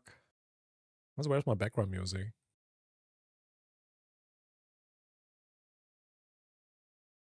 Let me get some music.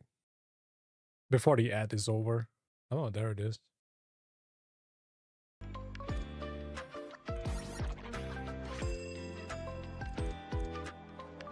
Yeah, relax. Shut the fuck.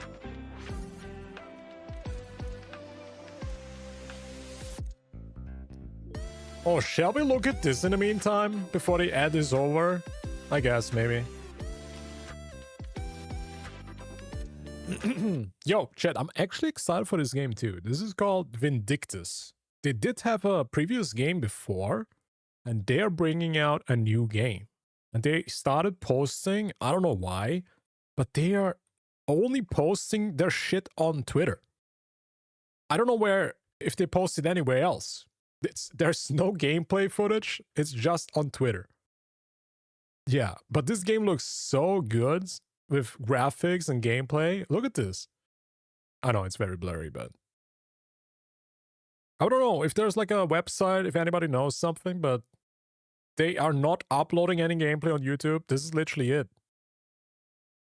Combat support role. Followers support the player in battle by attacking or guarding against enemies based on AI behavior.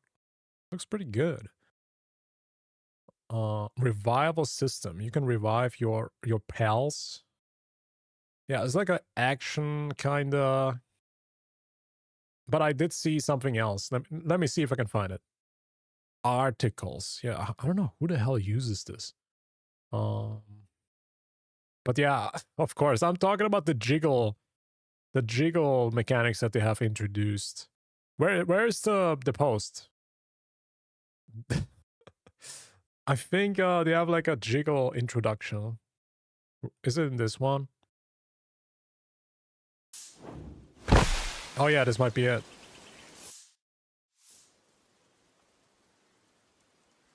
You can lift up the skirt. Okay, that's pretty interesting.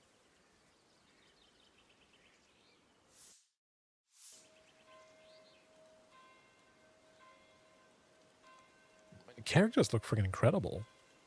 Graphics look crazy. Man. This is pretty good. It's made by Nexon, so I wouldn't be so hyped. I don't care, man, who makes this. As long as it looks good, I will try it, okay? That's pretty much it.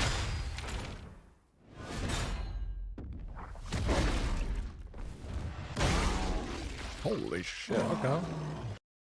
Also, wasn't like the previous title also pretty popular? I think people really liked Vindictus. Yeah, but this game looks freaking good. It's been in development for a long time too, I think. Game guide, world overview. Let's see this one.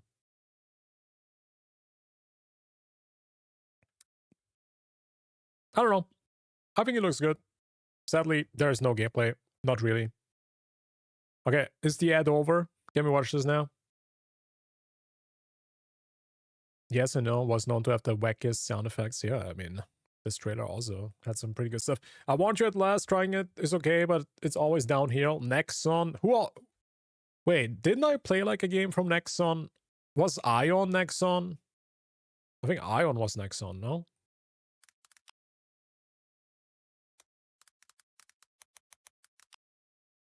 Is it the publisher or is it a developer? Maple Story, Mabinogi. Wait, Blue Archive?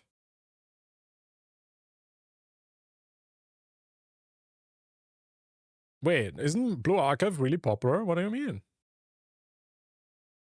And Ion is from... Why is Nexon bad? Wait, is Ion from Nexon or no?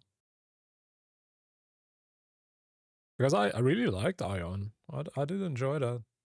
All right, chat. We have a brand new trailer here for Punishing Raven X Devil May Cry collab. This is a 5-minute freaking animation, man. I've not watched this yet, so let's react to that. It's gonna be fire, I feel like. Oh my goodness. The last animation was really good too. Oh, oh.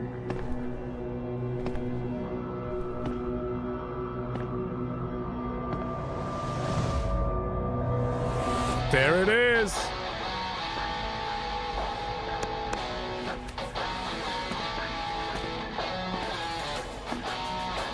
Copyright? Oh, the legend himself. Oh my god, sorry.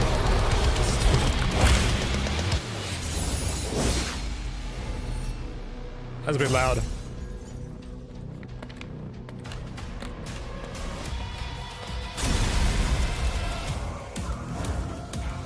God damn.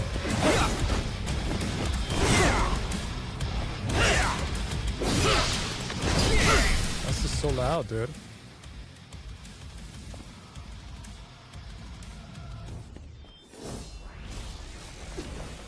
Oh shit, okay. Wait, are they fighting?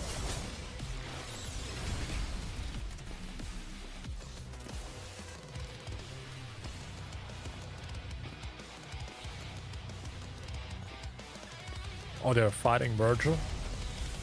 Good Virgil, bad Virgil.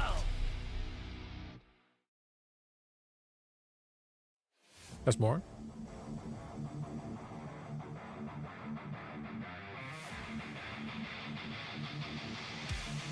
Banger soundtrack, by the way.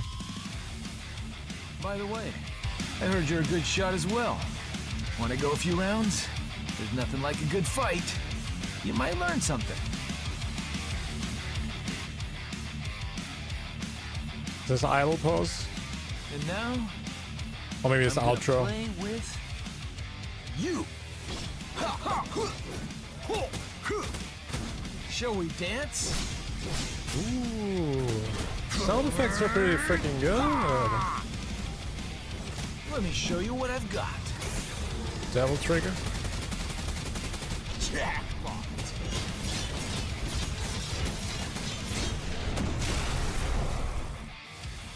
That's freaking good. It holds the power of separation.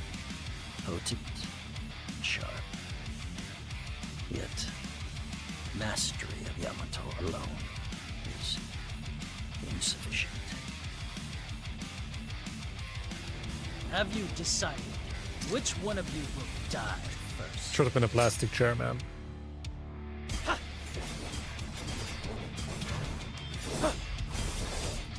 Let's have some. Oh man, this looks fire. Holy shit, dude.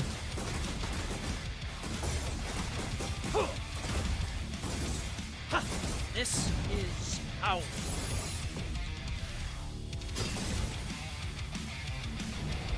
Damn.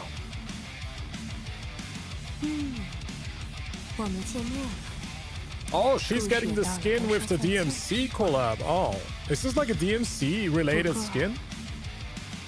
这次好像有些不太一样。你好，指挥官。 Oh, she's getting a swimsuit. 我是回音。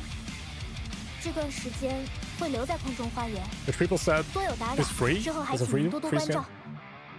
It's crazy. 你是在以九龙盟友的身份寻求我的力量， Bro, 还是以指挥官的身份命令？ why does she look exactly like this Genshin character? 提升战斗手 Yunjin. 法。 Is this literally a Yunjin skin? Bro, this literally was a Yunjin skin. 不，不用。21号可以空转好爪子。 That's a good skin.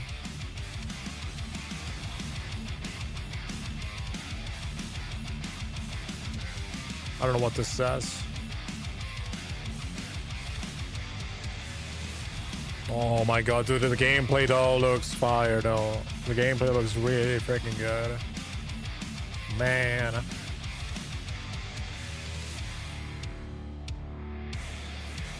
What is this, Pac-Man?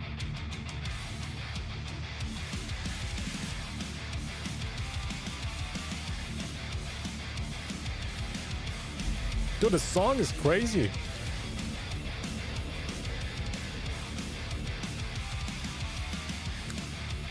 The cub.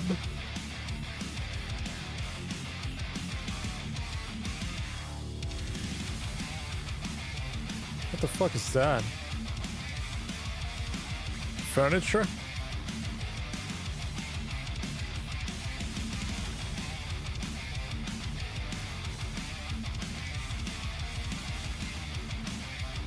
I'm still waiting for this character, by the way. Dude, I need Jetawee. I've been waiting for this character for my whole life, I'm telling you. I think this is one of the best looking characters in gacha history. She looks so good. She's next patch. I will be there. I will be. This looks pretty good. What is this game? This is PGR. Punishing Grey Raven. And it's the DMC5 collab. So yeah. Looks fire, man. Oh, damn. They always cook with these animations, man. These are freaking fantastic. Good trailer too. Good song. I wonder if this is like a new song or is it like a DMC song. But that's a good freaking trailer. Yeah. Looks freaking good. I cannot wait to play this. When does the DMC collab come to global? Because it will come out to China first, right? CN gets this first. But I guess global will get it in a few months. The patch after. So will CN get it first, or is it gonna be globally everywhere?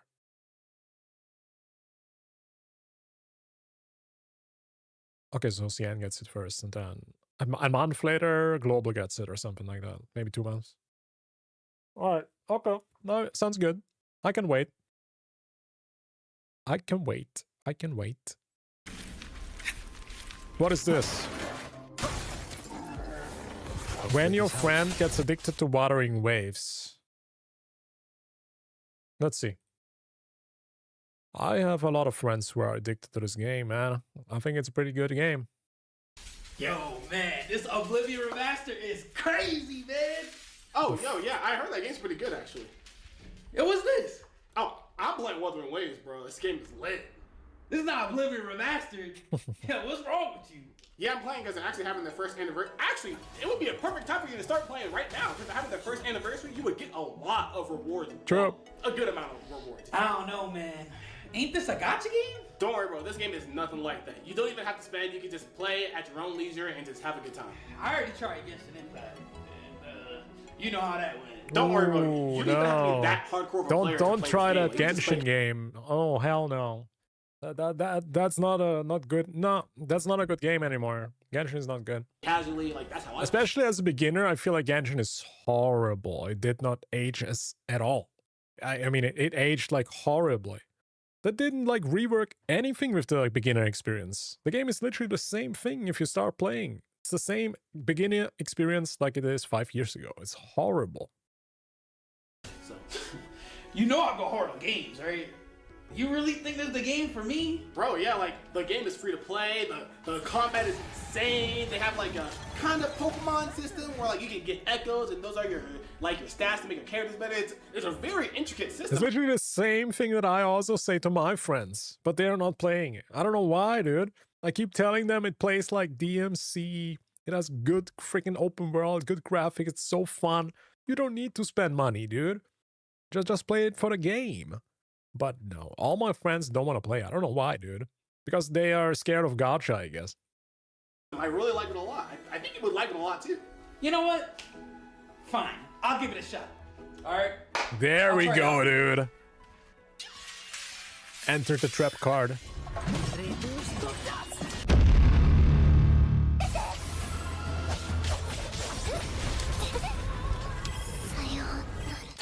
Yep. Yo, why is this shit so hard, bro? You need some help? Bro, what are you talking about? Oh, I actually beat it like an hour ago. Like 10 times.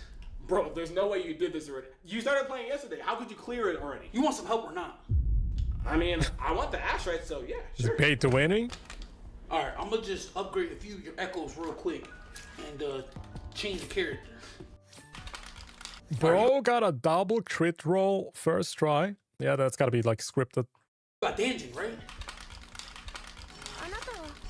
Oh, he's just pulling out the engine, of course. Oh my god. Oh, of course, dude.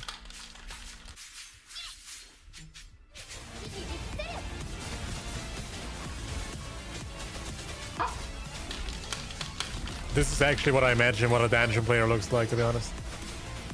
100%. You already done? Actually, I'm gonna do the rest of them for you. Bro, wait, I have to do it myself too. Let's get a new controller. Is that a freaking GameCube controller? No, not GameCube. A Nintendo 64? I'm gonna do it myself too. Let's get a new controller. Is it an... Oh, it's hard to say. It might be a GameCube or maybe a Nintendo 64.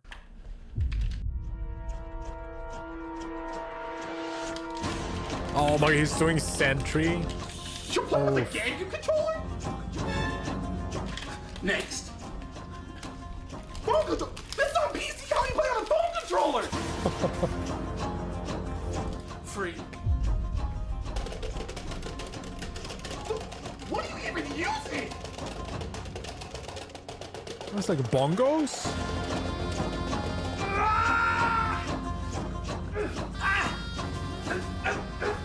Are you playing with the VR? Holy shit, dude. I should have never showed a Wuthering Waves. I should have never showed a Wuthering. This is a real dungeon main, by the way. Real. It's been 22 hours. How are you doing?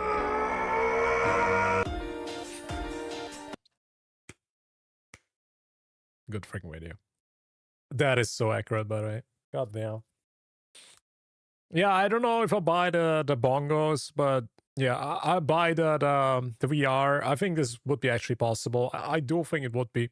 If somebody could do that, that would be fire. A VR Wuthering Waves mod, I would play the shit out of that.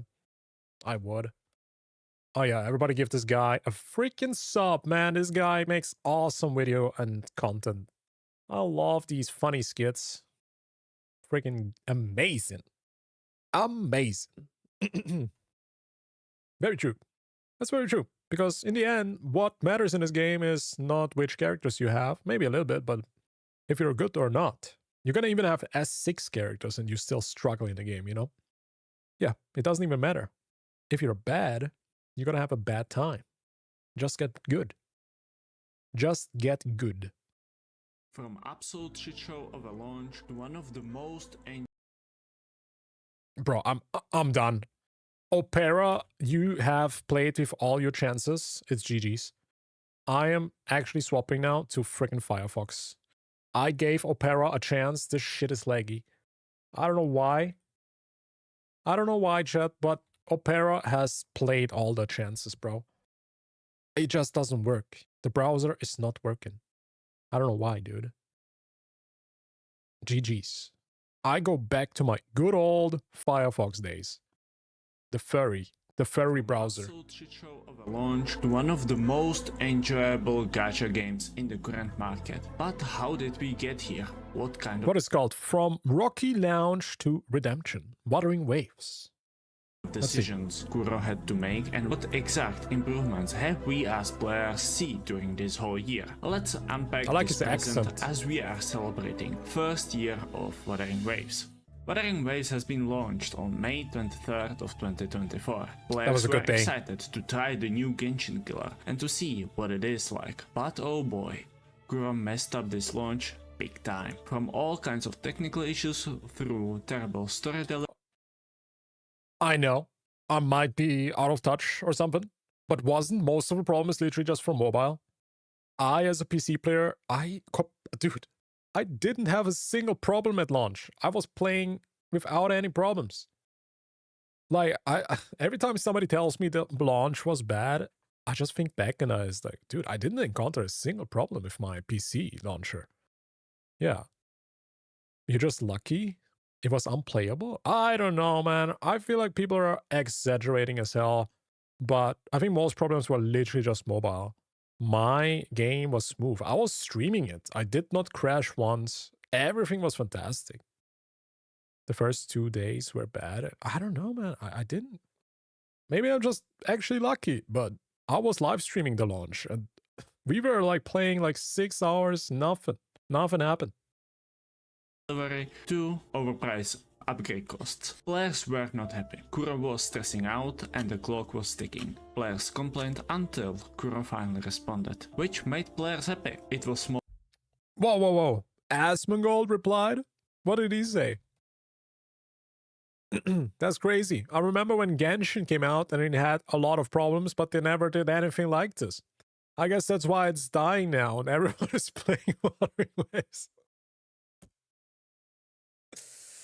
Oof. May 25, 2024, by the way. Holy. Who would have known, chat? Who would have known that he would be right once again? Mr. Asmongold was right once again. Goddamn. Small change, yet incredibly impactful. I'm of course talking about skip button, feature that is supposedly so difficult to implement to the game that Hoyoverse is still delaying its implementation. On top of all that, players received a bunch of extra rewards like extra pulls, standard character 5-star selector, and some resources on top of that. Yeah, they gave so many rewards. What exactly was the reason for it? Well, there has been a lot of those. Bad optimization for mobile players, issues with logins, mistranslation on Giant's limited weapon in Japanese translation, shell credit echo exploit, incredibly bad story and voiceover, and many more. That was bad. The launch issues caused huge rift between players and the developers, although it was partly restored with all kinds of free stuff. However, it took a lot of time to properly restore the broken trust from the launch. Even though I could go in length with all these issues, I wanna focus. Ooh, I see World of Warcraft Collector's Edition in the back. That's pretty pog. On more obvious parts of the game like story, music, exploration, combat and characters. So what was the main problem with the story? Well, all of it. Even if I wanted to pick good things from it, I would struggle as the only good parts are still decent at best, namely Scar and last chapter with Gian and Dreamless. The rest simply sucks. Bad delivery, bad presentation, bad voiceover, all of it was bad, underwhelming and disappointing. Especially going back from Rina Sita, the quality there is significantly higher and it is interesting to look back how bad it used to be. Although the launch story... Which is kind of funny because Wuthering Waves got a Best Story Award from Google Play Store. And that was before 2.0. I think it was about the 1.3 story where they got the award. So yeah, they didn't even rate the story yet. So we're gonna see maybe a few awards this year. I hope so at least.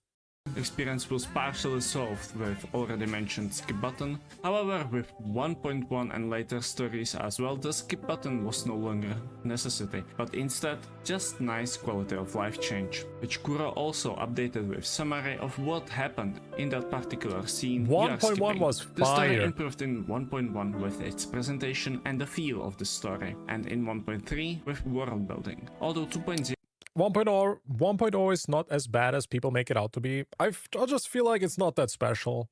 I think it's just not that entertaining. That's pretty much it. It's nothing too crazy. I was actually using the skip button in 1.0. I admit it, boys. I skipped like a few chapters, bro. And then when Gian came, I played the game. Then I was reading. Yeah, until that plot, I actually was not interested at all. With all the yapping with Yang Yang, Shishia, and Yinshi was a bit lame. I even skipped the Scar chapter, I think. Yeah. Like months later, I was rewatching Scar's part, and then I found out, okay, it's actually not that bad.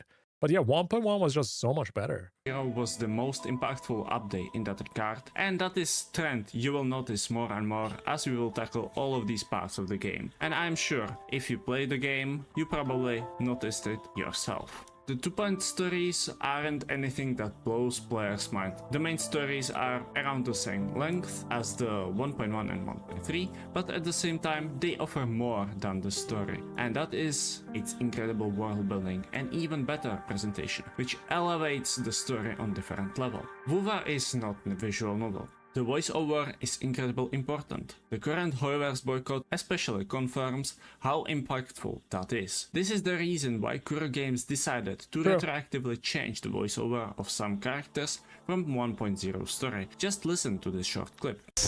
You're not going anywhere.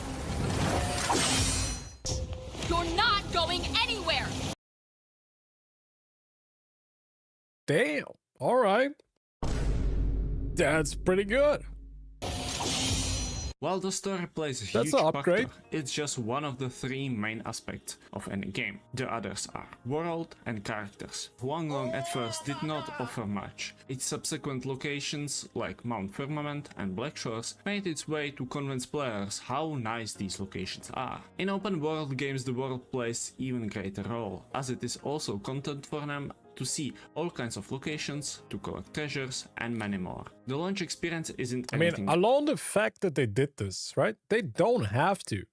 They don't have to put the effort to actually rework something that players have already played. But they thought, no, new players will experience this. We actually will make it better. We will give new players a better experience. We're gonna work on the overall experience. I mean, they don't have to do that. They did that. It's just Genshin exploration with a little bit better traversal options, but all changed when Rinasita was released. A region so large and so full of all kinds of surprises that Kuro knew that players would want and will appreciate flying. This addition was absolute game changer, and at least in my humble opinion, completely changed perception how exploration can feel. Huanglong still is without flying, which is the reason I personally cannot go back and explore there, the things I did not. Because now that I left the cave, I cannot go back to the meat. Every time I'm in Huanglong, I just wanna press the wings and it doesn't work, man. And then I get triggered because I cannot enter my wings mode, and then I teleport back to Rinasita. Every time.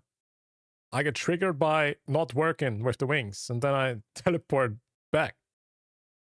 Who never experienced flying in Wuwa. Rinasita wasn't just a huge upgrade from the world feel. The story and world building showed players reason to care about this region much more than in Huanglong. Another factor that helps with the world building in terms of setting the feel in a zone and story is the music. That was one aspect that Kuro had to update, because for a game clearly inspired by sounds and music, that part was severely lacking. The only good tracks from the launch. Rinasita has delivered, man, with music. Not gonna lie, bro. They have made a 360.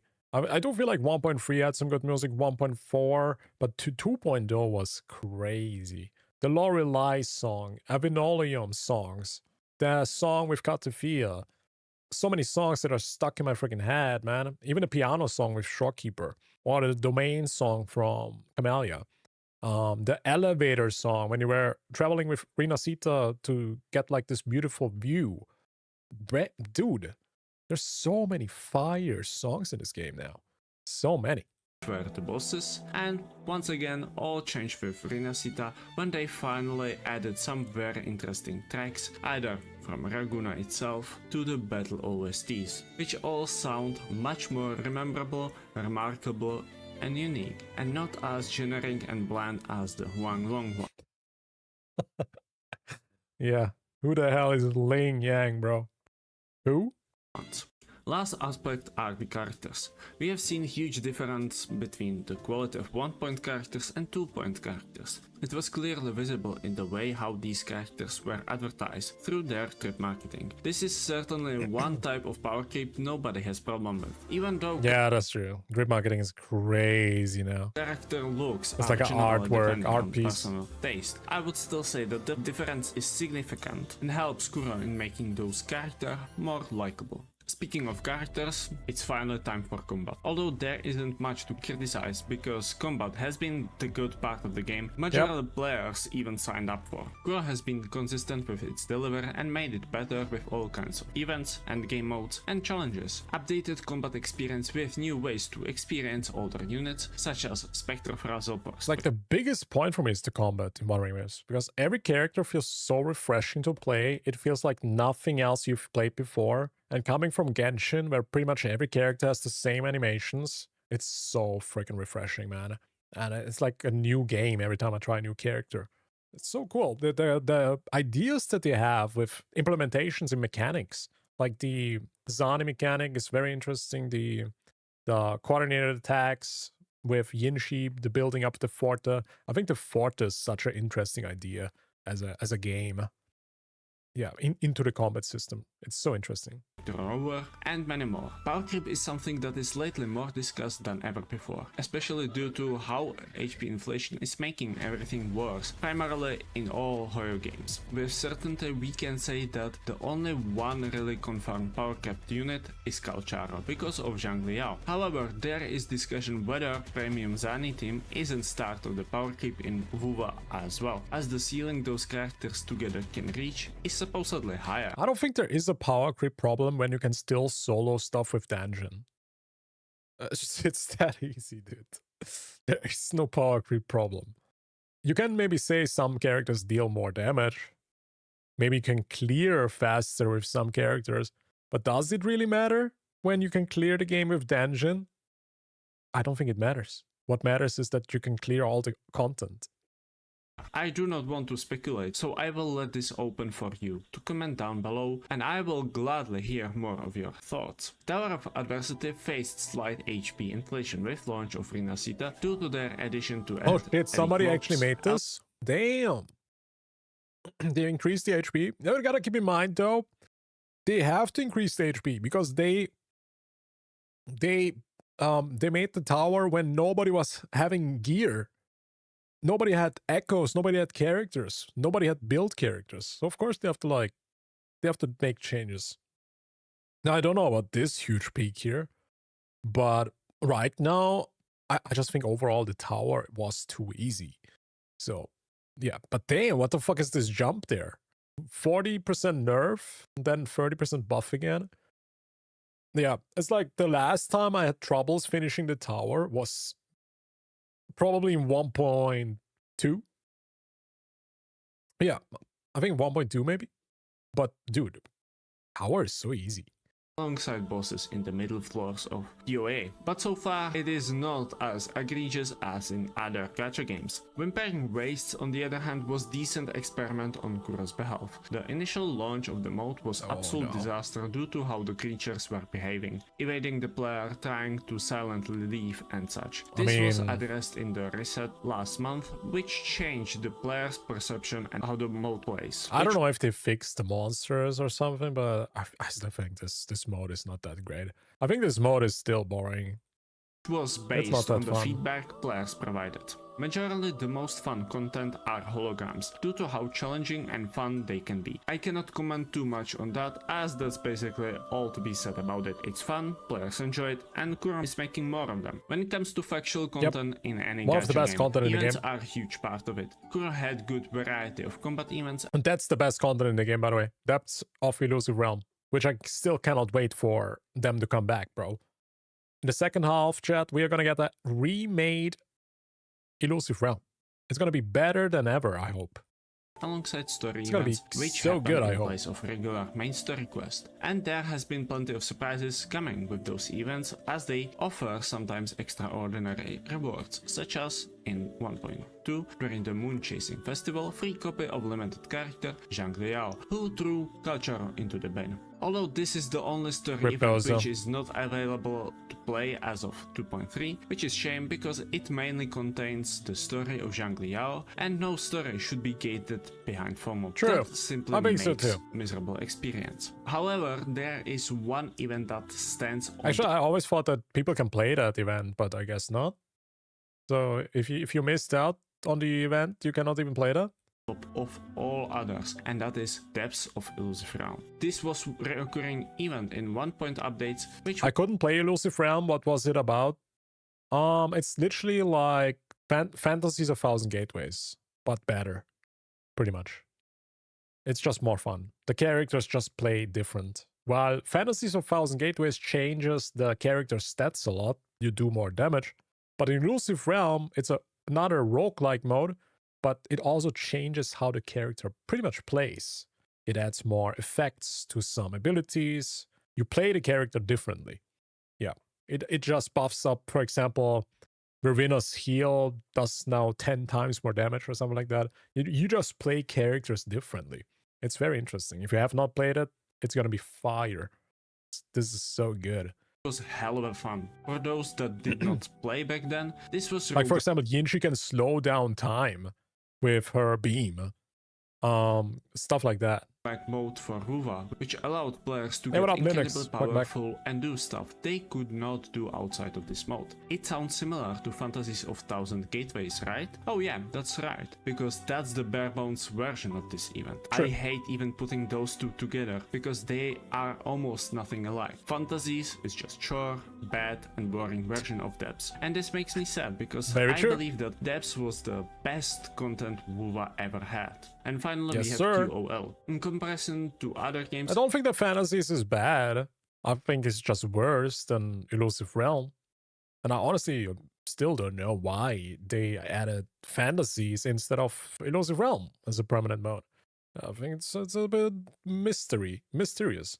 Of the genre, QOL are in Wuwa the bread and butter. It is something that players expect and appreciate from the game as the devs listen and improve the game. Some of the more appreciated QOL are Ascent Material Tracker on the map, Echo Loadouts, option to consume double wave plates, and Echo main slot reroll. Although the last one is more something that I started to appreciate since this is the new feature introduced in this patch. However, there are still some parts. I really hope we're gonna get a substat selector soon though. I think main set is cool. It actually saves a bunch of time. It actually is quite good. I saw a lot of commenters saying this is so disappointing, it doesn't do shit for them, but that's not true, dude. Maybe you're just using it wrong. This modifier is actually huge. It saves you so much time. Yeah, you might still get bad rolls, but you can at least roll more often. Yeah. Of the game that still needs some kind of change, such as tuners and echo experience. Tuners need to be removed, as they do not offer anything good and anything of value. They are making the experience much worse, and echo experience needs to be improved, as there is only too few places where they can be acquired. On top of that, we still don't have the option to reroll secondary stats, and of course the flying in Huanglong. Maybe one day. There have been some other situations that had impact on the game itself while being outside of the game, like Cantarella censorship and Anniversary Drama. Anniversary Drama, in short, was caused. Bro, I'm so happy that Fleur-de-Lis is coming out the way she is as a boss. I cannot be happier, dude. This is insane, by the way. I had huge freaking worries after the Cantarella censorship and the Fleur-de-Lis censorship, but man, are we in a freaking good time right now. Seeing the Jeff Keighley footage just relieved a lot of worries for me. We're gonna get the freaking great beauty of Fleur-de-Lis to 100%. I cannot wait to take some awesome pictures, bro. I can't wait. Mainly by leaks, which tried to predict that players will get free 5-star. However, that did not happen. After all, misinformation is so easy to spread among leaks. So that was one thing players complained about. The second thing was that Kura introduced these 12 banners, 2 new units, 10 reruns, while having a bit higher pull count for patch. Kura addressed this issue with extra 30 pulls, 10 for each banner type. Cantarella's situation, in short, is much more stinky, but the main gist is that there have been some spicy details on certain outfits, namely Cantarella's crotch and Fleur-de-Lis panties, which there it is. Both got Thank God it got censored, fixed. as the game's age rating was changed from 12 plus to 16 plus because of nudity. Although we do not know whether there is no, they changed it back, right? Someone who simply reported Wuwa or changed it back. It was changed based on something else. After all, there are much worse. Wait, is this an older video? 6 days ago. The change is like Examples like Brown Dust already done and a which are month ago. still 12 plus and did not suffer any issues like this. As of 2.3, Laura Deli's censorship was kind of reversed as they redesigned her underwear. Kura managed to do the impossible, and that is exactly the reason why wuwa is getting more and more traction. The golden age of wuwa is approaching as the devs listened and fixed all the major problems the game faced. But more will come. Power creep, character build, and more. Let's see what will happen during the next year and how Kura... I'm really excited what 2.4 is gonna be, bro. I feel like 2.4 is gonna be after experiencing 2.2 main story. I can only expect fire. I am actually expecting 2.4 to be huge. 2.4 after the 2.2 main quest. What is 2.4's main quest gonna be? If they even had more time to cook than the 2.2 thing. Very curious about that. Let's see if 2.2 was just a lucky patch or if it actually was huge. Yeah, maybe they were just lucky, you know, man. Please more peak, exactly. But that's a pretty good video. New creator, I must subscribe. Lorgor. Everybody's give this guy a sub. I can only post it in YouTube chat. Yeah, good video, though. Good freaking video. Okay, I have a few more reacts. Wuthering Wave special effect tier list. What is this? Exterminate. Oh yeah, this video went kind of viral. Got like 60,000 views in a few days. Wuthering Waves special effect tier list. If the character skill, visual effects, and Wuthering Waves are classified by tiers. Alright, let's see if this is good. Exterminate. Burn to ashes. Mid. Reverberation. Mid. This is my curtain call. Delete him from the game. Time for some hot action. Wind Rider. That's good. Eradicate. Mediocre. Bullets fly. Into Wooly's belly you go. The world is our stage. Ooh, that one is pretty good. Shape the shapeless. That's just a tornado. Hear the thunder. Bro, how did he get like one of the best animations but one of the worst kits in the freaking game? I feel like this animation is kind of sick. Like, I saw this. Holy, dude, take a look at the freaking effects, man. Thunder. I think it's so cool. But he's ass. This is my ground. Oh, wait, now that he puts them next to each other, this is almost the same effect. Tauchi and Arrow Rover have the same effect. This is just blue. This is my ground. Oh man, copy-pasted assets, huh? One more just time. a different hue. You will obey. Looks decent though. Beckon the divine Ooh, flames. oh, that one is freaking good. Don't let your jaw drop yet. Frigid depths. Universe in my sight. Ooh, this one is sick. Yanshin has good animations. Also good sound effects. Luminous energy.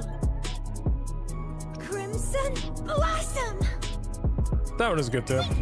Get it, buddy. Oh, wait. Sleep in the whispers of sirens. That one is good. Witness the art's true form.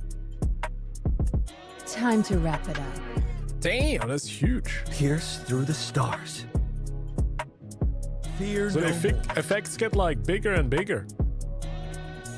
Crystals, give me strength. Damn. Let the flames. Holy shit, what is that? Damn, okay. Seeing it from another player's perspective is funny, Chad. What the fuck is that? Let the flames rise. Jesus. Thunder guide us.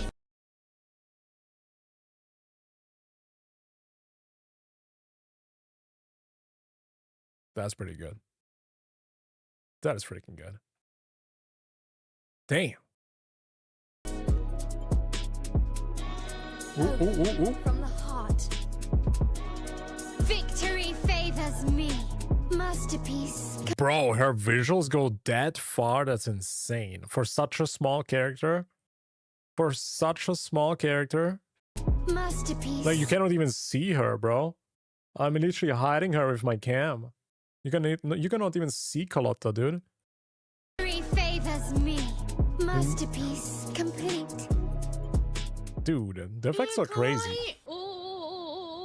Yeah, good freaking video idea. I like that. But dude, from another perspective, it looks so interesting. I've never seen this. I've never seen this. Hey, shall we watch this one too, chat? No, wait. Is there a new NTE video, Tabut? Why are you pointing out NTE video? We don't have new footage. I mean, if you have found something new, I can react to it, but I don't think there's new footage for the game. But dude, we have not seen what Katefia's effect will look like from a third player perspective, chat. Damn, I think that's gonna be sick. Nevertheless, you have it on the playlist? Which one? We already watched the trailer. Yeah, we already watched this. This is the trailer I've watched 2 hours ago or something. It's the same trailer, but probably in Japanese or something. Okay, let's watch this one. JP VTubers react to Katefia. Ayaya, chat. Ayaya. These are always cute to watch. I don't know where to go though.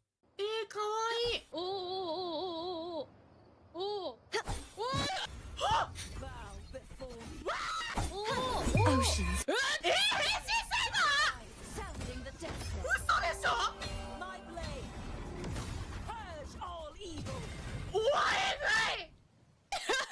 I'm going to the top. うわーマジかよ絶対触れるのにさくれやろと思ってたけど想像以上ややったー That's what I said.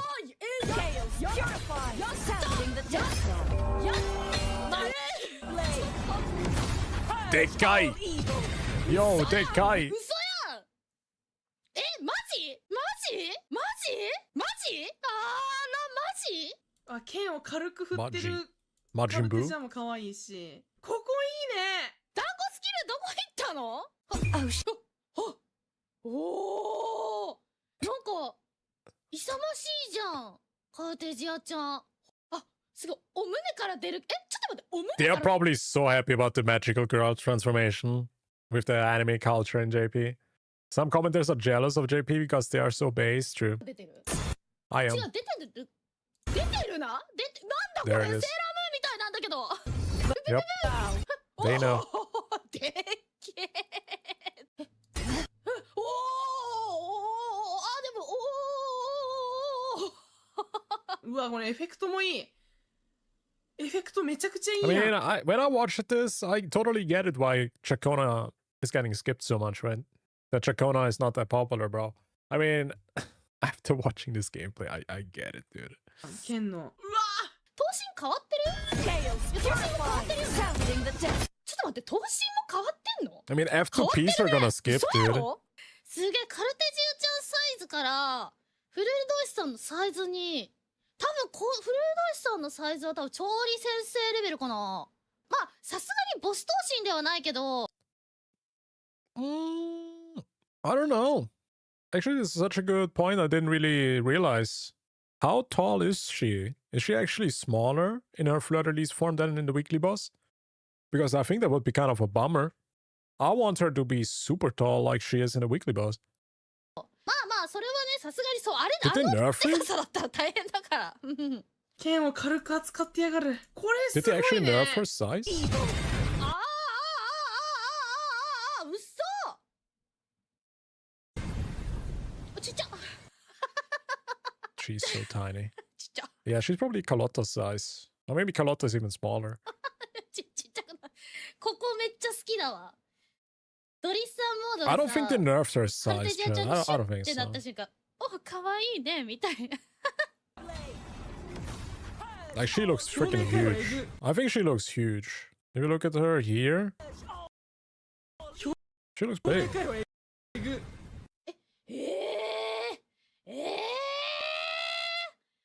えで、なんか正気ちゃんみたいな感じのなんか襲撃っぽいけどな。ぐるぐるぐるぐるぐるぐる、チュドーンってなってるからね。なんかここは正気ちゃんっぽいなって感じするな。え、これ1モーションえぐくない？え、どういう技術してんの？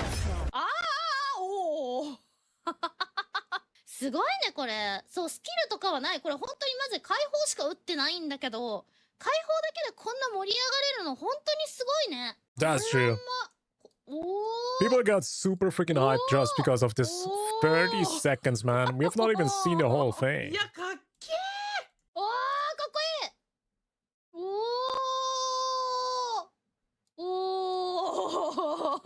When she comes out, we need to do a height comparison. Yeah, that's so true. Yeah, how many Carlottas is Fleur de Lis size? Is it 2 or 3? We're gonna see. さすが最初の共鳴者だな、こりゃ。こりゃ強いな。でっか。マジか、8切れそうなんだけど。すごいね、これ。早く実機で見てえな、これ。このさ、波切ってんのやっぱいいね。水を。たまんねえ、この演出。最近さ、解放のさ、ムービー気合入りすぎじゃない？どのキャラクターも。これ、やばー！ゴミくずを見るような目で見てくださってるよ。おー、ありがとうございます、ありがとうございます、ありがとうございます。いやー、ボインボインボイン。最高かな、このボインボイン。うわー、うわー、髪の毛いい匂いするわ。この雨降るモーションもすごいいいわ。雨っていうか、この、海が消えて、Yeah, thank you. We are moving on, dude. Oh my god. You got stun locked, dude. もう変態だな、これ。ちょっと待って、ドン引きなんだけど。やばい。ここもいい。ここ。いやー、やばい。かっけー。Man, they should have revealed. They should have revealed Lupa gameplay the day after. They should have done that, man. Right? I think the hype got so much more improved because of this gameplay footage. And actually, people, dude, I was actually putting alerts on Jeff Keighley's Twitter page, and I've been waiting on Twitter for Jeff Keighley to reveal Lupa's gameplay since a week, dude. I'm fucking stupid, dude. I put alerts on, notifications on Jeff Keighley because I thought he's gonna reveal Lupa gameplay, dude. I've been waiting since a freaking week. Every day I check my phone, what is Jeff Keighley saying and tweeting? I check it and it's not Lupa. He's talking about Death Stranding, some other games. No freaking Lupa, dude.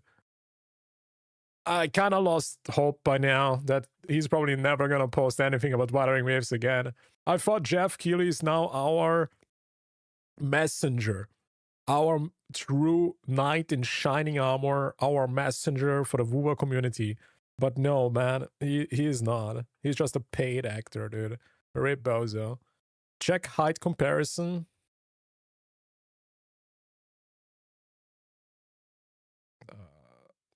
How do I close this shit? Oh. All right, interesting. Okay. I mean, they are already in the game, so yeah. But it's just a question: is this the boss? Is this the boss Fleur de Lis or not? Like, we don't know, right? Pretty small.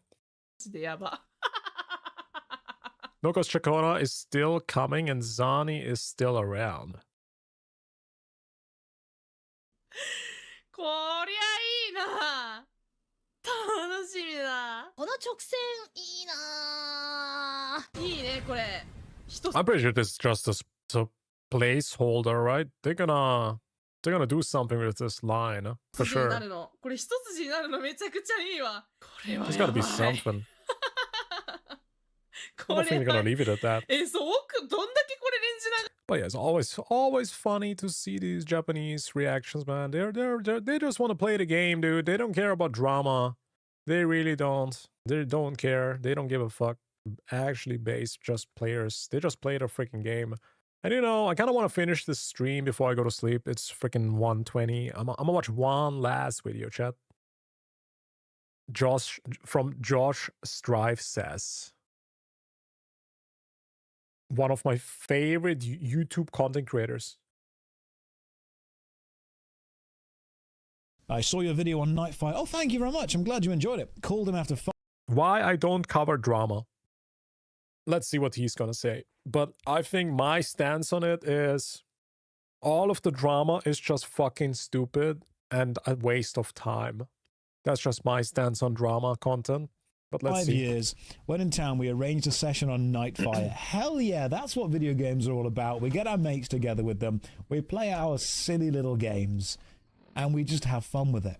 A lot of people get caught up in the online discourse of drama over video games, and a lot of people It also just works too well to not cover drama, to be honest. Like, I see a lot of great... Yo, Gojo with the huge raid. Thank you so much. Appreciate it. Hope you had a great freaking stream. Welcome in, Raiders. Welcome in. I'm also gonna end it very soon, but appreciate it. I will just send the raid further, but appreciate it. How was the stream? Did you have a good stream? Did you also play some Wuthering Waves? I see drama, I move on. I have enough of that IRL. Very true, very true. But yeah, I think drama works really well on YouTube. It just gives also more impression. It gives more engagement. People are more likely to comment because they get triggered, or maybe they just want to be a part of the discussion. Let's be real, drama works. Drama is here because it works. If it wouldn't work, people would not do drama. It's that simple. Yeah, but in the end, you know, it's just a game, dude. It's just a game. I mean, wait, you played Genshin? Yeah, it didn't look so good what I've seen with Not Cry. I mean, I'm not gonna cry, but Not Cry doesn't look too good, man. forget that they are there to be fun. They are there to have a good time, and if you step away from the drama caused by games, sometimes you can just play the game and enjoy it. Yeah, we're just watching this video here, why I don't cover drama. I don't think it's a very relatable topic because, let's be real, there's so much drama content. The biggest creator pretty much cover drama, a lot of them, but not everybody. It's not like there's only drama content. Let's be real, if you only see drama content on your For You page, that is because you consume it. Your algorithm will be tailored to your liking. YouTube will not force drama content on you if you don't like it. You just press, I don't like this, not interested. But yeah, if you complain that there's only drama content, then you are just one of the consumers and you get it because you like it. Stop being hypocritical. It's that simple. Does anyone else I play find both. that? I mean, some people are what we call I've seen you play the terminally game. online, Yeah, that's good. which means that Appreciate the everything raid, is man. If you need some problematic, rest, everything is bad, everything be needs sure to be to take analyzed some. super deeply. It is totally possible to want, this is okay, to just play a game for the fun of the game. You are not wrong if you want to do that. Now, you can, if you want, get much more involved in the depth of everything. You can get super focused and super into it and learn all the behind-the-scenes stuff. That's okay. But what I think it's almost every game where people start to overthink shit and analyze shit, the game will go to ass. Or maybe not the game will go to ass, but your enjoyment will just go to ass. It happens in every game, by the way. It's not like Wuthering Waves or gacha games. Every game where people just spend too much time using their brains or trying to form an opinion or something, your enjoyment will get less. If you're a blind consumer that just plays the game, you might be one of the happiest people on earth, by the way. Yeah, if you can literally just play a game for what it is and then get some enjoyment out of it, I think you're probably more happy than most Redditors or YouTube comments or something, right? I tend to find, I think this is important to remember, is that there are certain people who get... Yeah, everybody check out, by the way, Gojo-sama. He's also a wuwa gacha content creator. Check him out, everybody. Thanks again for the raid, man. If you need some rest, water, whatever, feel free to lurk. We just reacting to some drama video, I guess. But yeah. At you if you don't do the same thing. You ever found that? Some people get angry at you if you don't get as invested as they get in whatever they're currently interested in. True. And I've had friends, cut contact with me because they've said, you aren't hyper invested in this drama that's happening right now, and I think it's the most important thing in the world. Okay. There is an excellent... So I had like countless amounts of comments because there's so many Twitch viewers who consume drama. And of course, they watch like all the drama on streamers and stuff because it's entertaining. I agree. But then they come in here and they expect me to be informed and everything. When in reality, it's such a small bubble and people really expect you to be inside this bubble because all they consume is this and they think everybody knows about it because it's so huge for them. It happens all the time. Not thinking British sometimes TV is a show bliss, called yeah. Yes Minister. And it's basically about the ongoings of political machinations within Downing Street in the UK. It's a comedy. It's very, very cleverly written. And one of the characters in there is like an advisor to the current Prime Minister or an advisor to the current cabinet. And one of the cabinet members ends up saying to them, why are you supporting us? Because you supported the previous kind of administration and they were different. So where does your loyalty lie? And the other guy said, yes, I supported them, I support you, I'll support who comes after you, and I'll support who comes after you, because I realized that, I'm paraphrasing exactly what he says, but ultimately what he says is, the most important drama of the time. I'm too busy hyper-focusing on 15-year-old games. Oh my god. Boomers in the chat. For whoever is looking at this drama will be inconsequential to the person that comes along in 5 to 10 years' time. And whatever the most important drama is to them will be inconsequential to somebody else. It's very important to be able to occasionally take a step back and look at the bigger picture of things going on. It's difficult to step away from the drama when you are deeply invested in it. And sometimes it's important to see the forest for the trees. Or the trees for the forest, however you want to say that. Because I've had people recently contact me and say, how do you feel about this? And if I'm not outraged, they're annoyed that I'm not outraged. Do you have any idea how tiring it is to live your life in a constant state of outrage? I'm not saying that you should never take a stand or be annoyed at something. That's so true, dude. I don't get it how people get so emotionally invested into video game drama or YouTube drama, because there's a lot of content creator drama too, right? But how do you get emotionally invested? Like literally, some people take it so serious, like it's their whole world. It's crazy that it actually happens. Of course, you should be annoyed at something occasionally, and of course you should stand up for what you believe in. But if you put 100%... That's why I don't cover drama, because most of the time I cannot take it serious. I just feel like it's a freaking video game. Move on, crybaby. Like, what the fuck?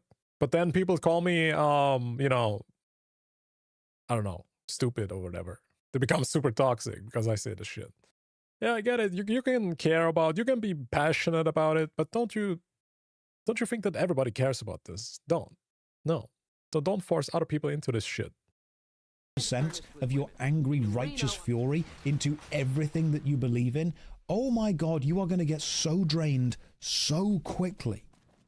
Not in a good way. Just like emotionally, you're going to be really upset all the time. It just irritates me that there's always a righteous crusade for something.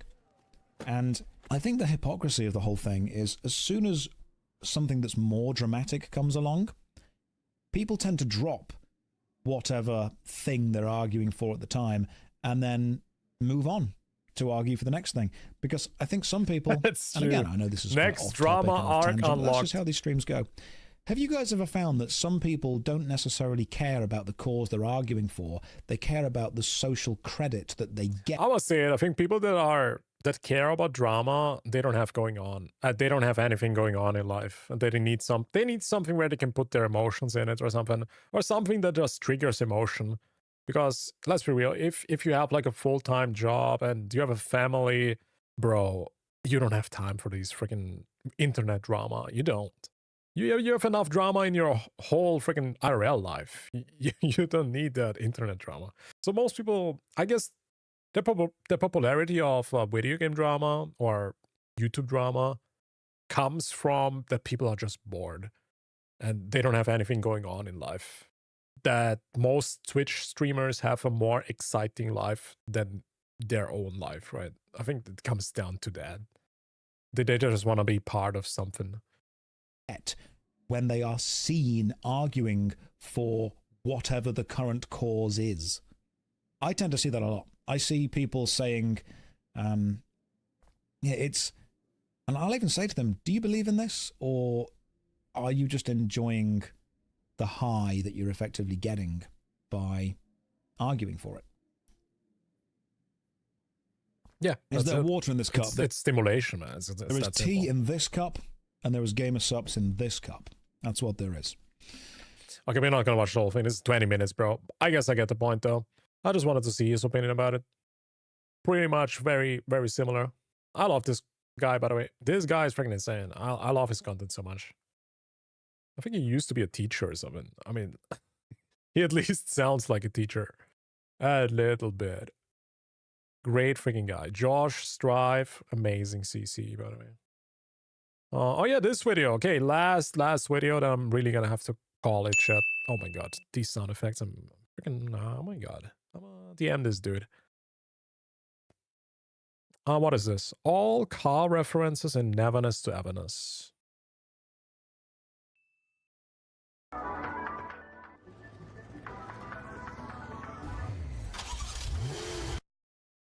Ferrari FXXK. Do you guys actually think they have the license for this? Probably not.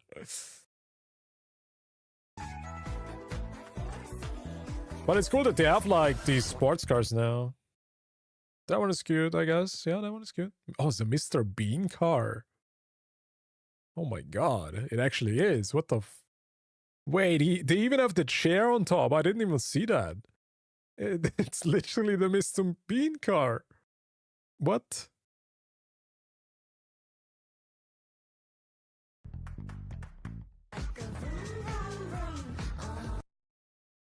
Initial D. Oh yeah, I saw that one. I mean, that's a classic. That's a classic right there. Interesting. All right, chat. I have to call it here. I will rate somebody. No worries, I will rate someone. But I will yeah, call it here, everybody. But I appreciate you all for watching, man. Much love, everybody. Thanks for chatting. Thanks for hanging out. Thanks for the follows. Join up the Discord if you are not part of the Discord community. I always announce my streams there. But yeah, I know I didn't cover everything I wanted to talk about in the stream. This is still a 5.5 hour stream though. But yeah, I have to go to sleep. It's freaking almost 2 a.m. chat. Almost 2 a.m. Like goddamn, I need to get some sleep. Yeah, but thanks for hanging out, everybody. Thanks for watching. I appreciate you all.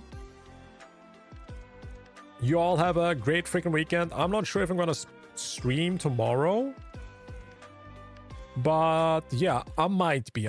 Let's see. Most of the time I just want to hang out with my family on Sundays with my parents, but let's see. I will raid Rina. Give Rina some love. And YouTube chat, thanks for watching too. Appreciate y'all. And Twitch chat, thank y'all. I will see you probably either tomorrow or Monday or Tuesday. I'm not sure, chat. Alright, that's it, guys. Have a good night. Take it easy. And be nice to Rina. Rate message is yo. Just say yo. Peace out, everybody. Bye-bye.